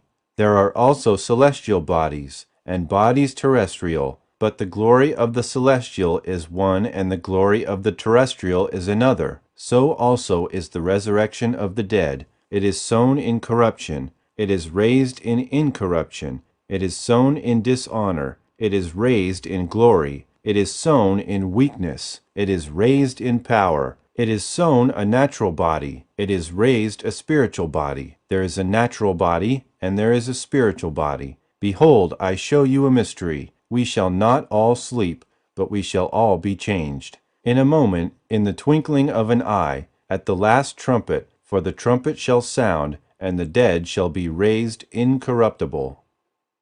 In summary, we may describe the truths reported NDE cases as follows. 1. NDEs cannot be explained adequately on the basis of drugs, hallucinations, cultural conditioning, etc. 2. Religion, race, and age are also unrelated to NDEs. 3. 95% of NDEs are positive and literally transform the personality of the recipient. Many patients do not want to return to the physical body because it is so positive. 4. A being of light often conducts a panoramic life review of the patient during an NDE. Not only is every action observed, but the effects on others are noted. Telepathy is the mode of communication. 5. The patient sometimes gets information about the future. Some of these precognitions have been documented. 6. The overnight personality changes that occur, including greater zest for life, improved self-confidence, healthier eating habits, and increased compassion, simply cannot be explained by hallucinations or any other conjuncture proposed by the skeptics critical of this experience. 7. An NDE is one of the most powerful events a person can experience. It has redirected lives, created saints, inspired religions, and shaped history. 8. NDEs are reported in 35 to 45% of people who have a brush with death. Conscious dying. To die or cross into spirit consciously is to face clinical death without the loss of continuity of one's consciousness. This is the very essence of enlightenment and immortality. It is the only true path to liberation from the karmic cycle or from the need to reincarnate over and over again until perfection is achieved. At the moment of death, our physical body clinically dies, including the ego, but our subconscious mind survives. If it can maintain direct contact with its perfect energy counterpart, superconscious mind or higher self, at this time, it will literally die consciously. The soul will be liberated, and spiritual growth will result. However, if this contact is not maintained, then our soul will have missed a great opportunity for enlightenment, and the most uncomfortable characteristics of the karmic cycle will prevail. Since the subconscious and superconscious mind are actually energy, they cannot be destroyed. The first law of thermodynamics in physics clearly states that energy cannot be destroyed, merely altered in its form. For example, Light can be transformed into electrical energy or heat, but the total amount of energy we end up with in this new form must equal that of the light at the start of the process. The subconscious and higher self are, in reality, electromagnetic radiation. This harmless type of radiation is what comprises a television or radio signal. To return to the concept of conscious dying, I refer you to Figure 3. Please note that the God energy overviews the entire process. The soul plane is where the soul goes between lifetimes to decide on its next life. From the soul plane, most souls will experience the disorienting forces of the lower planes and go through an unconscious rebirth into a physical body. All memories of its previous lives and its gestation on the soul plane will, for the most part, be lost. Throughout physical life, consciousness is evident.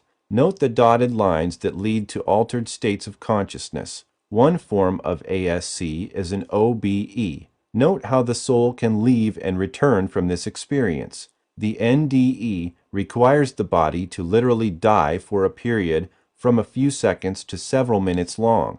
The NDE will result in either returning to the physical body or to actual death itself. From clinical death, you will note that the solid line returns to the disorienting forces of the lower planes. Then, the higher self guides the subconscious back to the soul plane to choose its next lifetime. This is unconscious dying. The conscious dying process is illustrated by COBE, conscious out-of-body experience, during which our soul is carried through the death experience and avoids the karmic cycle on its return to the soul plane. When this liberated soul is reborn, it again avoids the karmic cycle interference and the conscious rebirth process is complete. What is doing all of this traveling is the subconscious mind. The higher self advises it, and it is also present throughout its physical life. The higher self is especially pronounced on the soul plane. Note that the higher self is able to go to and from the soul plane, as indicated by the arrows going in both directions. It is easy to see the many advantages that conscious dying has over the typical unconscious dying. Some of these advantages are shortening of our karmic cycle. This results in fewer remaining lifetimes. An increase in the quality of the remaining life. An instant recall of all past lives. Empowerment. Tremendous spiritual growth. An increase in physical abilities. The elimination of the fear of death. Shorter bereavement experience for loved ones left behind. An increase in the quality of the universe as a whole. One of the main advantages in experiencing conscious dying is in discovering that the world beyond Earth is merely another dimension of existence. It is a kind of spiritual oasis that nurtures and guides the soul as it continues to evolve higher in its return to the source from whence it came. A conscious dying in a hospital. Several years ago, I received an emergency call from a man concerning his wife. Norm had just admitted his wife Rose to Johns Hopkins Hospital for severe pulmonary disorder. It seemed that Rose had use of only 20% of her lungs and the situation was medically critical. Rose had read my first book, Past Lives, Future Lives, and wanted to experience a future life progression. She knew her time on the earth plane was about to expire. Several specialists examined her and were unanimous in their opinion of her condition. Rose did not have long to live. Rose instructed her husband Norm to arrange for me to come to her hospital room to conduct hypnotherapy with her. Since Rose knew she was about to die, she wanted to be assured that she would live again in a new body at some future date. Norm didn't share Rose's belief in reincarnation. He was aware of my reputation and respected me, but simply didn't think his wife or anyone else was capable of coming back.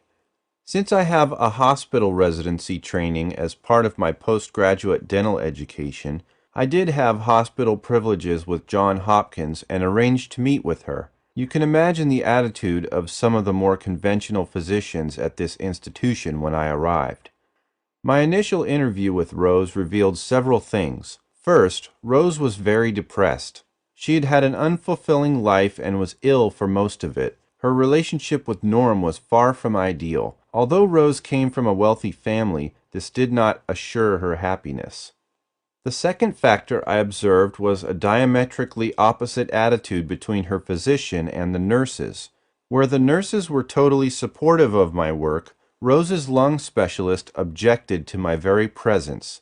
His objections were based solely on the fact that he did not believe in reincarnation and felt my presence would somehow embarrass him. Fortunately, the hospital did not share this antagonism and allowed me to work with Rose. I was briefed by her specialist, who informed me that Rose had at most 4 weeks to live. Norm and Rose were told this, and the prognosis did not help Rose's depressed state. I liked Rose from the moment I met her.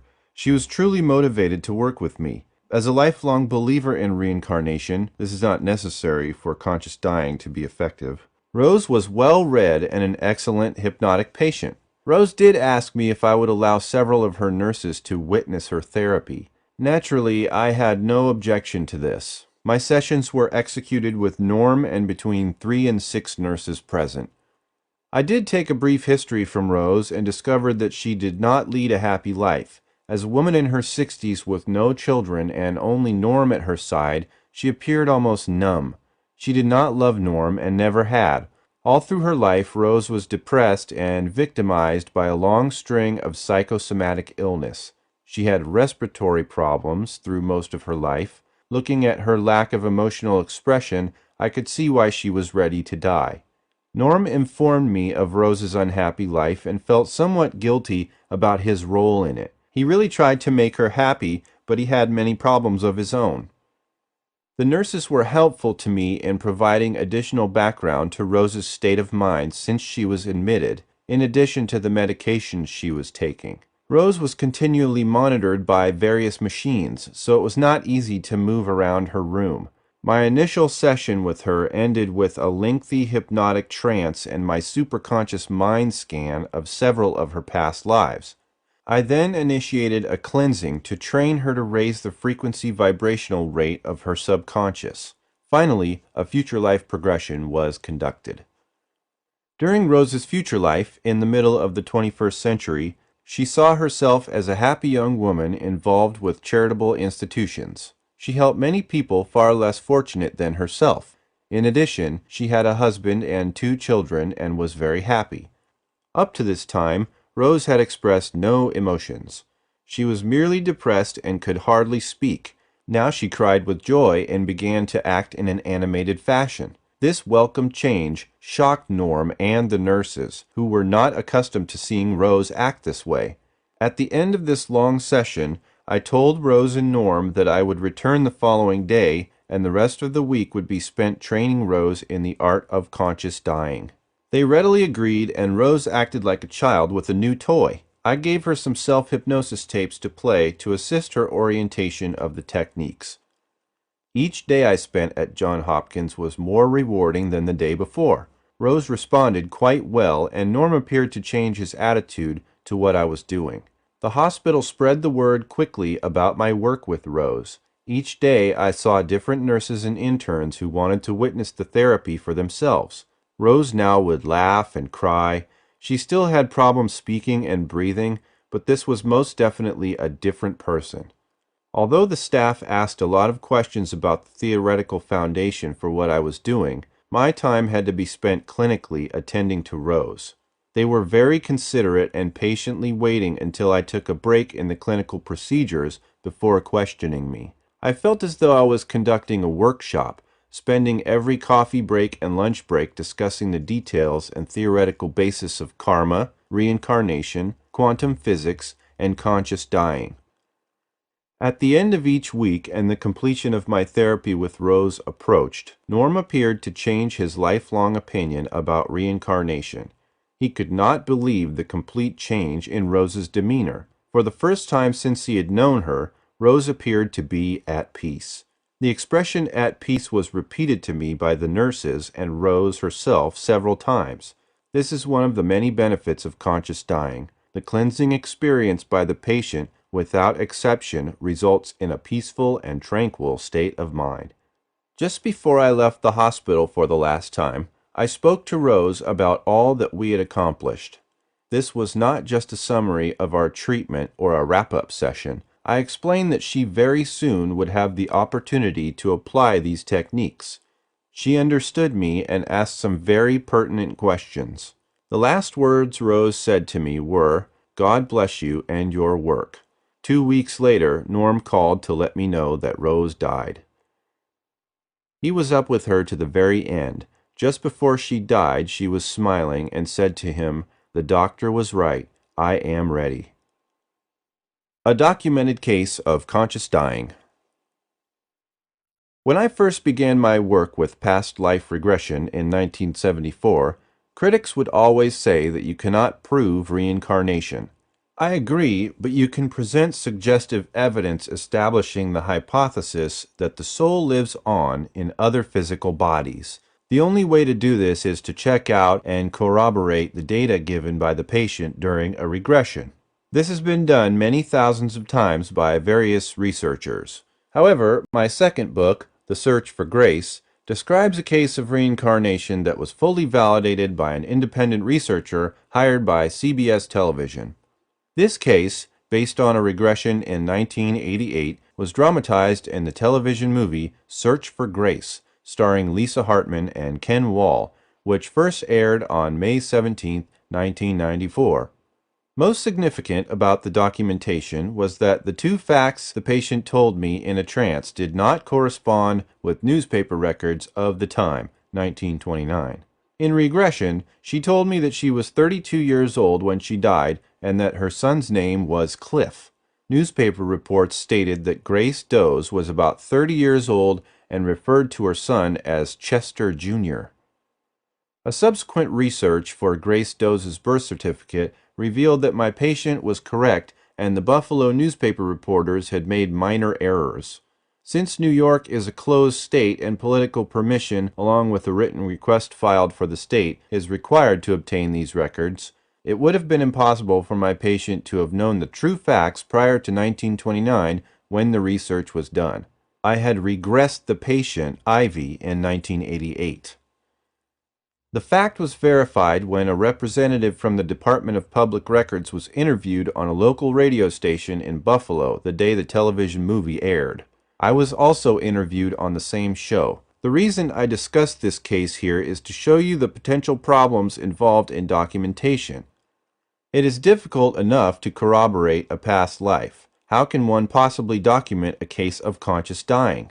Since the patient leaves the earth plane when they consciously die, all communication with me is terminated.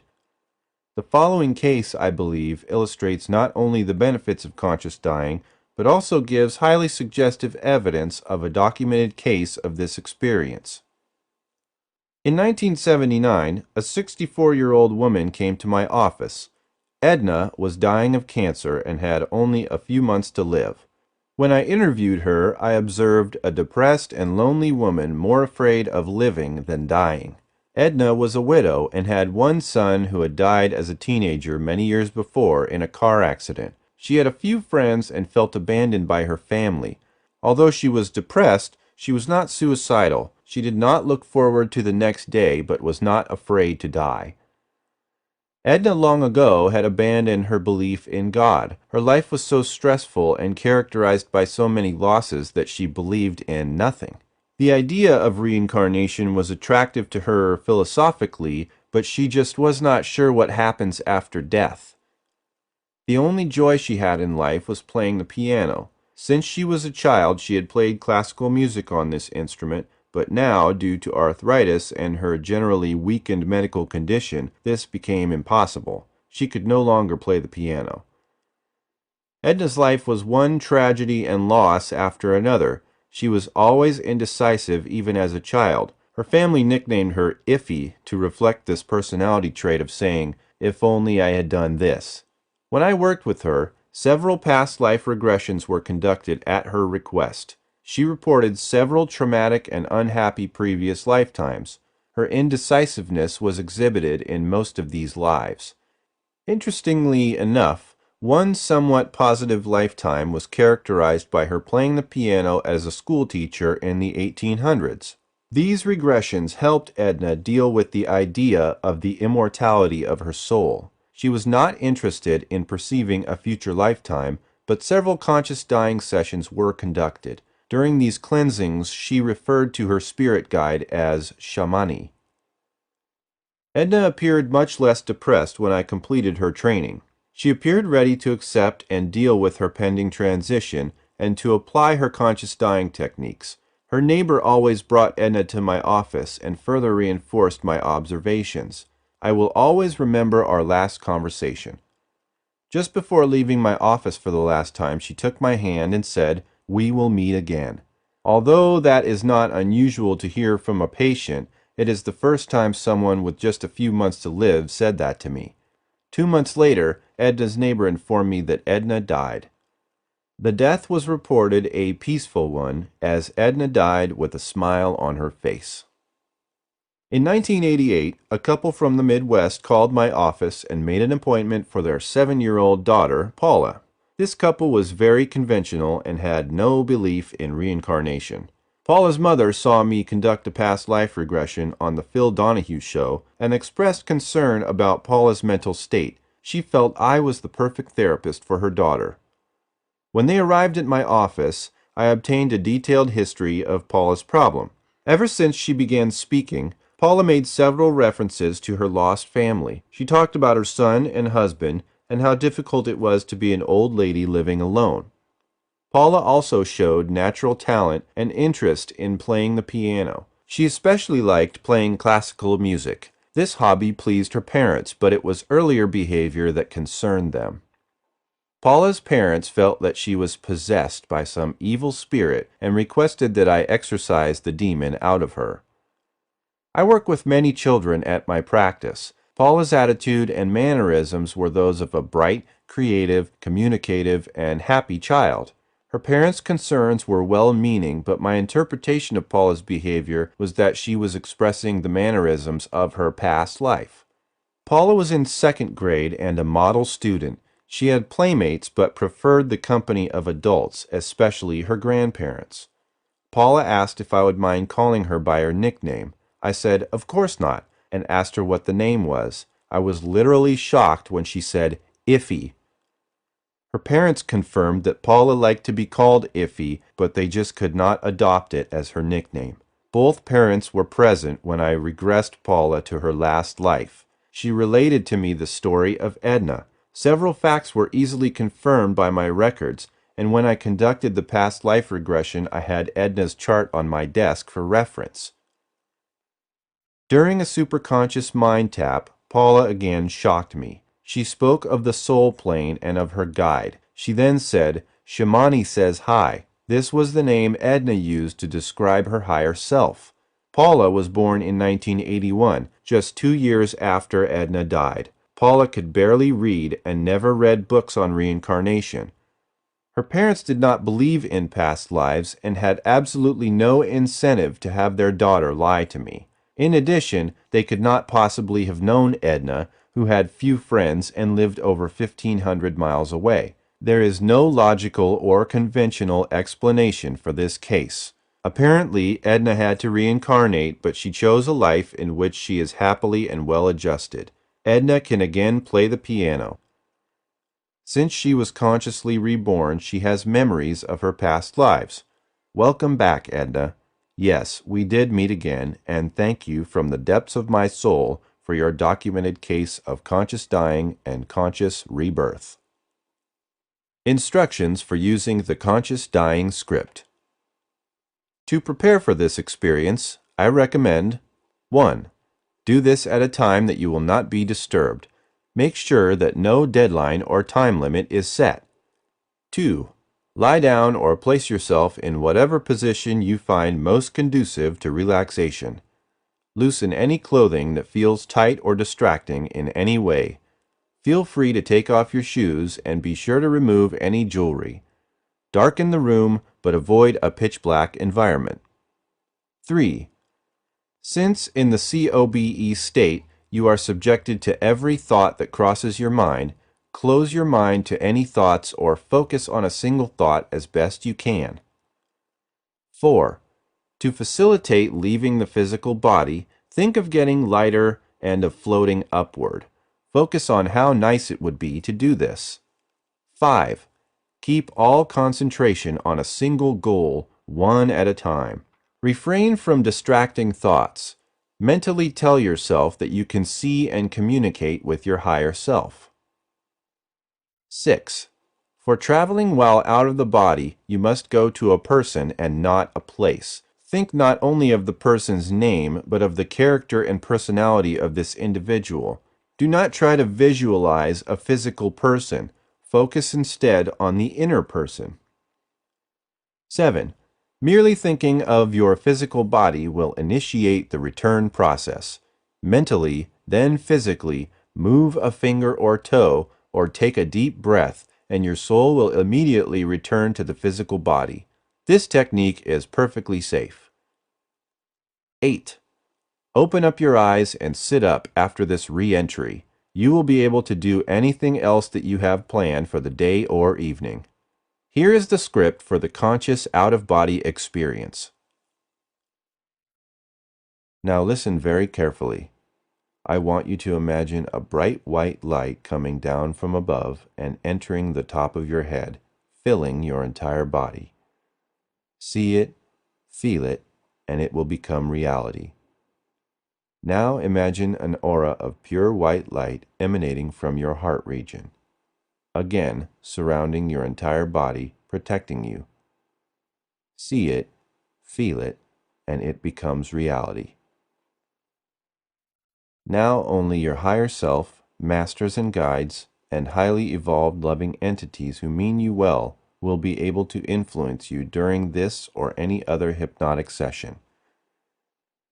You are totally protected by this aura of pure white light. Now focus on how comfortable and relaxed you are, free of distractions, free from physical and emotional obstacles that prevent you from safely leaving and returning to the physical body. You will perceive and remember all that you encounter during this experience. You will recall in detail, when you are physically awake, only the matters that will be beneficial to your physical, mental, and spiritual being and experience. Now begin to sense the vibrations around you, and in your own mind, begin to shape and pull them into a ring around your head. Do this for a few moments now. Play New Age music for 2 minutes. Now as you begin to attract these vibrations into your inner awareness, they begin to sweep through your body, making it rigid and immobile.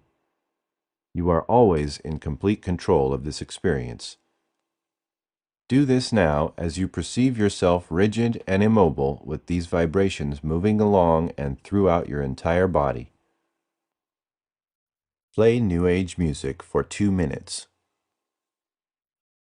You have done very well. Pulse these vibrations. Perceive yourself feeling the pulse of these vibrations throughout your entire awareness. In your own mind's eye, reach out one of your arms and grasp some object that you know is out of normal reach.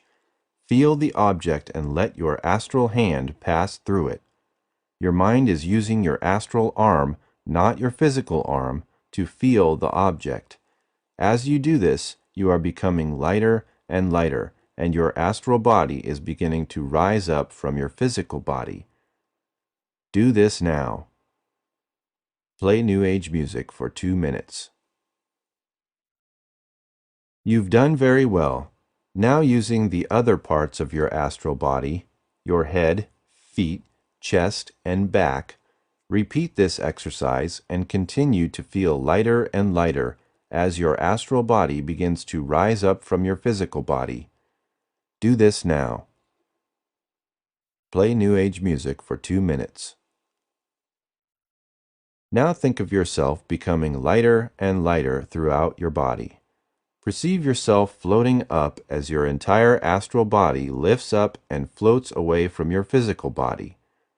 Concentrate on blackness and remove all fears during this process. Imagine a helium-filled balloon rising and pulling your astral body with it up and away from your physical body. Do this now. Play New Age music for 2 minutes. See how easy it is to leave the body while remaining in complete contact with your higher self. This is the process of conscious dying. It is that simple. Now ask your higher self for any instruction that will assist your spiritual growth. Remember, your higher self is all-knowing and has access to your Akashic records. Now slowly and carefully state your desire for information or an experience and let your higher self work for you. Let it help you raise your soul's energy. Play New Age music for 3 minutes. You have done very well. Now I want you to further open up the channels of communication by removing any obstacles and allowing yourself to receive information and experiences that will directly apply to and help improve your present lifetime. Allow yourself to receive more advanced and more specific information from your higher self and masters and guides to raise your frequency and improve your karmic subcycle. Maintain the communication and connection with your higher self.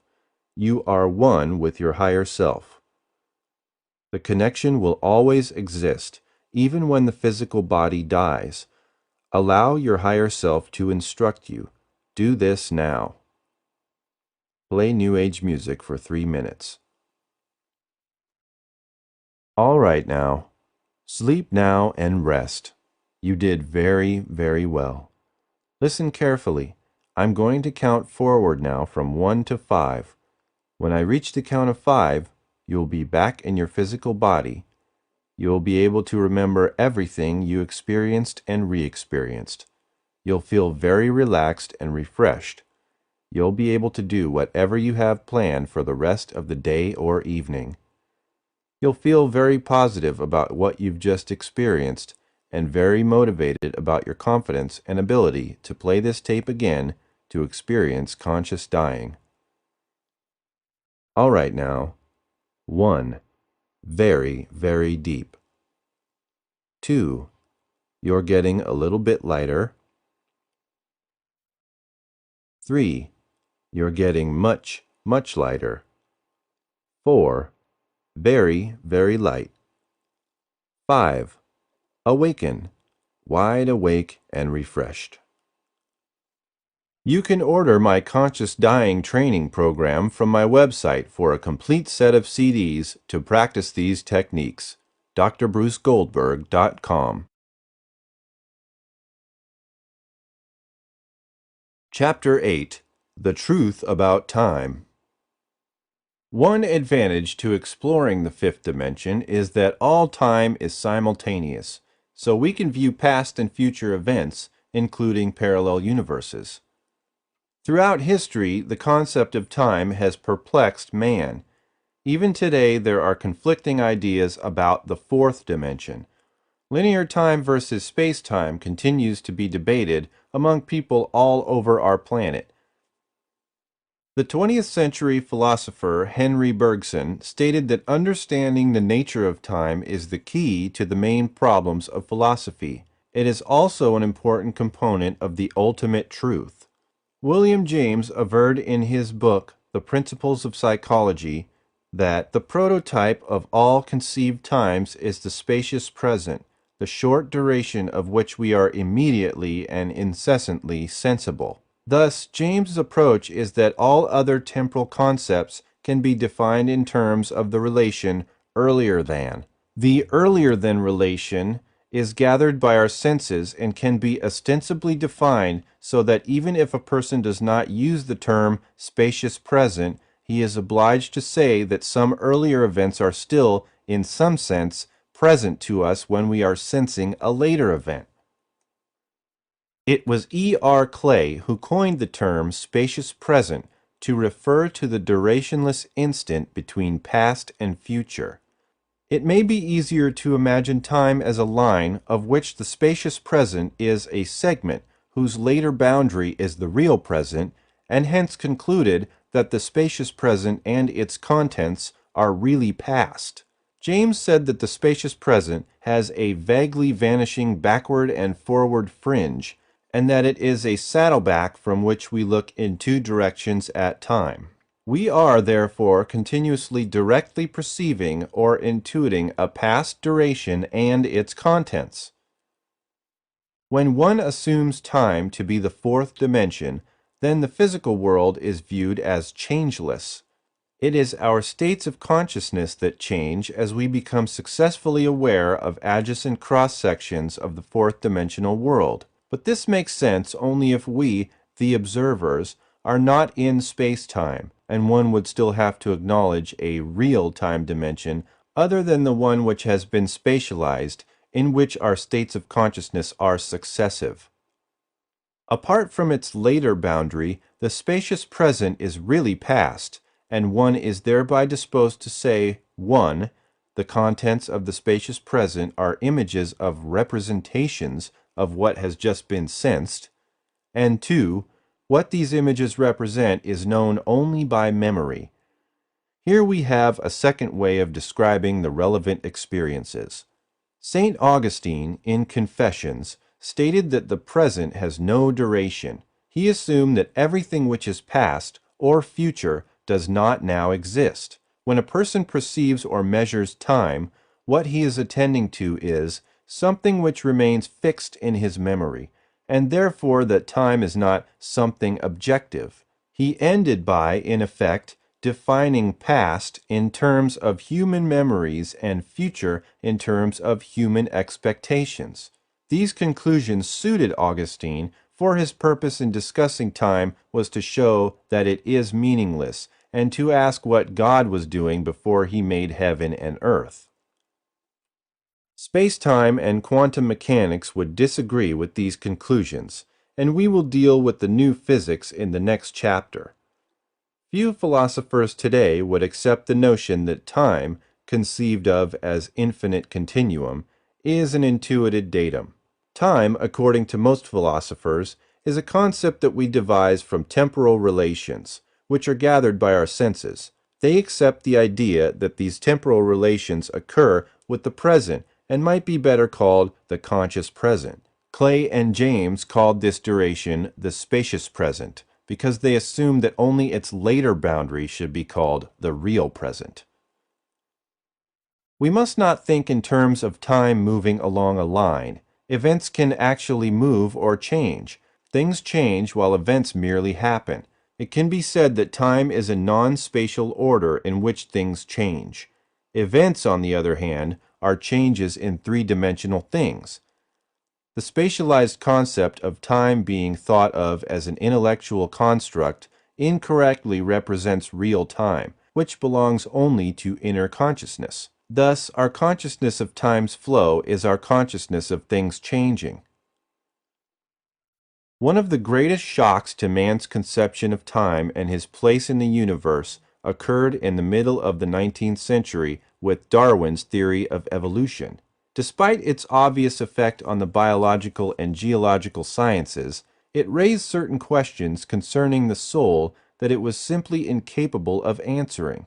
It could not satisfactorily explain what was the ultimate meaning of man's place in the universe, the ultimate truth. Darwin's Origin of Species could only speculate on the meaning of life from a strictly temporal vantage point. More specifically, what was the mode of thoughts of our primitive ancestors?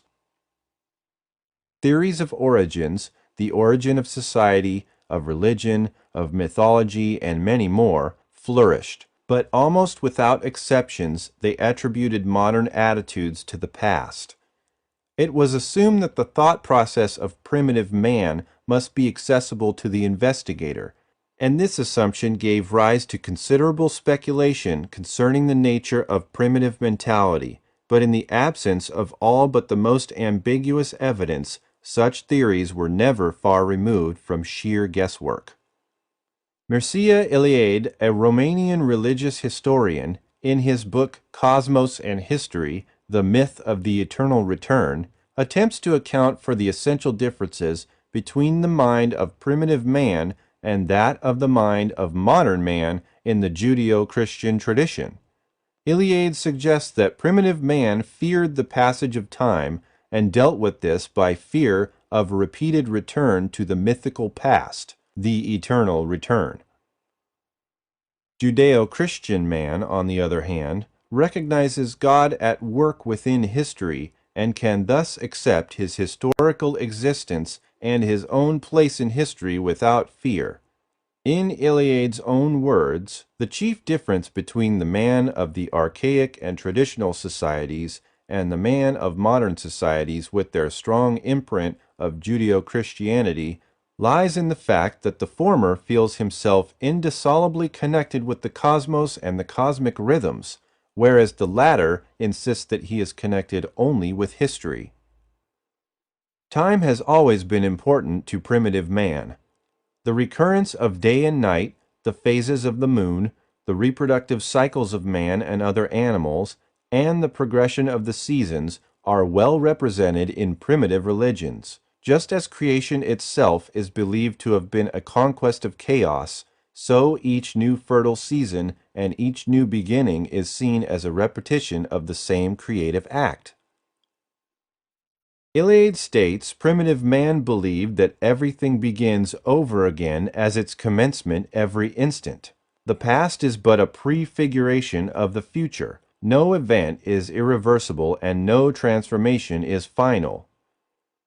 The beginning of a new year was looked upon as a repetition of what has already been, not something new.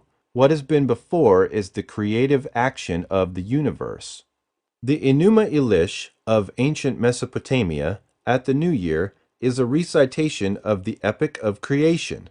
First, chaos is temporarily reestablished as the king is deprived of his symbols of office, but then the creation of the world is reenacted.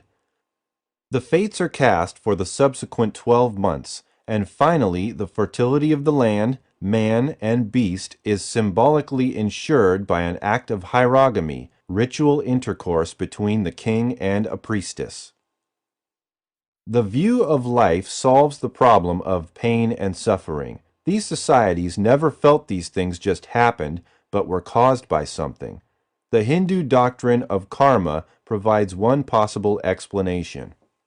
Suffering is brought about by moral and ritual lapses in a previous cycle of existence. Elsewhere, the suffering of a god or goddess may be postulated, and this, too, provides a consolation, since the sufferer knows that his unhappiness is shared. Thus, the death of the deity of agriculture at the onset of winter or the dry season is representative of this suffering. When spring comes, renewal is evidenced by the rebirth of this god.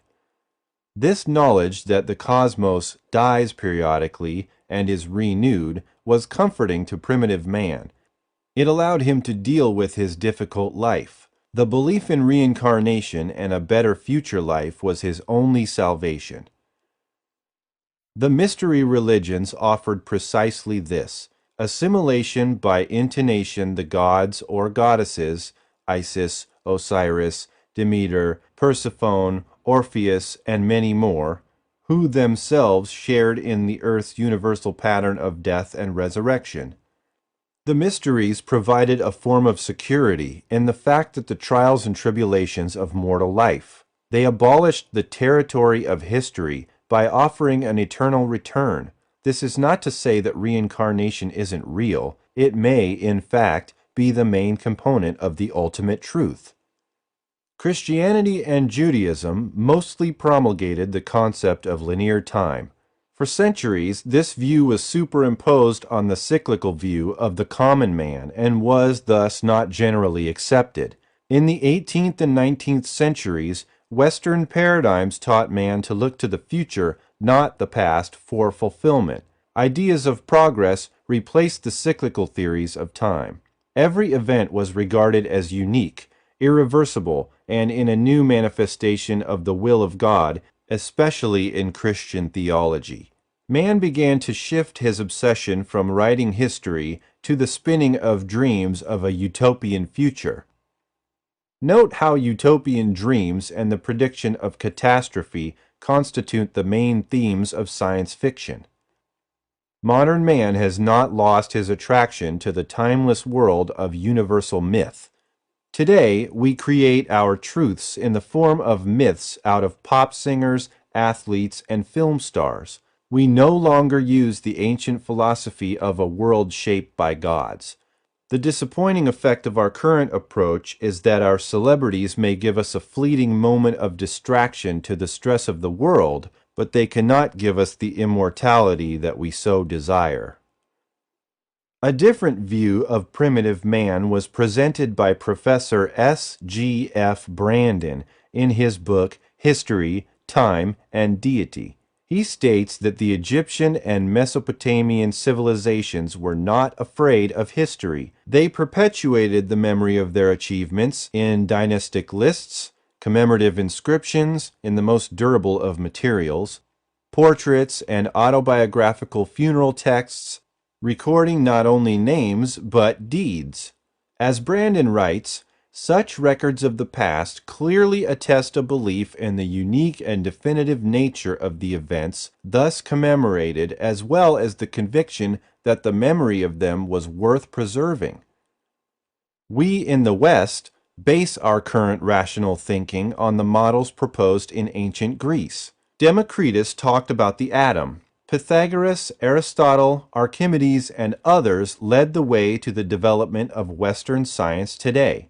The Greeks studied the concept of time by first dealing with the notion of the continuity of motion.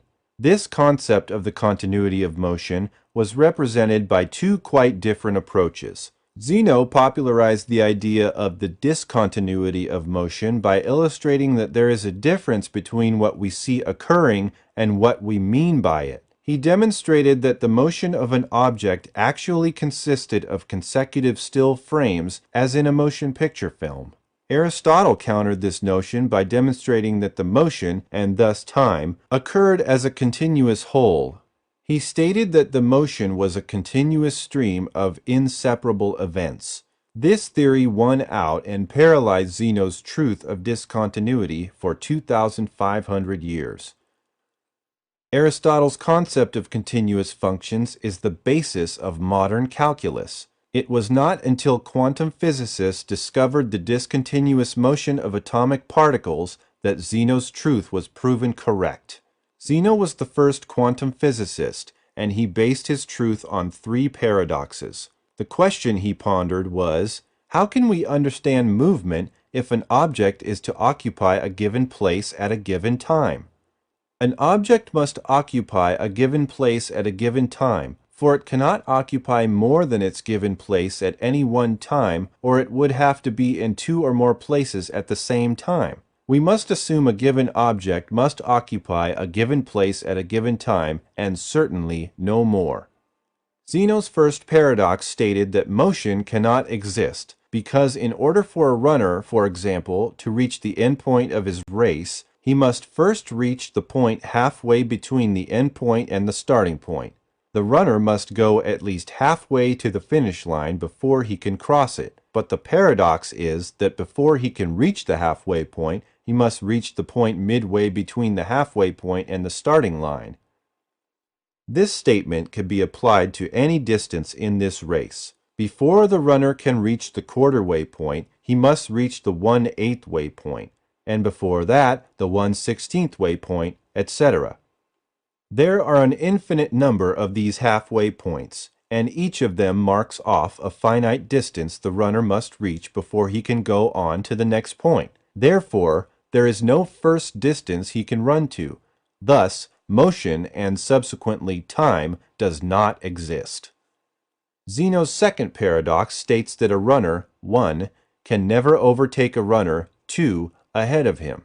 To do so, runner 1 must first reach the point just departed by runner 2.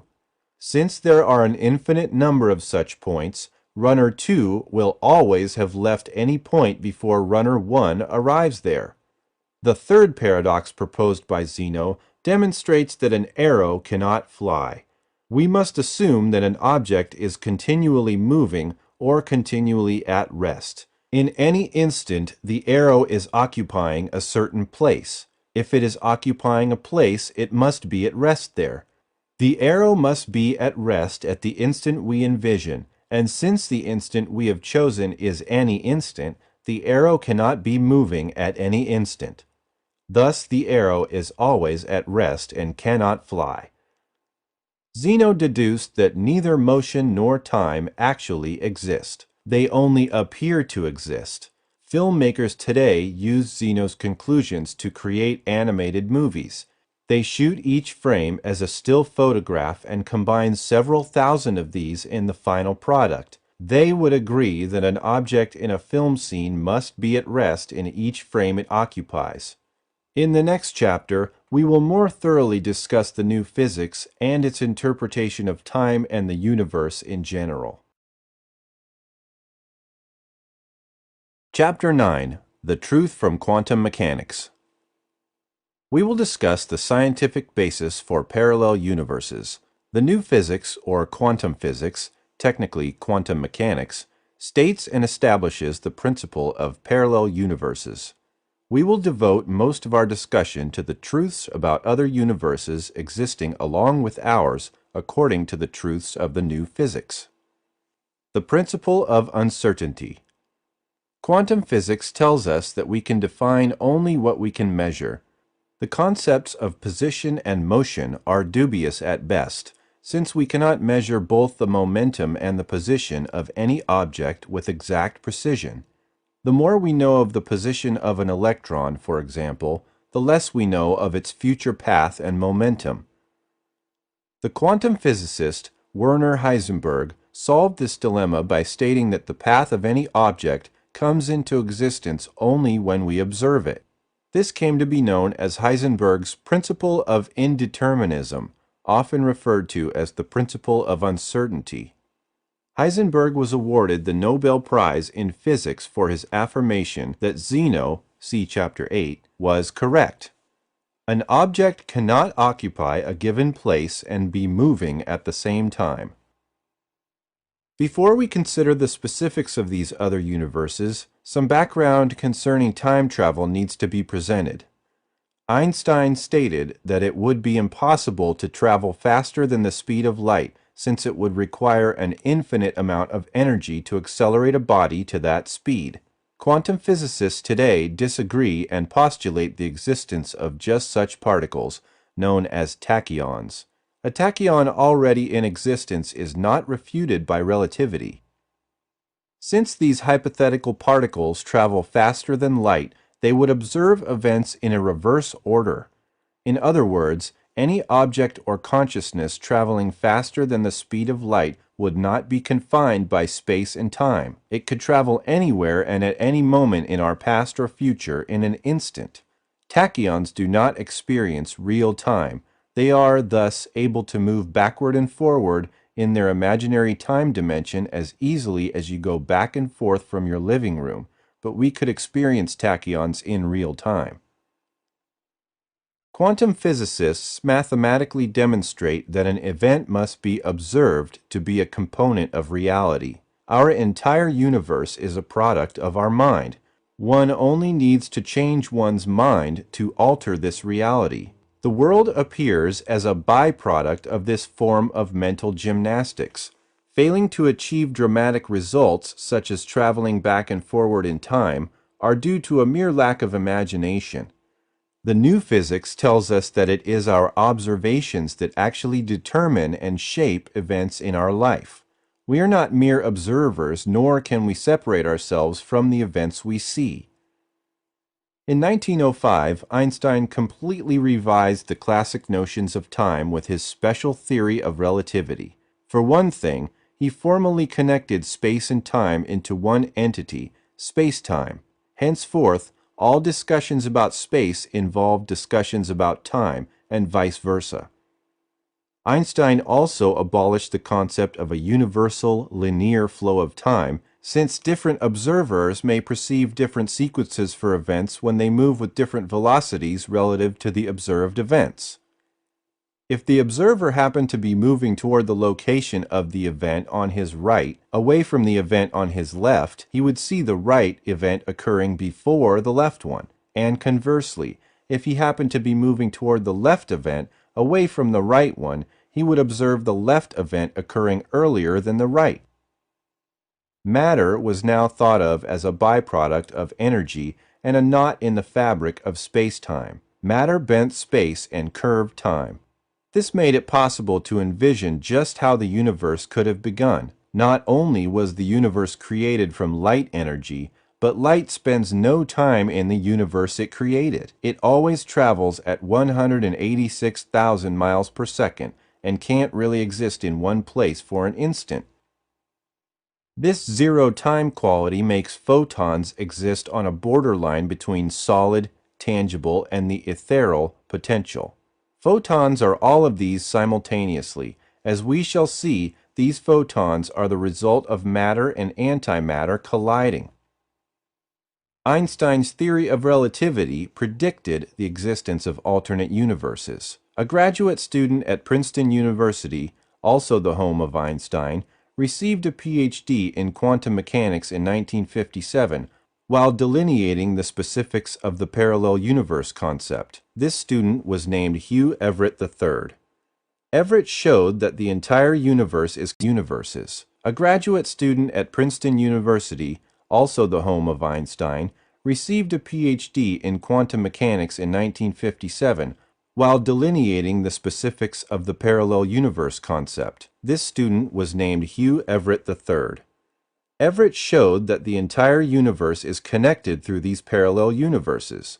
The truths about parallel universes were further expanded in 1969 at Brown University, when physicists Leon N. Cooper and Deborah Van Vechten demonstrated that whenever a measurement of a physical system occurs, the system appears to jump into one of many possible physical states. The system cannot exist in any of these states before the measurement is made. Their conclusion proved that whenever a measurement takes place, the universe splits into as many universes as there are possibilities. Black holes. Under the maximum stress of matter's distortion of space and time, general relativity theory predicts the existence of black holes, the most distorting region of space-time anywhere, anytime. Spinning black holes contain bridges connecting our universe to parallel universes. Einstein's curved space-time resulted in what mathematicians call singularities. These are actually bridges between gravity and parallel universes. Tremendous distortions, possibly tears in the fabric of space-time, occur in these regions. These singularities exist in the center of a black hole, and all physical quantities take on infinite values at these locations. At the center of this black hole, light stops moving. Gateways to parallel universes exist by these distortions.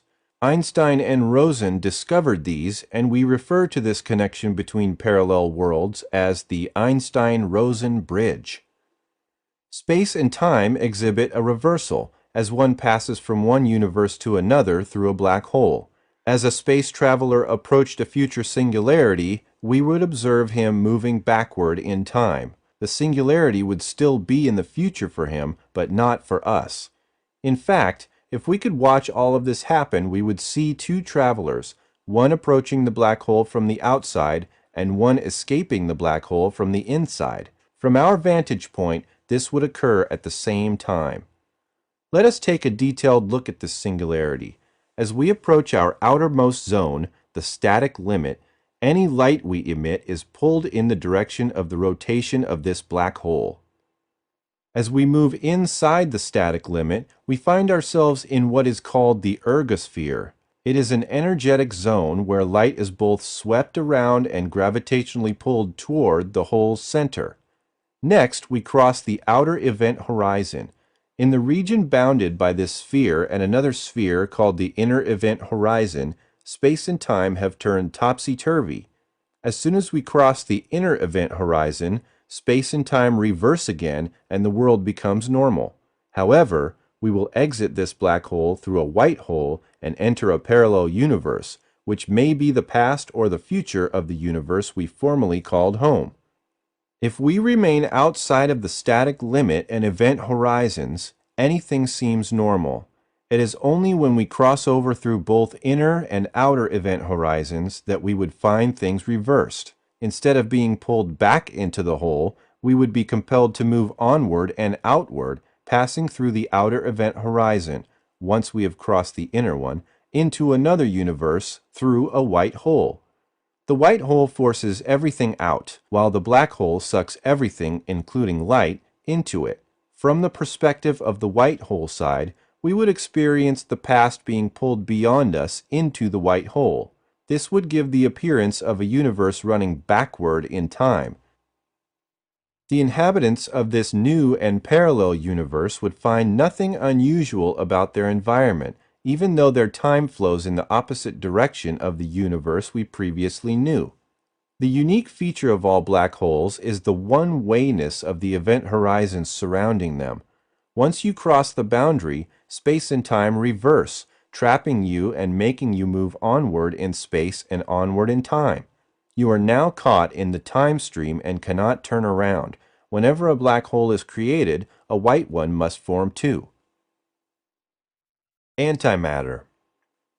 Einstein's famous equation, E equals mc squared, equates energy and matter. This led to speculation that matter may be trapped light energy. In quantum physics, a process known as electron-positron annihilation and its counterpart, electron-positron creation, led to an important truth about parallel universes. When an electron collides with its parallel universe counterpart, antimatter, known as a positron, both disappear. The result of this annihilation is two particles of light called photons. Electrons can do this because it is suspected that they may travel faster than the speed of light. If the light energy is high enough, the photons can be turned back into matter and antimatter again. The properties of a positron are almost identical to that of an electron. The only difference is that everything is reversed. The electrical charge of the electron is negative, while the positron has a positive charge. The positron's spin direction is opposite to the electron's. It is theorized, according to one of the truths of quantum physics, that the electron is a positron moving backward in time and vice versa. This would enable it to be in two places simultaneously. The opposite particle, electron or positron, would now appear as a particle with opposite properties we observe for its partner. Consciousness. In order for there to be consciousness, there must be choice. The new physics clearly demonstrates that we choose between alternatives, and this helps create and shape our reality, including parallel universes. Since there must be the mind to make these choices, there must be consciousness. One truth that quantum physics relates to us is that mind exists as fleeting energy in parallel universes. The overlapping of these fleeting flashes of energy makes up the universe we perceive. These patterns create both mind and matter. It is the mind of human beings that perceives reality and selects that reality from various other universes.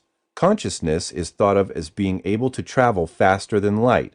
Thus, it may go back or forward in time instantaneously. Superspace. Parallel universe truths require an object in space to exist in all of the spaces in these universes at the same time. It occupies only a single point when we observe this object. Prior to this observation, the objects in each space pass through each other's spaces like ghosts in the night. These objects, I must point out, are quite solid in their own separate space. The term superspace is used to describe this concept. There is always room for another universe, another whole space in superspace. In it, objects take on individual but separate realities, and all of those realities move like ripples in the wind of probability. Thus, superspace is an imaginary mathematical construct used to depict circumstances in which there are more than three dimensions. Superspace contains points just as ordinary space does, but each point in superspace marks the location of every object in a whole universe. That is, each point in superspace is a scale model of a whole and distinct universe. Holograms. A hologram may be described as a photographic record of light waves reflected by an object. A laser light illuminates this object. The combination of the direct light from the source and the reflected light from the object results in an interference pattern on the photographic plate. The three-dimensional image of the object can then be produced by illuminating the interference pattern with the original laser light. This interference pattern contains all of the visual information from the object. Thus, the entire object is represented in each region of the photographic plate. The three-dimensional object can be made to appear if only a small section of the plate is illuminated. Because the light from all points on the object is enfolded into each area of the photographic plate, each section in holography is related to the entire structure. The quantum physicist David Bohm states that quantum particles function as holograms. His truth says that when a particle taps into the information field, its movement reflects the state of the whole. Thus, the particle cannot be separated from its environment and cannot be treated as an independent entity. It is an aspect of the entire system. In other words, any event occurring anywhere is immediately available everywhere as information. Each portion of space contains information about all portions of space. The reason the classical world appears to us as a collection of separate and distinct objects is because the quantum potential at the macro level is negligible. Bohm's truth is that all information is enfolded within each region and is, therefore, available to all particles, and all quantum fields of all particles have an input in every area. Communication with the past and future. The existence of parallel universes makes possible the communication with the past and future through quantum wave probability, since this wave can travel back and forward in time. One question this truth brings to mind is, what happens if I go back in time and alter the past? You may change the course of history in one parallel universe, but the others would not be affected by this alteration. The new physics tells us that quantum wave probabilities imply the existence of both the past and future simultaneously with our own time. A future me is sending back through time quantum waves, which will clash with the waves being generated here and now. If these wave resonances match, the future and present event become meaningful to me, and a real future is created along with memory sequences. If there is no resonance, then there will be no probability of a connection between the present and the future. It will not occur in my awareness. This truth tells us that the greater the probability, the more meaningful the transaction, and the greater the chance of it occurring. The closer in time the sources of these waves are, the more likely that the two counter-time quantum wave streams will marry and produce a strong probability, one that has a good chance of becoming real. One explanation for visionaries is the ability to marry quantum wave streams originating from far time-distance sources. People who lack the ability to do this for the shortest time distances would be unable to cope with life. A timeless state would result if we were able to marry corresponding times every moment of our time-bound existences. This is possible since the past, present, and future exist side by side as simultaneous time. This timeless state is considered to be our base state of reality, the truth, by many forms of spiritual practices. The only reason we don't do this is because of our failure to discriminate between the many past and future sending stations attempting to communicate with us. We thus live time-bound lives, disconnected from the past and the future. People who are capable of lucid dreaming, those we label as schizophrenic and visionaries, may be able to receive these signals from the future clearer than the rest of us.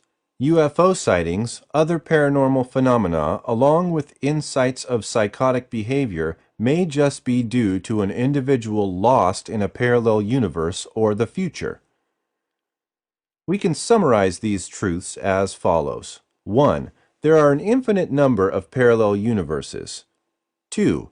Quantum waves carry information moving from past to present and from future to present. 3.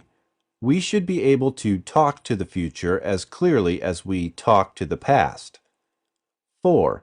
Existence as we know it is a subset of reality, which is unknowable. The new physics relates several truths about the world as we know it. Our lives would be meaningless without the past or the future. It is this momentary flash of consciousness containing complementary observations of an object in our reality that join together to create physical matter.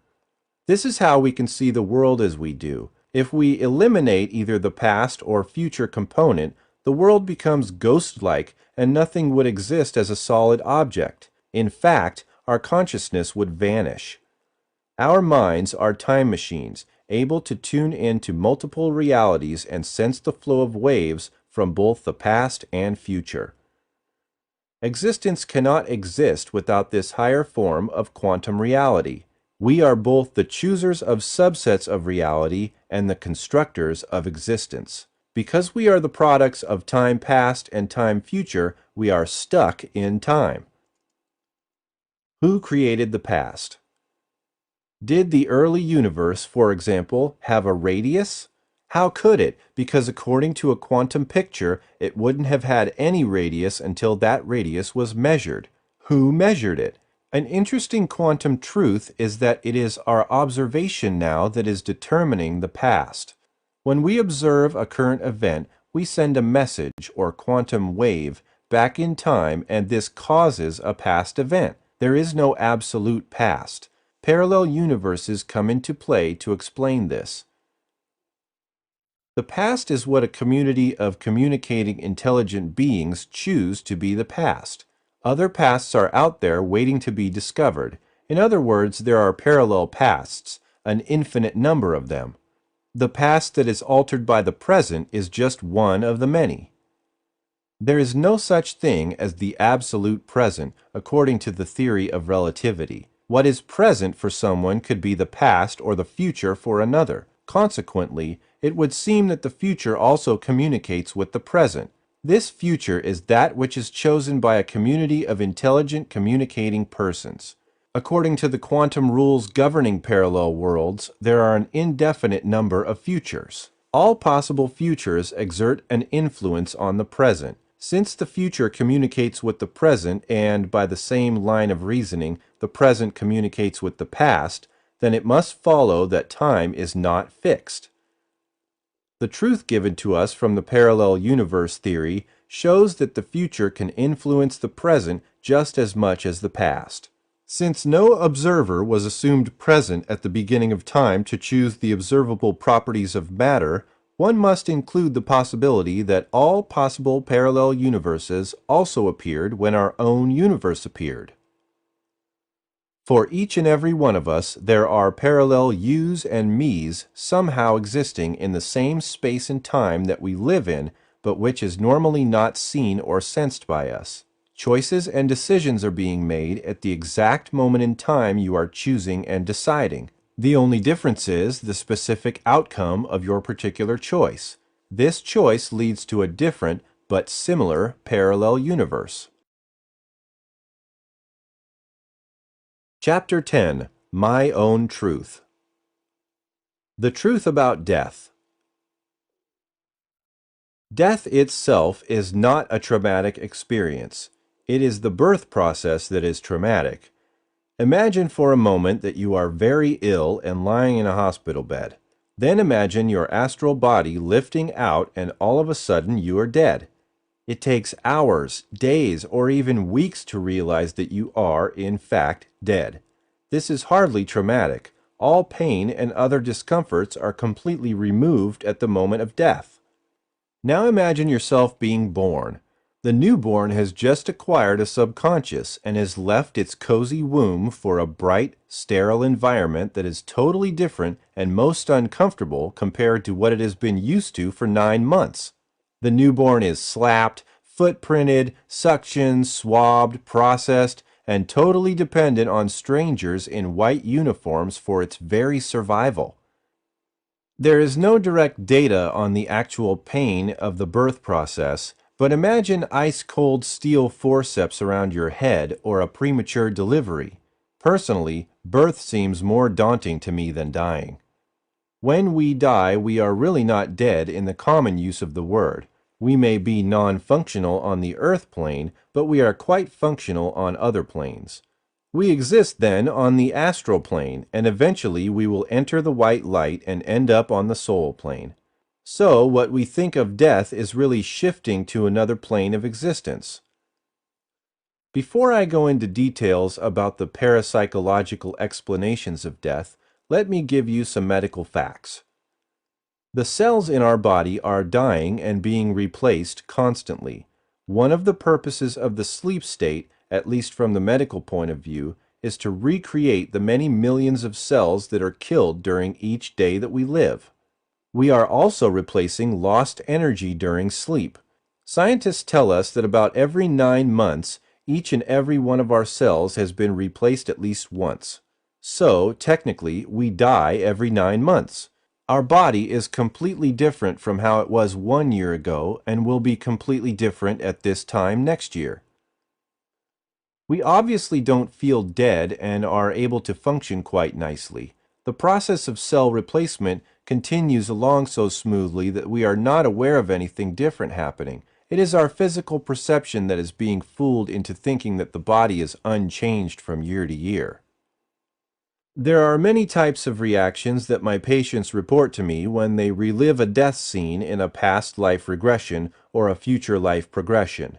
I will discuss only the most common descriptions my patients have given of the death experience. First, a floating sensation is almost always described. Whatever physical discomforts the patient may have felt at the moment of death are completely gone. There is no pain or any other feeling at the moment. The patient is simply floating. Feelings of inner peace and quiet, with a complete absence of fear, are quite common. The body below is now viewed as if it were no longer a part of the patient. Indeed, this is exactly the case. Let me repeat, there is absolutely no danger of the patient really dying, even in very deep trance levels, while reliving the death experience from a past life. Patients soon realize that they have a body, but a very different type of body, subject to very different physical laws. This astral body possesses the ability to do many things that the physical body cannot. For example, this astral body can move through walls and doors and travel thousands of miles in a matter of seconds. Time is not registered at this level, and the astral body possesses complete knowledge of the former life and can even read the minds of other people who were involved in that life. The silver cord. One constant observation that people have reported to me is the presence of a pulsating silver cord. Theoretically, when one experiences an astral projection not related to a death experience, there is a silver cord attached to the back of the astral body and to the solar plexus region of the etheric body. As long as this silver cord is unbroken, the patient's physical body is still alive. Upon death, this silver cord is broken. Death sounds. Another observation is auditory. People hear all sorts of noises following death. Buzzing sounds that appear to originate from inside the head are commonly reported. Others include loud ringing sounds, clicks, roars, banging noises, whistling, and musical sounds. One theory that has been proposed states that each plane has a characteristic combination of light and sound, and this will change as one ascends or descends to different planes. The individual's vibrational rate is also changed. At this time, many bright colors are often seen. They change frequently and seem to move by at a very rapid rate. The tunnel. The feeling of moving through a long, dark tunnel is, in my opinion, the most fascinating and important observation of the death experience. Some patients use the term vacuum. It seems as if the patient is being drawn into this tunnel, and once in this dark structure, they are transported to the other side or astral plane. When I regress or progress patients, I usually suggest they imagine themselves entering a tunnel that has a bright white light at the end. I suggest that there is a fork at the end of the tunnel. If the patient takes the right fork, he or she ends up in a past life. A future life would be the destination if the left fork were taken. This technique is very successful and one of the most commonly used methods of guiding a patient into a past or future life. Whether in a hypnotic state or death, the tunnel clearly seems to represent the passageway to the next level. The presence of others. Once the patient is able to stabilize him or herself after emerging from the tunnel and to adjust to the floating sensation, the presence of others is noted.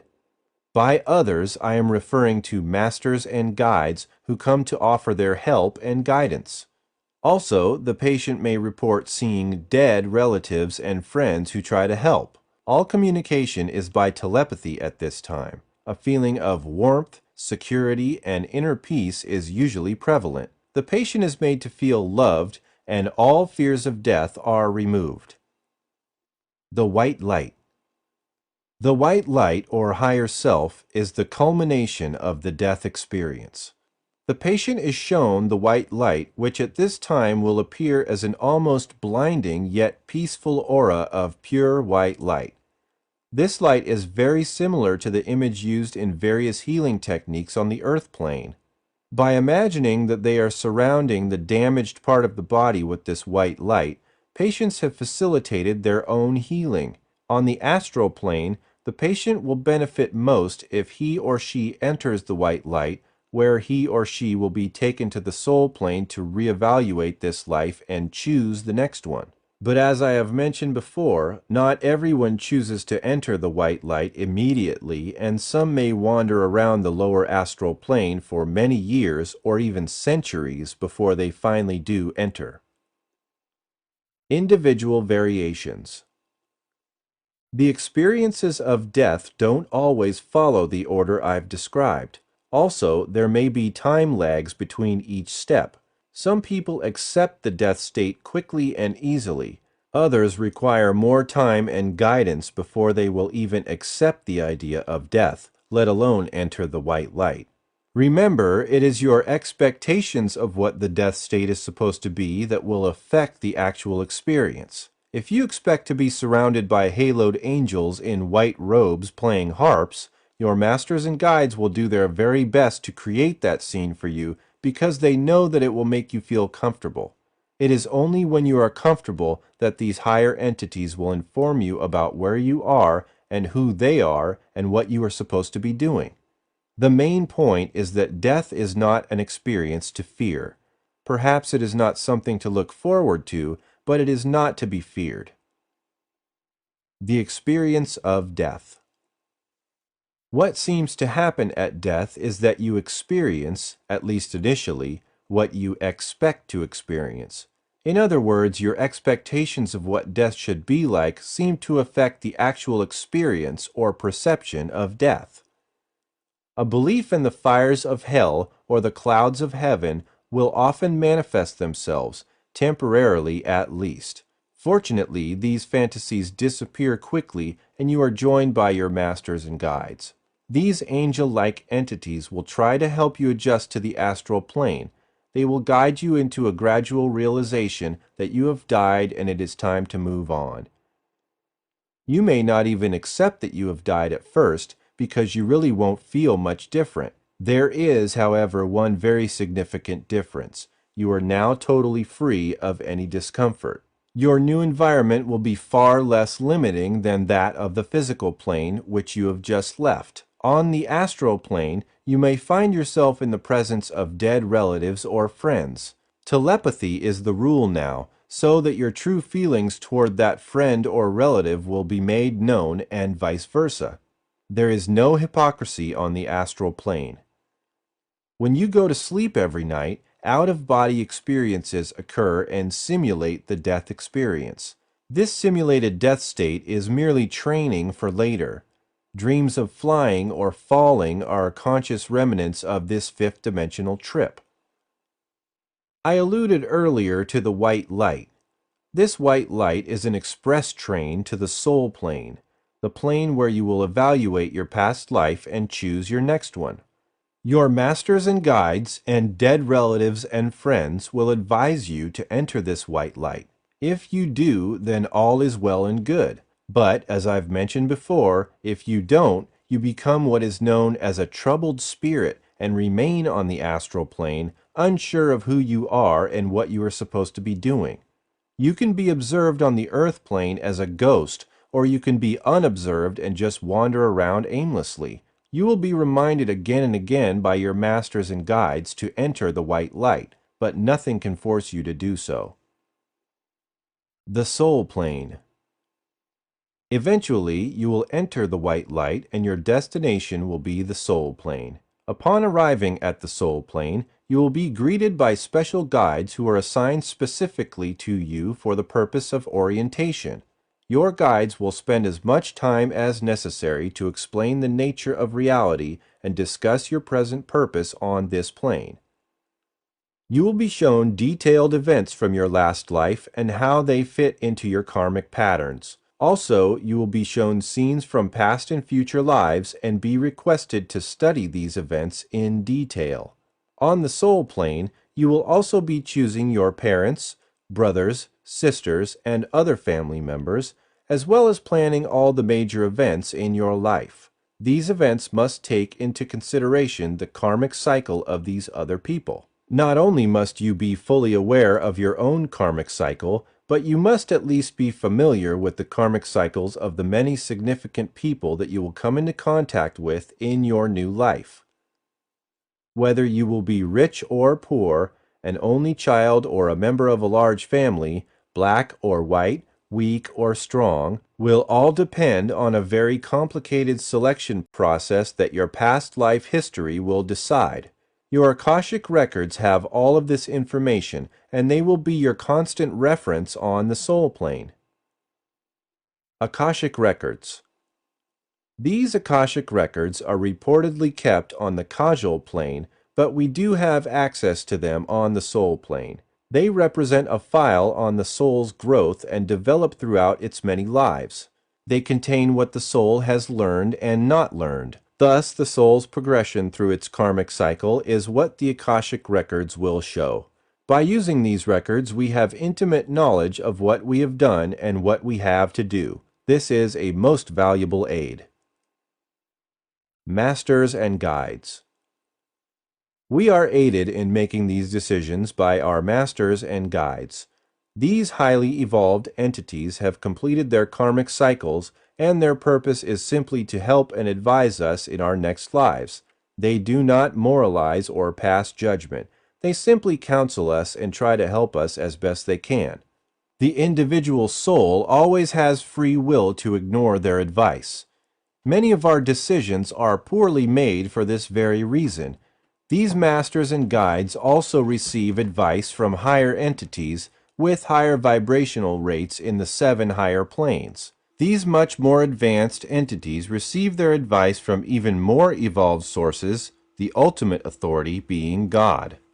The final result is, of course, excellent guidance. When we listen to these guides, we make better decisions and work out our karmic cycles faster and with much less trauma.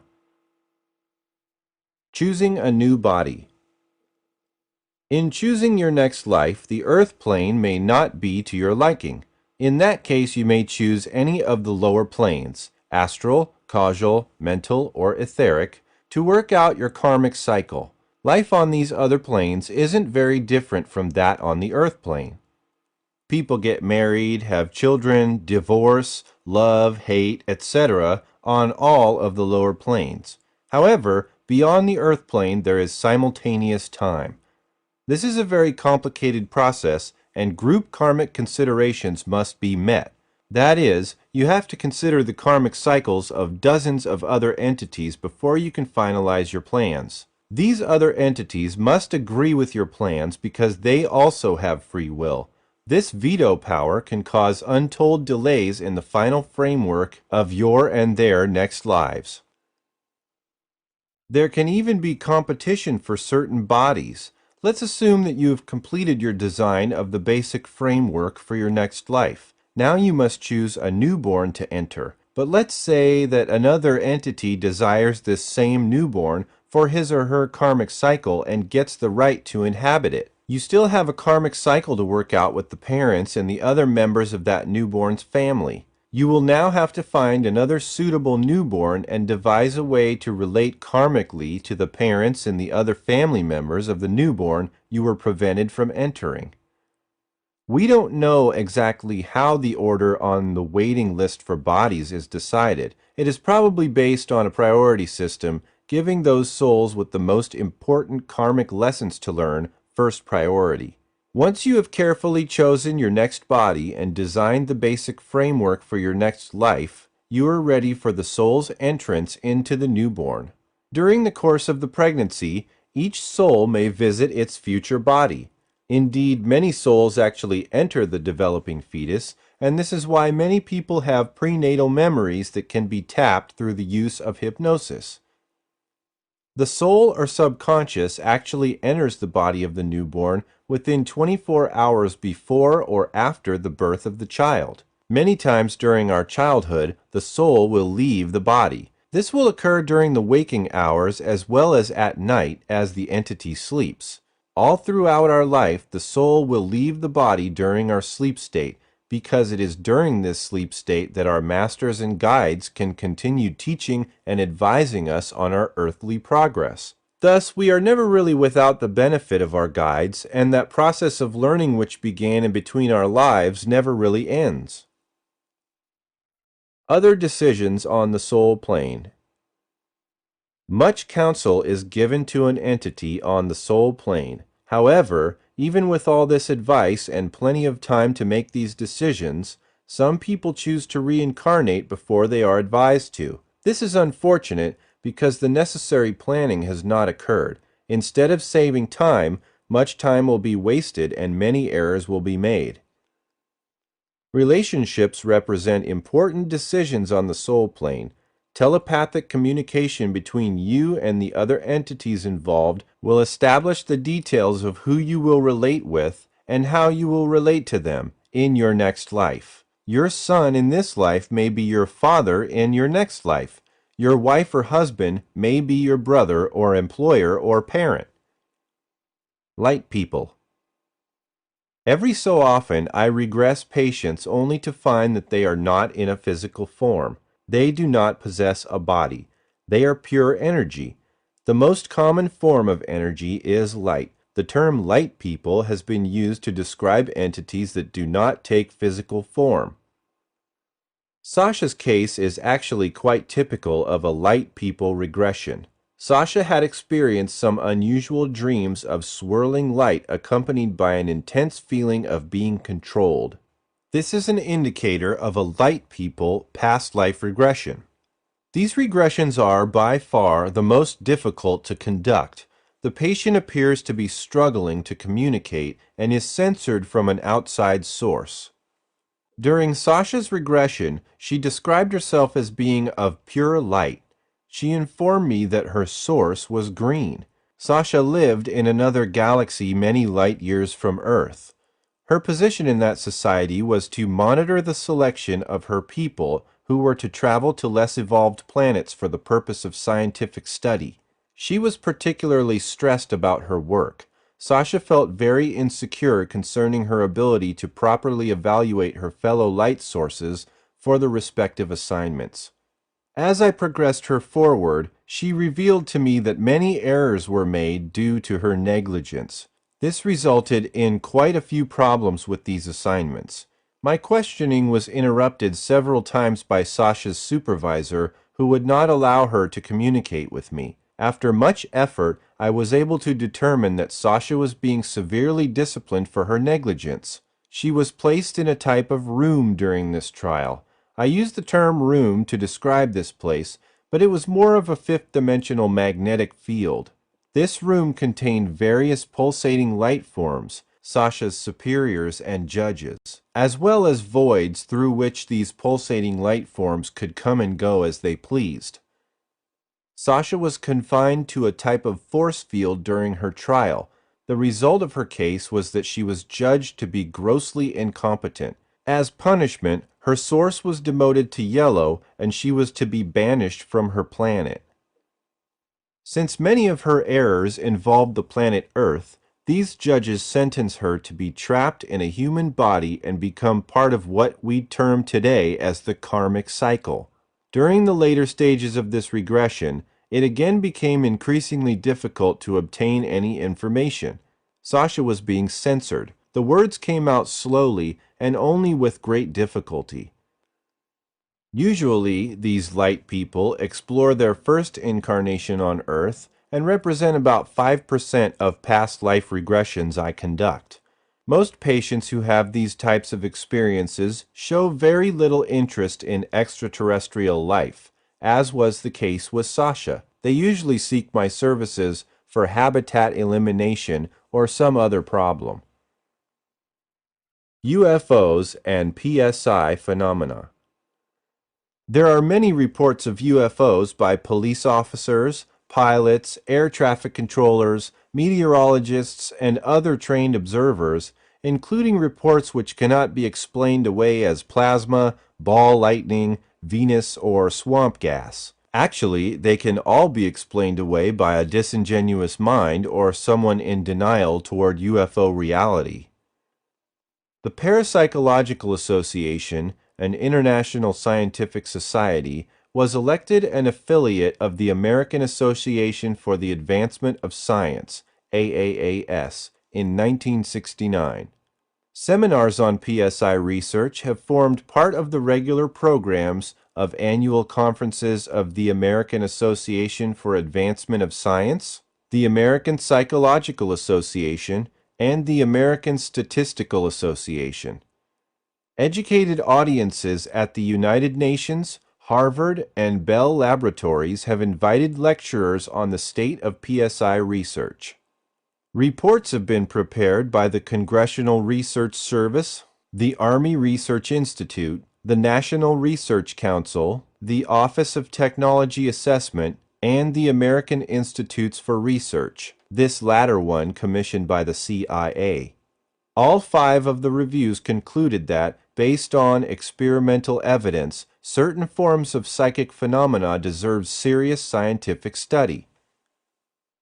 Progression. In 1977, I asked a patient, while she was in a hypnotic trance, to go to the origin of her problem. It was my expectation that she would regress back to a prior life. Instead, she described a future life in the 23rd century. This was the birth of progression hypnotherapy. My first book, Past Lives, Future Lives, originally published in 1982, was the first book ever written documenting this phenomenon. The actual experience of a progression is rather difficult to describe. I have personally conducted thousands of progressions.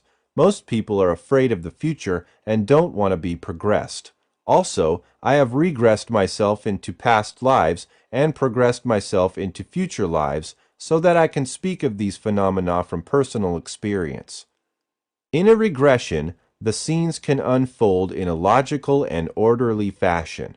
The patient can recall the past in great detail, and these journeys into the past and future are often quite helpful to the patient in terms of understanding present karma and current behavioral problems. A progression, however, is far less stable. It is much more difficult to obtain information. When I perform progressions, I am essentially attempting to see how a patient's karma will be manifested in the future. This knowledge can be very helpful to a patient in terms of the present. It seems that when an individual is progressed into the future, he or she may be quickly removed from a particular scene and transferred to another without any instructions or cues from me. These sudden dislocations pose absolutely no anger to the patient, of course, but the continuity of the experience may be lost or fractured. For example, the patient could be describing a scene in some futuristic city. The next thing we know, the city has disappeared and a desert scene has replaced it. The patient may then describe a third and completely different scene and act as if nothing unusual has happened. The concept of forbidden knowledge is often mentioned by my patients. People ask me, isn't knowledge of future events prohibited by the universe? The answer is simple. If you are supposed to know something, such as your future, your higher self will see it and you receive that data. If, however, you are not supposed to be aware of certain future events, then no person, place, or thing will give you that information, unless and until you are ready to receive it. Even with my highly sophisticated techniques and extraordinary success rates, I cannot arrange for you to receive information that you are not supposed to have. When the student is ready, the teacher will be there. The principle of forgiveness. What is interesting to note about working out karma is the principle of forgiveness. When I have the patient speak from the superconscious mind level, I am informed of how this principle works. Assume that you lived during the time of the Vikings, about 1200 years ago. Raiding villages, burning buildings, raping the women, and murdering the villagers would have been commonplace. This would incur much negative karma. If during one of these raids, a certain group of villagers would have their lives spared because of your kindness, then you would have earned positive karma. It wouldn't be just one positive episode against many negative ones. The fact that you showed this kindness would erase many negative episodes during that particular incarnation. If you spent the rest of that life helping other people, all of the past murders, thefts, and other crimes would be removed from your karmic cycle. Free will. Since the soul always has free will, it is our decision to be born at a certain time and place. It is our decision to choose our parents, friends, lovers, and enemies. We cannot blame other people or a bad childhood or marriage for our present problems. We are directly responsible for our lives because we have chosen the environment. The basic framework for your life will be pre-planned by you, but you cannot plan every situation. Not only does your soul have free will, but so do all the souls that you will come in contact with in this new life. The main point is that you choose the tests. Group karma. We do not reincarnate individually. Rather, as I have been suggesting, our own karmic cycles are intertwined with many others. For example, your parents may have been your children in a former life. Your wife may have been your brother or son, etc. This is not to say that karma involves any form of incest or other such moral judgment. It simply implies that our lessons are intermingled with the lessons of their entities. These lessons have an effect between entities and among others around them. Scientific evidence for a soul. What is actually traveling through the fifth dimension is our soul occupying a spiritual body. This is the astral body on the astral plane, causal body on the causal plane, and so on. So let us discuss the actual evidence for this existence on the soul plane. First, we must establish the fact that the soul is electromagnetic radiation, equivalent to a radio or television signal. Most of this harmless radiation in our physical universe is electromagnetic radiation. Second, the individual entering the fifth dimension via his soul contacts a reality outside of himself. Some refer to this as consciousness. Dr. William Tiller, Professor Emeritus at Stanford University in the Department of Materials Science and Engineering, has demonstrated that human consciousness, the soul or subconscious mind, contributes to the creation and direction of the universe.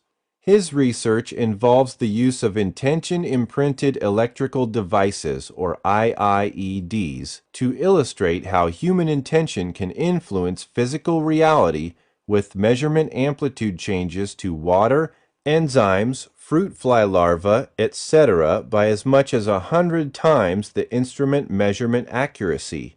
In other words, Tiller showed how our soul significantly altered the properties of physical materials. The neuroscientist Mario Beauregard showed that life-changing spiritual events can be documented. He demonstrated that religious experiences have a non-material origin. Scientific materialism is at a loss to explain irrefutable accounts of mind over matter, of intuition, willpower, and leaps of faith, of the placebo effect in medicine, of near-death experiences on the operating table, and of physical premonitions of a loved one in crisis, to say nothing of the occasional sense of oneness with nature and mystical experiences in meditation or prayer. Subtle energy refers to the medium through which consciousness acts on the realm of matter and energy. This subtle energy appears to contribute to many phenomena not currently explained by conventional science: telekinesis, remote sensing, telepathy, intuition, healing by prayer or other psychic means, biocommunication between species, etc. Since these phenomena have tangible effects that can be documented but not explained by the known principles of the electromagnetic field of matter or energy, they require that we hypothesize another force through which conscious intent acts on the affected objects, senses, and cells. Subtle energy communication happens only when behaviors, thoughts, or talk are based in emotions or serious intent. Words or ideas per se do not elicit a reaction unless they have been energized by some force, such as subtle energy. Tests done with a distance of over 300 miles between a donor of white cells and the lab indicates the communication bond is not affected by distance. Experiments with leukocytes indicate that a bond of communication exists between an individual's thoughts and emotions and his cells after they are removed from the donor's body. The existence of interspecies communication, as this level demonstrates the singular and, apparently, universal nature of consciousness. We know that the brain mediates, but does not produce, spiritual experiences. There is no scientific evidence showing that delusions or hallucinations can induce the long-term positive transformation that frequently follows spiritual experiences.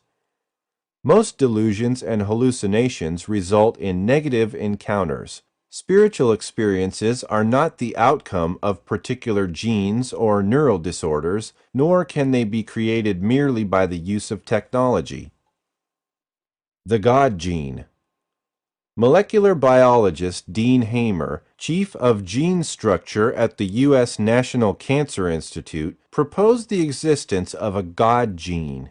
He states that a gene known as VMAT2, vesicular monoamine transporter, is the God gene. We know that the brain's temporal lobes and the limbic system are involved in spiritual, mystic experiences. This does not mean that these areas create the experiences all by themselves. Spiritual experiences are neurally instantiated by different brain regions involved in a variety of functions, such as self-consciousness, emotion, body representation, visual and motor imagery, and spiritual perception. These phenomena are complex and multidimensional. Upon dissection of the human brain, aside from some jelly-type matter, nerve fibers, and perhaps neurotransmitters, all of which come into play in our thought functions, there emerges not a shred of evidence of a substance that produces a sense of humor, the appreciation of art, or the ability to differentiate between good and evil. Dr. Michael Persinger, a neuropsychologist at Laurentian University in Sudbury, Ontario, has invented a helmet called the Octopus or God Helmet that allegedly induces spiritual, mystical experiences by electromagnetically stimulating the temporal lobes of those who wear it. This God Helmet is actually a snowmobile helmet with solenoids that purportedly could stimulate objects to experience God. Persinger's research failed to demonstrate any consistency in his reported God helmet experiences. He offers no imaging data to support his claims about what is happening in subjects' brains. Rather, he relies on inference from the subjective reports of his subjects.